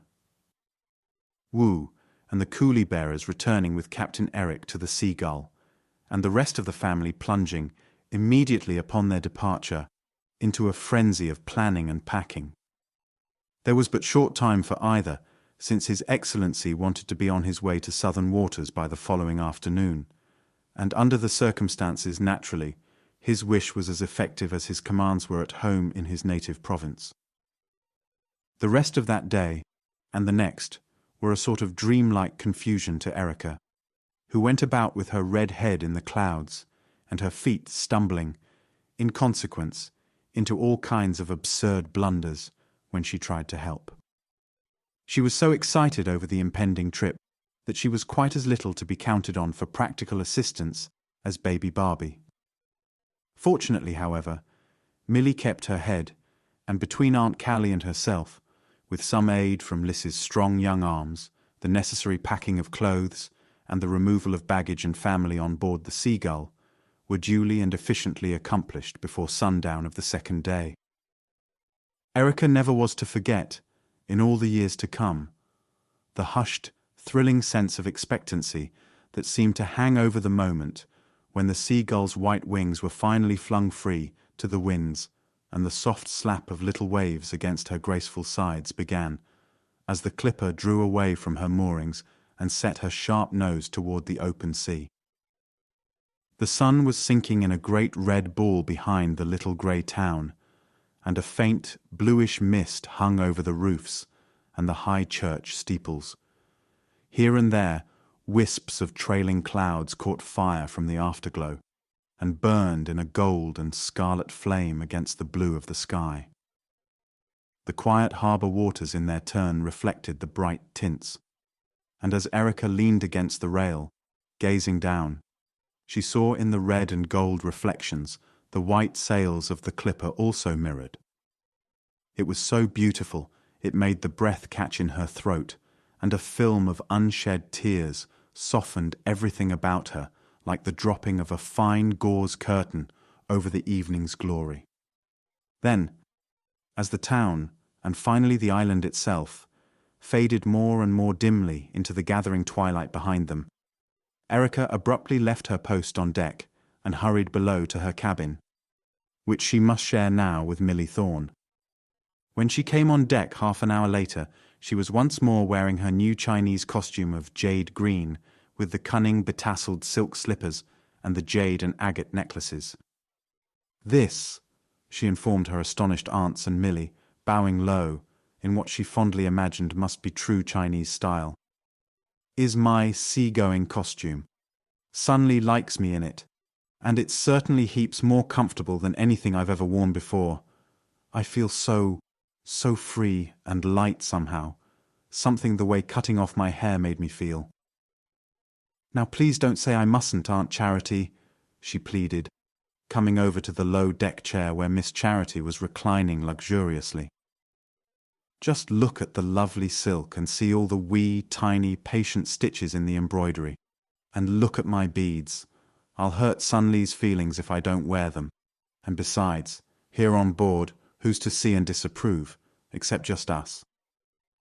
With a little laugh of mingled amusement and defeat, Miss Charity nodded acquiescence, glancing apologetically at her sister-in-law as she did so. But Mrs. Folger, too, was smiling indulgently and made no protest. "Oh, why not, sister?" she asked. "Let the child have her fun dressing up.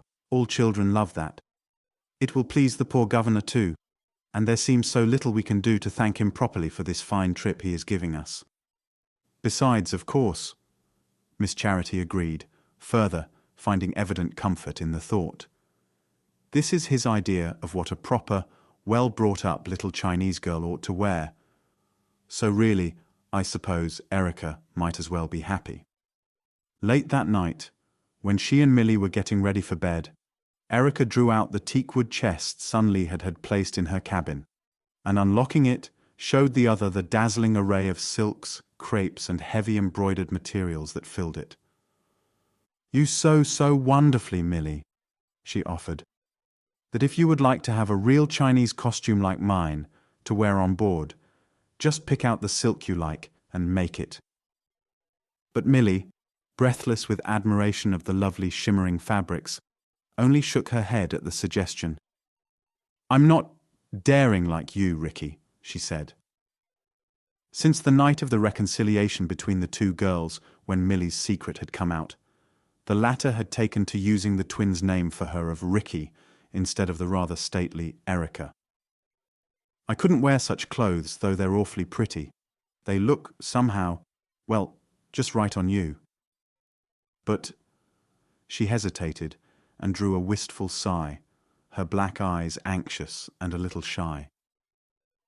"But I'd love cutting into some of that beautiful silk and sewing on it." "Oh, Ricky, I've never even handled such stuff before in my life. Couldn't I make some of it up into a dress for you on this trip?" Erica considered thoughtfully. "I don't believe Aunt Charity would let me wear a dress of such gorgeous silk. I'm afraid it really wouldn't fit into Nantucket." She too sighed wistfully. Then a quick glance at her jade green trousers and long tunic coat brought the smile back. "But if you really want the fun of sewing on some of this, do you suppose you could copy this Chinese costume for me, so I can have two? I'd be crazy about this pale gold color.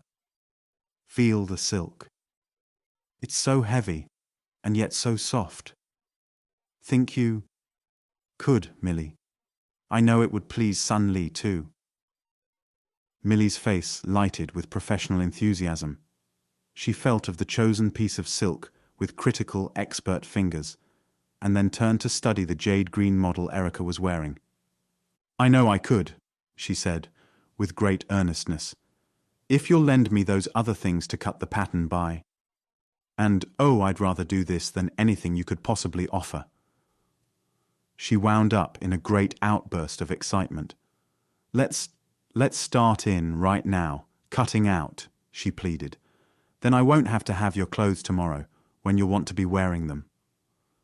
Erica's answer was to slip out of her long green coat with business-like promptness and lay it on the bunk, while Milly, wild with delight, her fingers actually trembling with excitement, unrolled the heavy bolt of silk. When Aunt Callie opened the cabin door to see if they were safely in bed, an hour later, she was almost struck dumb with astonishment to see the two seated side by side on the soft golden carpet Sunlee had laid in the cabin for his goddaughter, the black and red heads bent absorbedly over yards and yards of golden silk that swirled about them like a bit of leftover sunset from that evening. "My stars!" she gasped, and then burst into a little, understanding chuckle. "We shall probably all be Chinese before the ship touches at Nantucket again, 2 months from now." Chapter 15.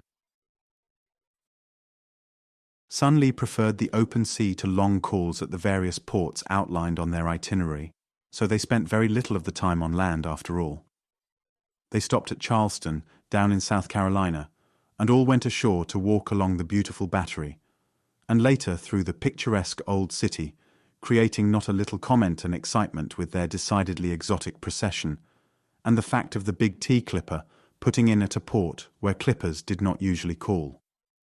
But they did not stay, returning on board within a few hours and setting sail for Savannah that same afternoon. The latter city, with its wide tree-lined streets and flower-filled parks, delighted them all. It was here Erica saw her first great trees, hung with the long, trailing grey moss. But His Excellency was restless to be back on the Seagull, and as they had done at their first stop, they sailed again the day of their arrival. From Savannah, Captain Eric set a course for Cuba, and on the second day out from the Georgia coast, abruptly and out of a smiling summer sky, their first bad weather descended upon the voyagers. Summer is the time in the West Indies for hurricanes, and at the sudden dropping of the barometer, Captain Eric became instantly anxious.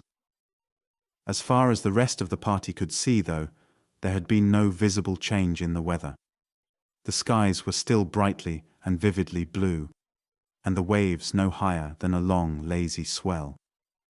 Even the wind had not freshened. Instead, it had dropped to an almost dead calm. Then, little by little, the sky began to cloud over, clouds seeming to leap into sight quite suddenly, where only a short while before there had been nothing but blue. The Seagull, in spite of her enormous spread of canvas, designed for speed, for the tea clippers were racing ships, each seeking to outdistance all rivals in her hurry to land a cargo first in the market, could make little headway. But presently all on board were conscious that she was rolling noticeably. The swells were higher now, and seemed to increase in size endlessly. They were oily looking, without crests or foam, and came on in regular undulations, lifting the ship with a queer, sinister effect of upheaval that grew to have more and more of a threat of violence behind it. And then, all in a minute, the wind arrived. A mighty, moving wall of wind that had an impact like a solid substance when it struck the clipper. Accompanying it, there came darkness and a great pandemonium of sound, shriekings and moanings, and strange growling, hissing noises like nothing Erica had ever heard before or imagined. The crew were in a frenzy of ordered activity on deck, lowering the huge sails and making everything fast. Even Liss had duties, and Erica, finding no one of whom she could ask questions, retired disconsolately to her own little cabin, where she found Milly, pale as a little black-garbed ghost, on her knees before her bunk.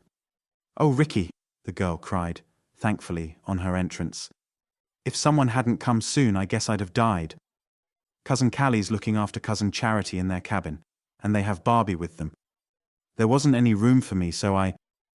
Do you think the ship can possibly stand up against such a wind? It's like one of those dreadful things you dream in nightmares. Ooh! Listen to that awful shrieking! It sounds... Ricky, I'm... scared." She whispered the last in a shamed little half voice, but with obvious sincerity, and Erica, clinging to the door jamb to keep her feet in the heavy rolling, tried to smile reassuringly. "Trust Father, Milly. He's been in some pretty bad storms, and the Seagull and he have always come through safely," she said, bravely. "Probably it seems worse to us, because it's our first experience with a hurricane." "Oh, is it that?" poor Milly wailed, sliding across the small cabin with the next lurch of the ship, and clutching desperately at Erica's outstretched hand, just in time to save herself from a head-on collision with Sunlee's teakwood chest. "I guess so," Erica said briefly. "I heard Mr. Peterson, the mate, call it that to Liss a moment ago." She sat down on the floor, one arm about Milly, bracing both of them with her knees against the door jamb and her back pressed against the low side of the bunk. "Hold on to me," she advised, "or we'll both be black and blue tomorrow." "If we're not at the bottom of the sea, you mean," Milly said bitterly. They remained on the floor, clinging to each other for what seemed to both girls endless ages. The terrifying violence of the wind seemed to be increasing, and the plunging of the ship grew worse as the hours passed, They did not attempt to leave the cabin to go in search of any of the rest of their party, since it was all they could do to keep themselves from being knocked about, with the chance of serious injury, where they were. For the same reason, probably, no one else came to them. There was no thought of the usual evening meal. No one had any appetite for it, even if it could have been prepared and served.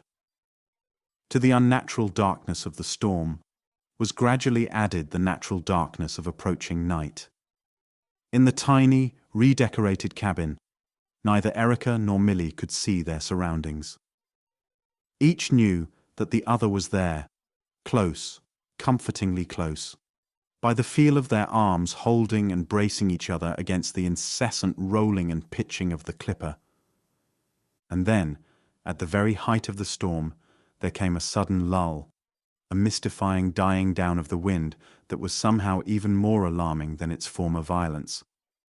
The seagull still pitched on the huge waves, but it seemed as if the hurricane had blown itself out with the uncanny instantaneousness of magic. Erica released her protecting hold on Millie and sat up, breathing unevenly and stretching cramped arms and legs. "Perhaps this is the storm center," she offered doubtfully. "I've heard there's always a spot of dead calm, right at the heart of a hurricane or cyclone. It lasts only a little while, and then you come out into the opposite side, where the wind's even worse than before."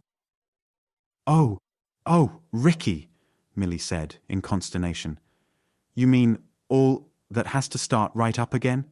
Let's see if we can't get to Cousin Callie," she suggested eagerly, jumping to her feet, "before it begins." "All right," Erica agreed, and was preparing to rise to her feet also, when there was a loud, grating, scraping noise that seemed to come from underneath the ship herself, a slithering, rumbling sound, as if the keel were being forced across an uneven, rocky surface. The two girls had time for no more than an instinctive clutch at each other, and 2 frightened gasps, before the grating underneath them was followed by a rending crash that rocked the seagull more cruelly than either wind or waves had yet done. The suddenness of it flung them back helplessly on the cabin floor.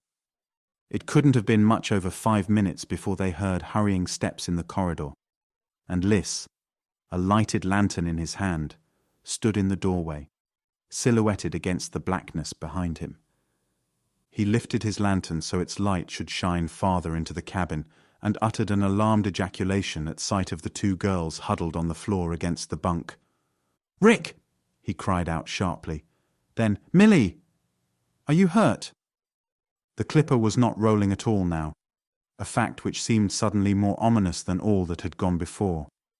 The girls scrambled hurriedly to their feet and caught at Lister's arm, one on each side of him. "What's happened?" Erica cried. "Did we hit something?" Liss nodded soberly.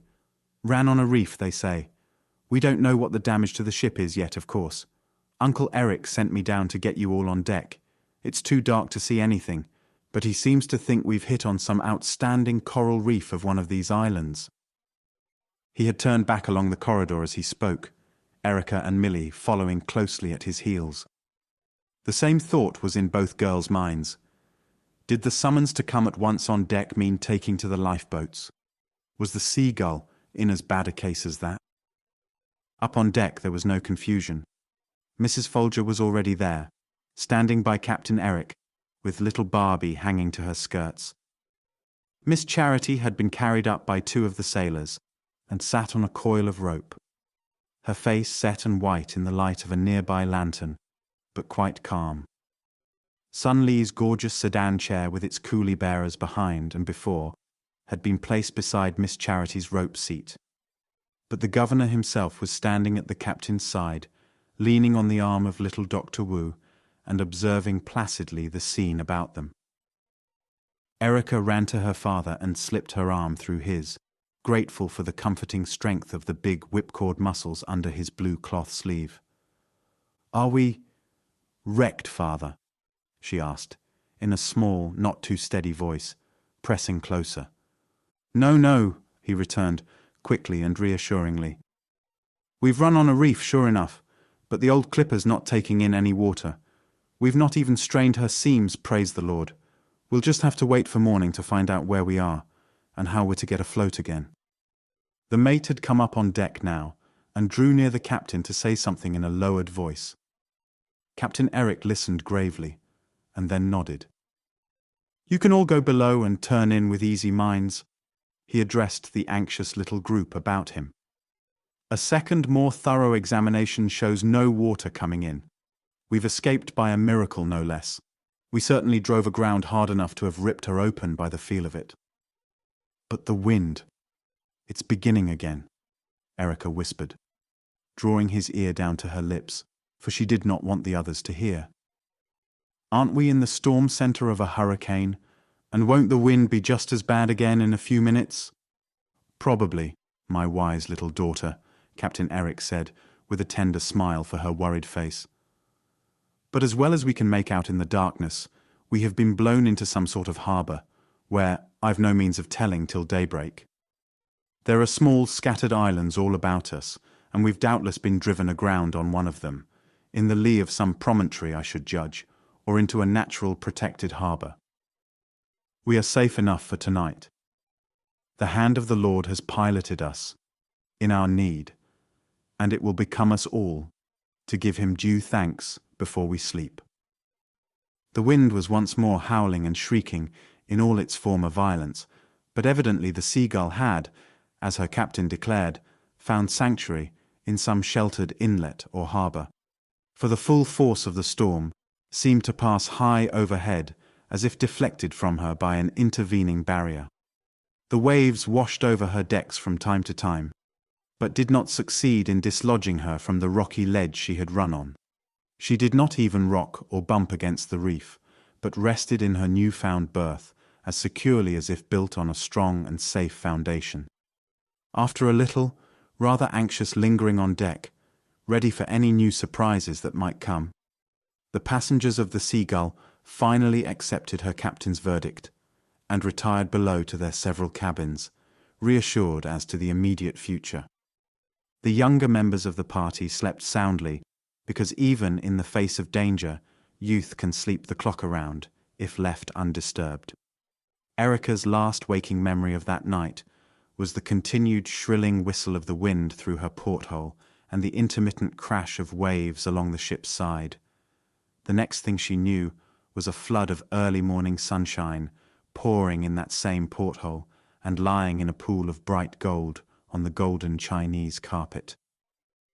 The world outside was as peaceful and newly washed and brilliant as if no noisy, murderous wind and battering waves had waged a losing battle the night before for the Seagull and her human cargo. Millie Thorne was still asleep, and Erica, without waking her, slipped out of her bunk and padded across the soft, velvet pile of the carpet to the porthole and peered eagerly out. The sea had gone down in the night, and now lay spread out in gentle heaving bright green swells from the porthole through which Erica was looking to the still greener shore of a low forest-clad hillside only a few hundred yards away. Erica stared, fascinated by the suddenness of the land's appearance and the dense, strange jungle growth of trees, underbrush, and creepers that matted the hill almost to the water's edge. Father was right, Erica told herself excitedly. That must be an island, a real tropical island. She stared a moment longer, then whirled on her bare heel, crossed the tiny cabin in 2 tomboy strides, and snatching at her clothes, began to dress with fumbling, hurrying fingers. Chapter 16. Erica ran into Liss at the head of the companionway, just preparing to descend. "I was looking for you, Ricky," he said excitedly. "Uncle Eric's going ashore, and he told me we could go along if we wanted to. He says this island's not on any of his charts, and he thinks it must be uninhabited.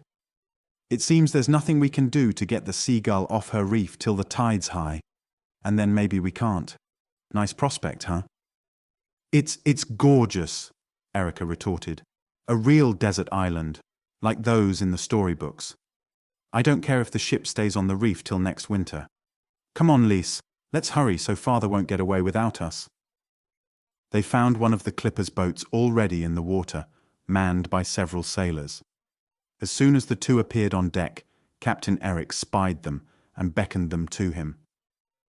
"So the early birds think they'll catch a nice fat worm this morning," he challenged them gaily. "What do you two youngsters expect to find, I wonder, on this pretty little green island we've bumped into in the night?" Erica made a gesture, arms flung wide, and shining eyes laughing up into his twinkling blue ones. "Adventure," she announced dramatically.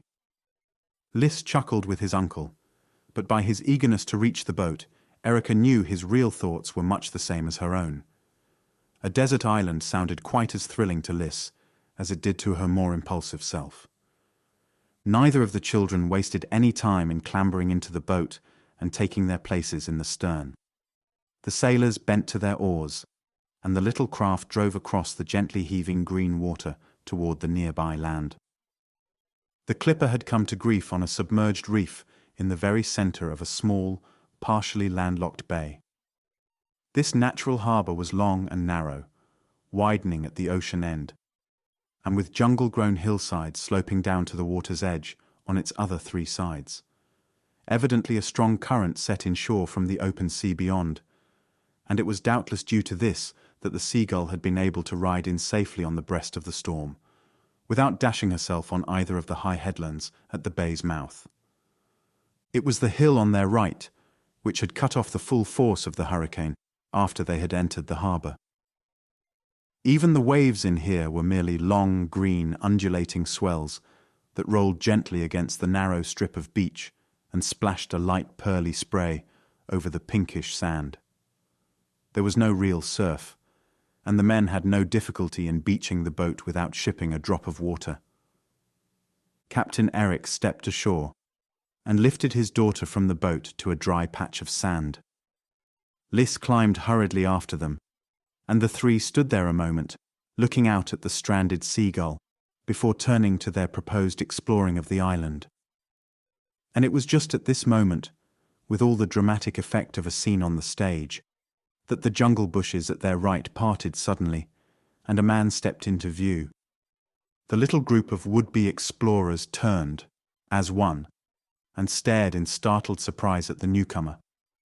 He was a white man, undeniably by his features, but so sunburnt by a tropical sun, and so browned by sea winds, that he might otherwise have been mistaken for an Indian or native at first glance. His clothes were remarkable too.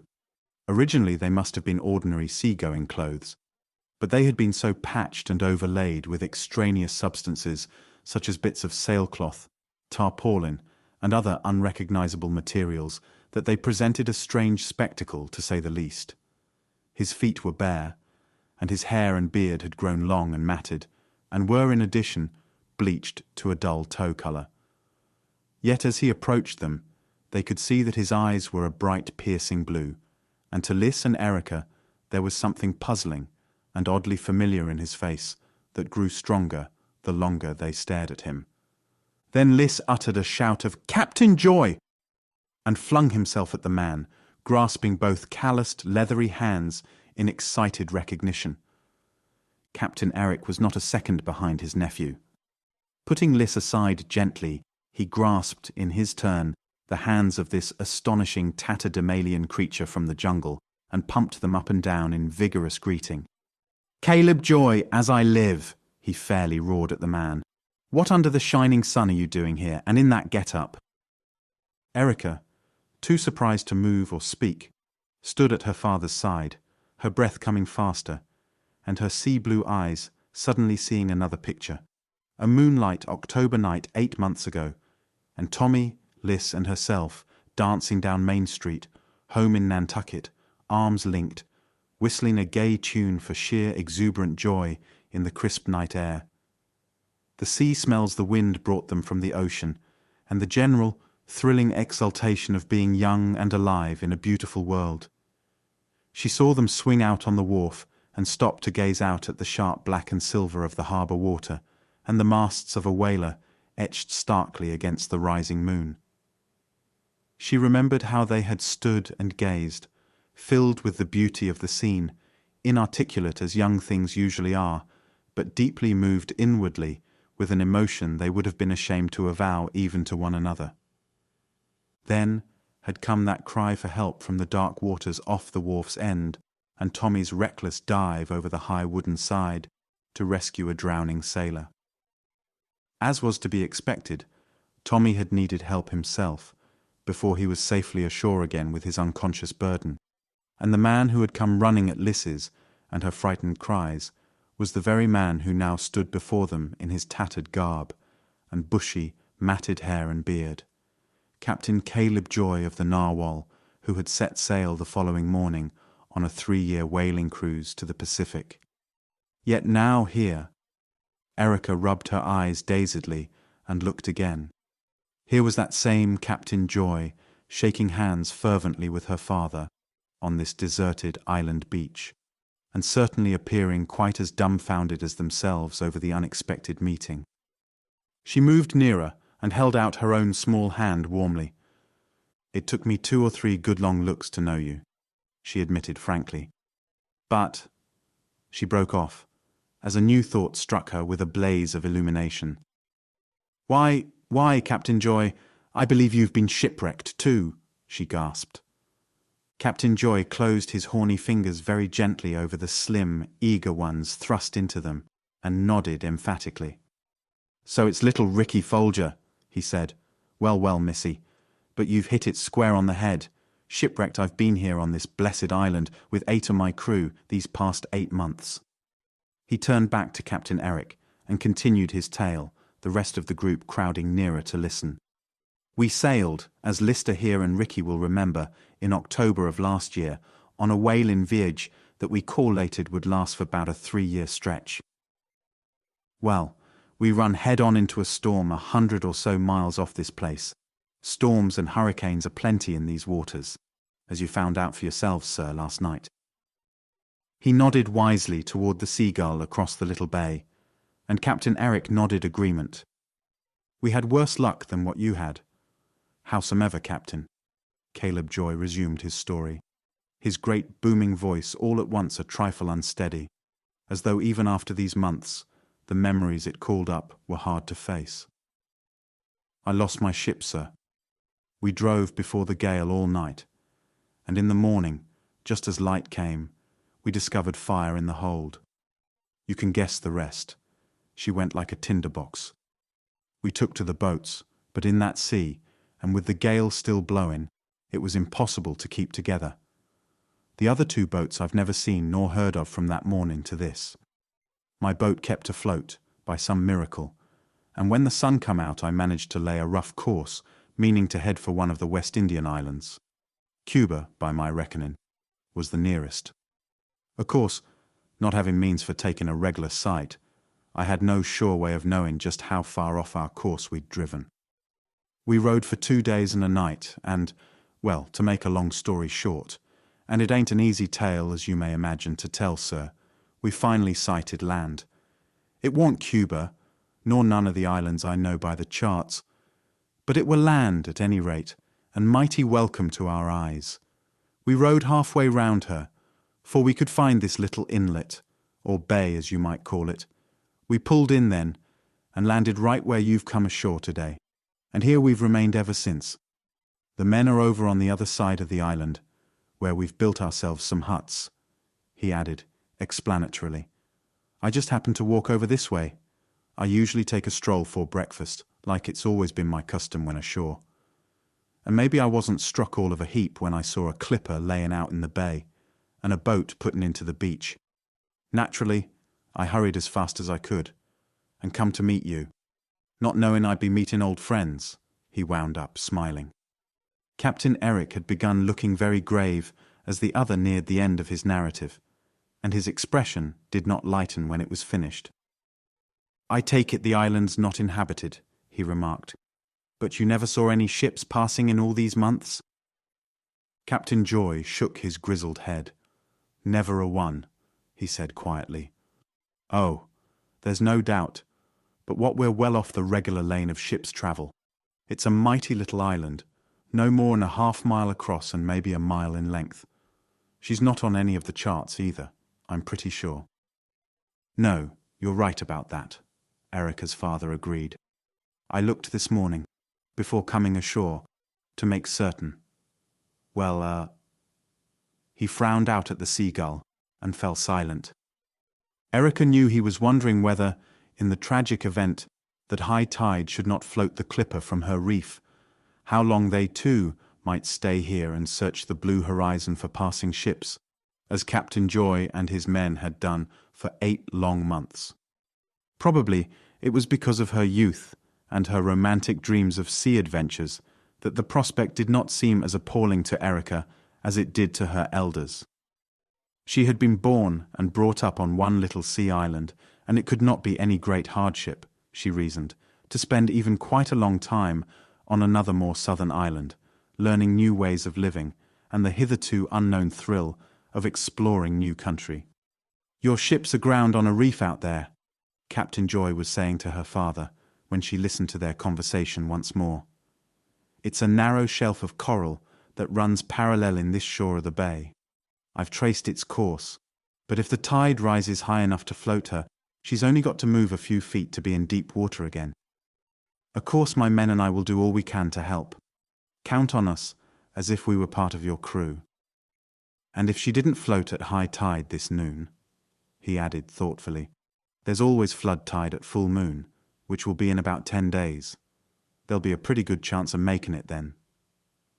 To all this, Captain Eric could only assent and keep his fears and worries to himself like the good seaman he was. He also accepted Captain Joy's invitation to return to his camp on the other side of the island and share his breakfast.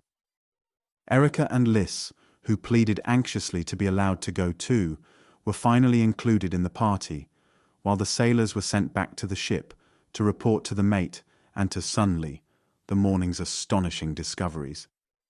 The 8 men who had been saved from the wreck of the Narwhal were all Nantucketers, most of them personally known to the Folgers, and their wondering delight and amazement when Captain Joy brought his guests through the jungle by a path cleared from bay to ocean shore can be more easily imagined than put into words.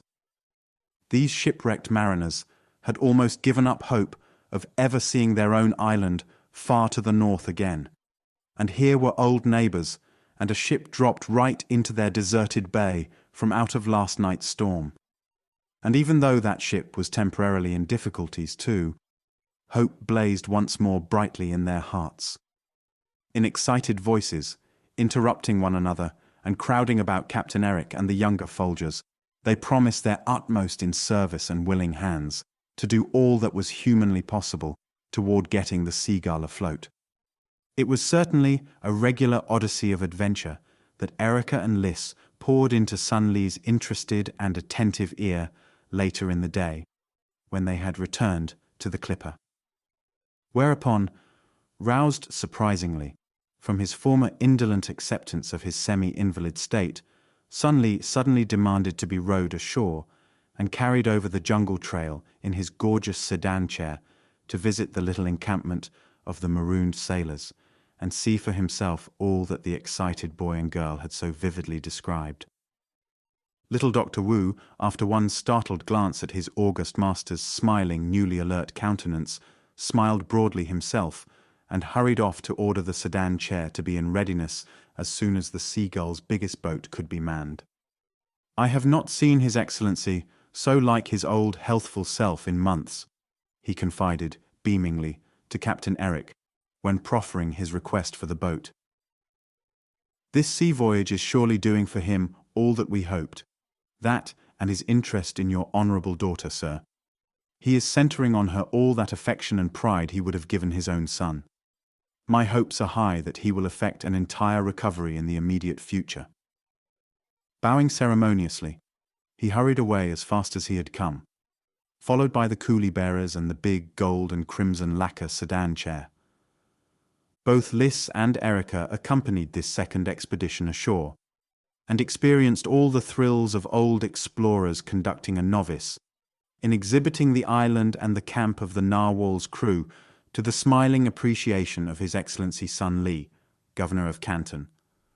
The astonishment of the sailors and Captain Joy himself at sight of their splendid procession fed the children's inward satisfaction to the point where it could no longer be repressed, but simply had to break out in giggles, which in turn brought answering smiles from the older and more staid beholders.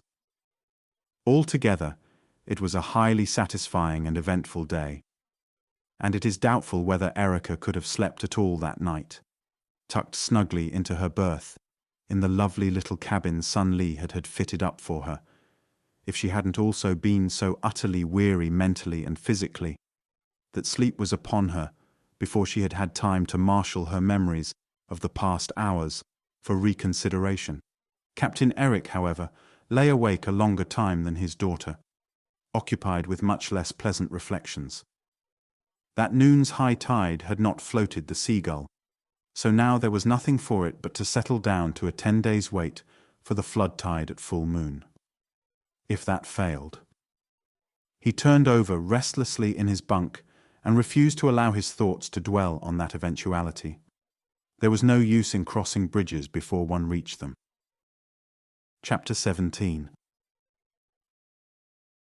Captain Eric's philosophy about not crossing bridges ahead of time proved to have been well-founded in this particular case.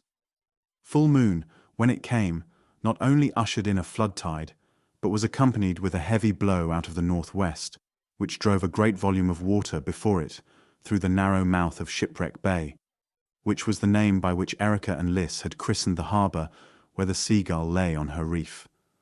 This extra pressure of wind and water made that tide a memorable one in the island's history, and the clipper floated clear on its crest to the deep side of the coral bar. It was an anxious time for all on board, as well as for the little colony in the huts on the ocean shore of the islet. And when the tide had reached its height, and the great clipper, with all her canvas set to utilize the wind's force as well as that of the sea, finally rose, literally inch by inch, until her keel rode the long swells without scraping or bumping, a rousing cheer burst from dozens of throats. Then, the reef well astern, there sounded the creaking of the capstan as the anchor chain was paid out, and the clipper came to rest again quietly, 100 or more yards from the scene of her imprisonment. All preparations had been made for leaving the island on the following day, if the ship should succeed in freeing herself from the reef, and by sunrise of the next morning her sails were once more set, and the capstan busily winding in the anchor. Early as it was, Erica was up on deck, leaning against the rail on the port side, to watch the green jungle growth of the hillside slip smoothly and silently into their wake. In the midst of all the jubilation about her, she was conscious of a vague regret. Of course, she didn't want to have to spend the rest of her life on this island, but she had only had 10 days of it, and she had enjoyed to the full every moment of every one of those days. In all probability, she would never see those steeply sloping green shores again, never explore strange and beautiful jungle paths such as she had known till then, only in the pages of storybooks, never swim in a brilliantly blue lagoon inside the reef and watch, down, down, down through its clear depths, the antics of strange fish and other exotically colored little sea creatures for which she had no names, disporting themselves gaily in the routine of their everyday marine existences. It had been a very wonderful experience, that 10 days' stay on the island, Hurricane Island. They had unanimously decided to name it for obvious reasons. However, there would be exciting tales to tell her friends at home on Nantucket, which was, in a measure at least, consolatory. There was, also, the tragic story of the lost narwhal, and the finding of those of her crew who had survived. All Nantucket would want to hear that tale over and over in the days to come. And much good had come to the whole company on board the clipper. Sun Li was unmistakably better.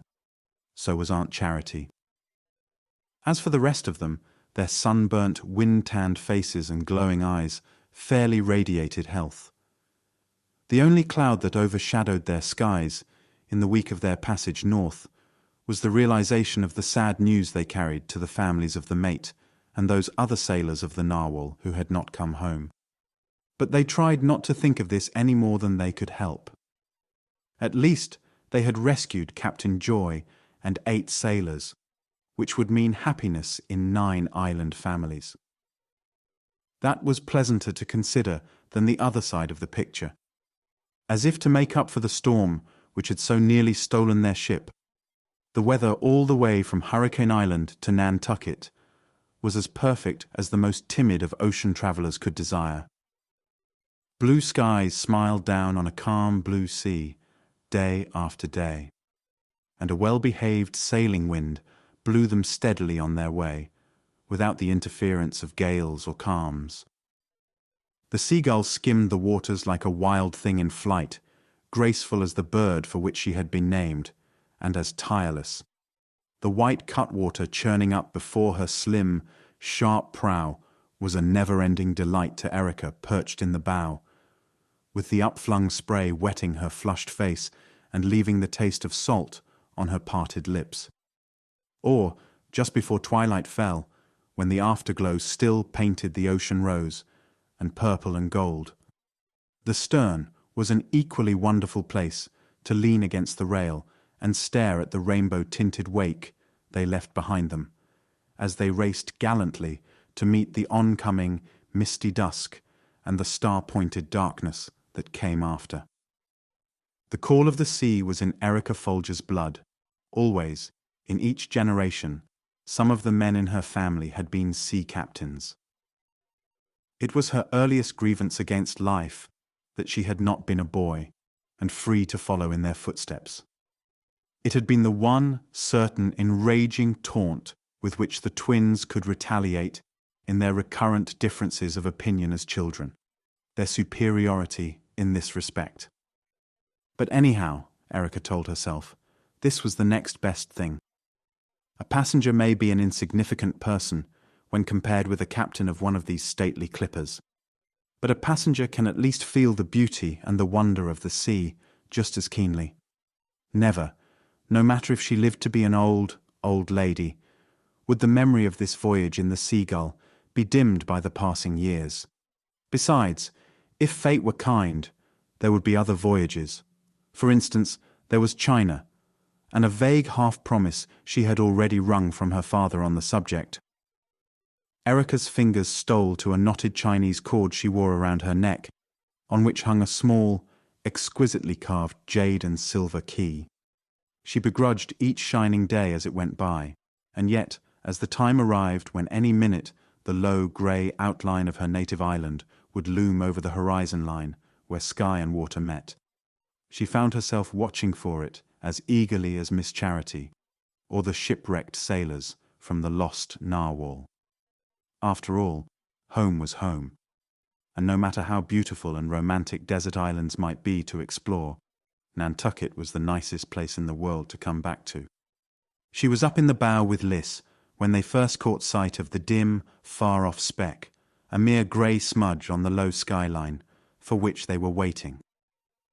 It was Liss who spied it first, and touched her arm, pointing. "Nantucket," he said. They sent word below to Sun Li, who had asked to be notified as soon as the island was in sight, and he came up on deck, carried as usual in his sedan chair by the stolid coolie bearers.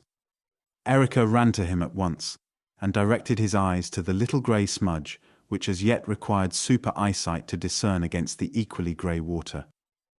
It was not one of those brilliant days of blue skies and sunshine which are never more beautiful than on Nantucket, but overcast and sunless.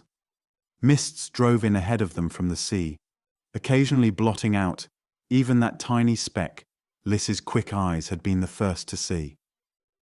The wind had died to a faint breeze that was scarcely strong enough to fill the clipper's big sails.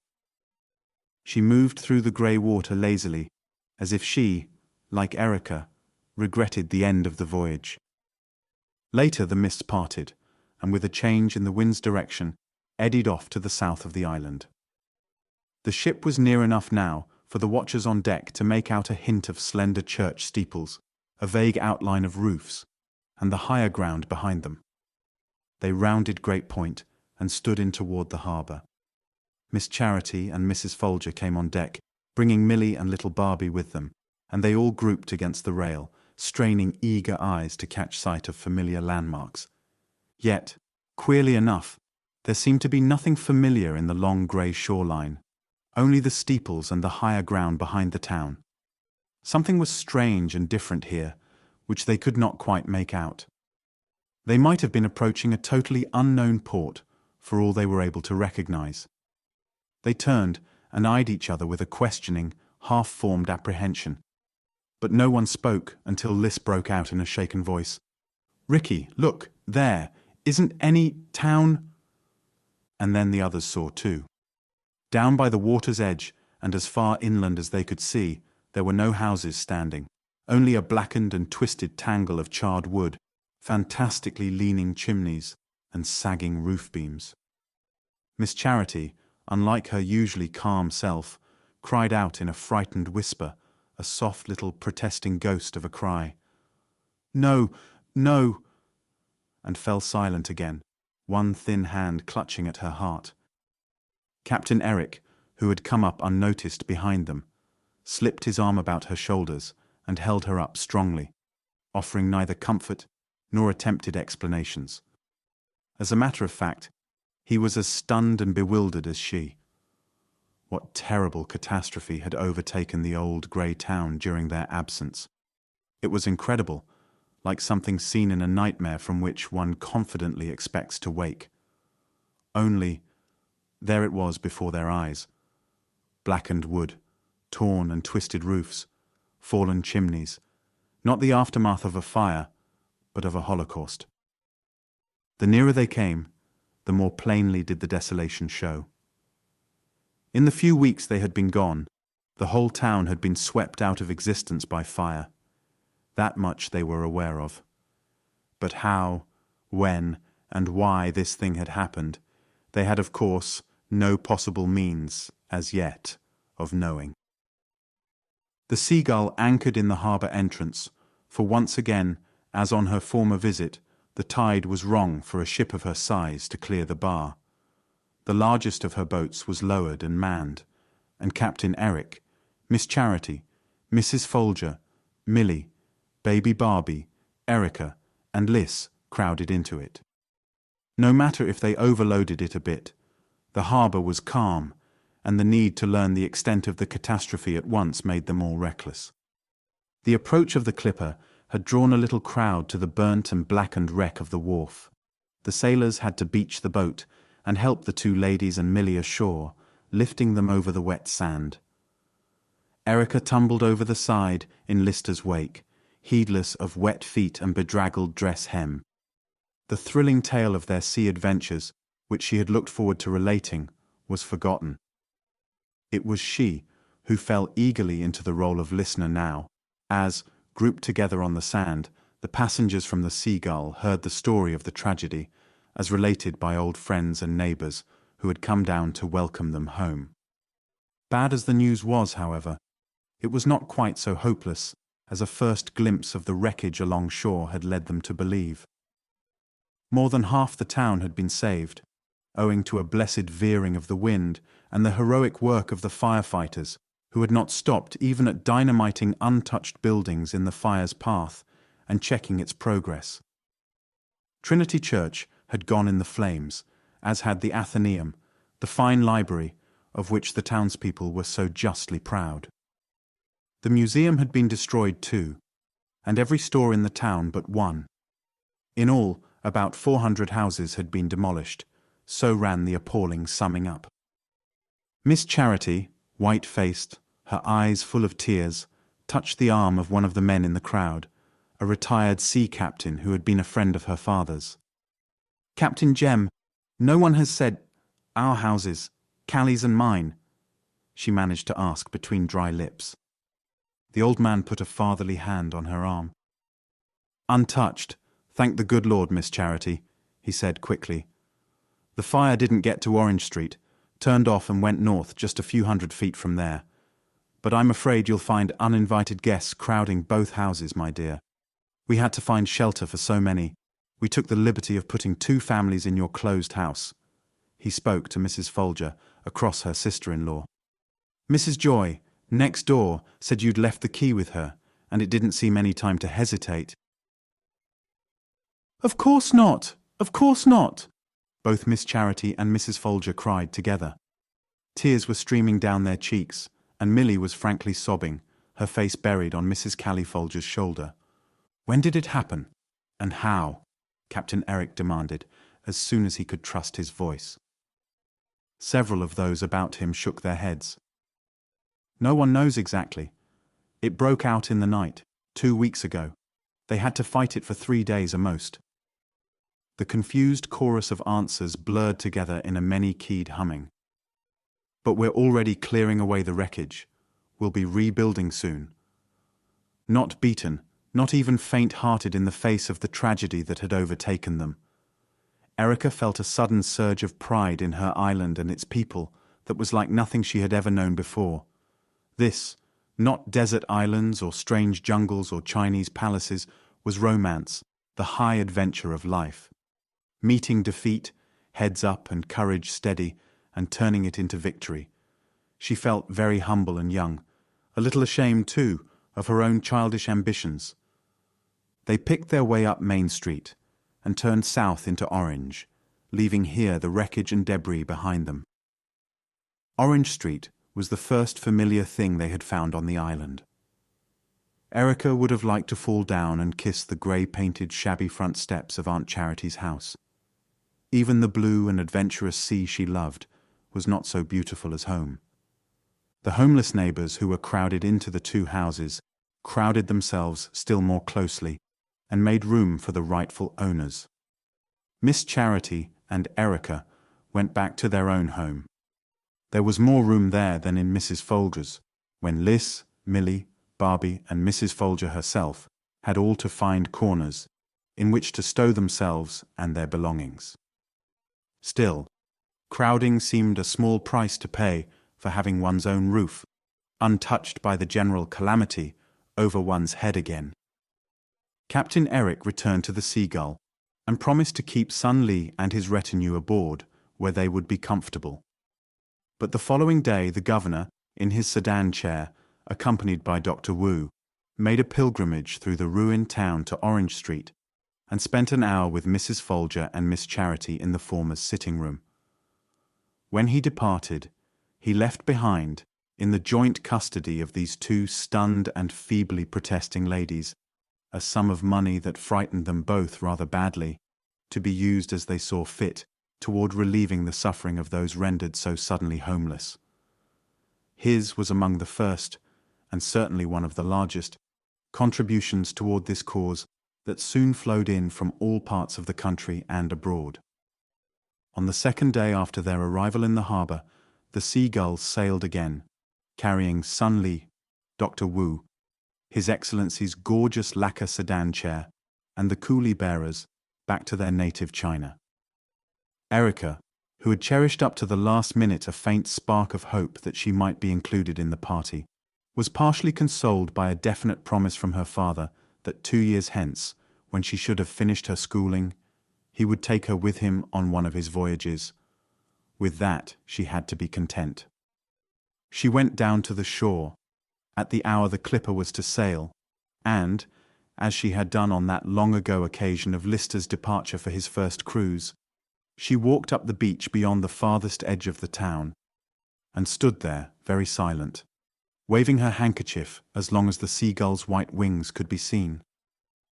Then, her eyes rather blurred, it must be confessed, by the tears she was gallantly winking back, but her lips quite steady, she turned back toward home. As she tramped sturdily along the beach, she glanced over her shoulder just once at the now empty ocean. Still, 2 years aren't such a very long time to wait, Erica told herself in a determinedly cheerful tone, and her fingers went up to touch a small, silver and jade key that hung on a knotted Chinese cord about her neck. She even managed a determinedly cheerful smile to match the tone. After all, at 16, 2 years really aren't the end.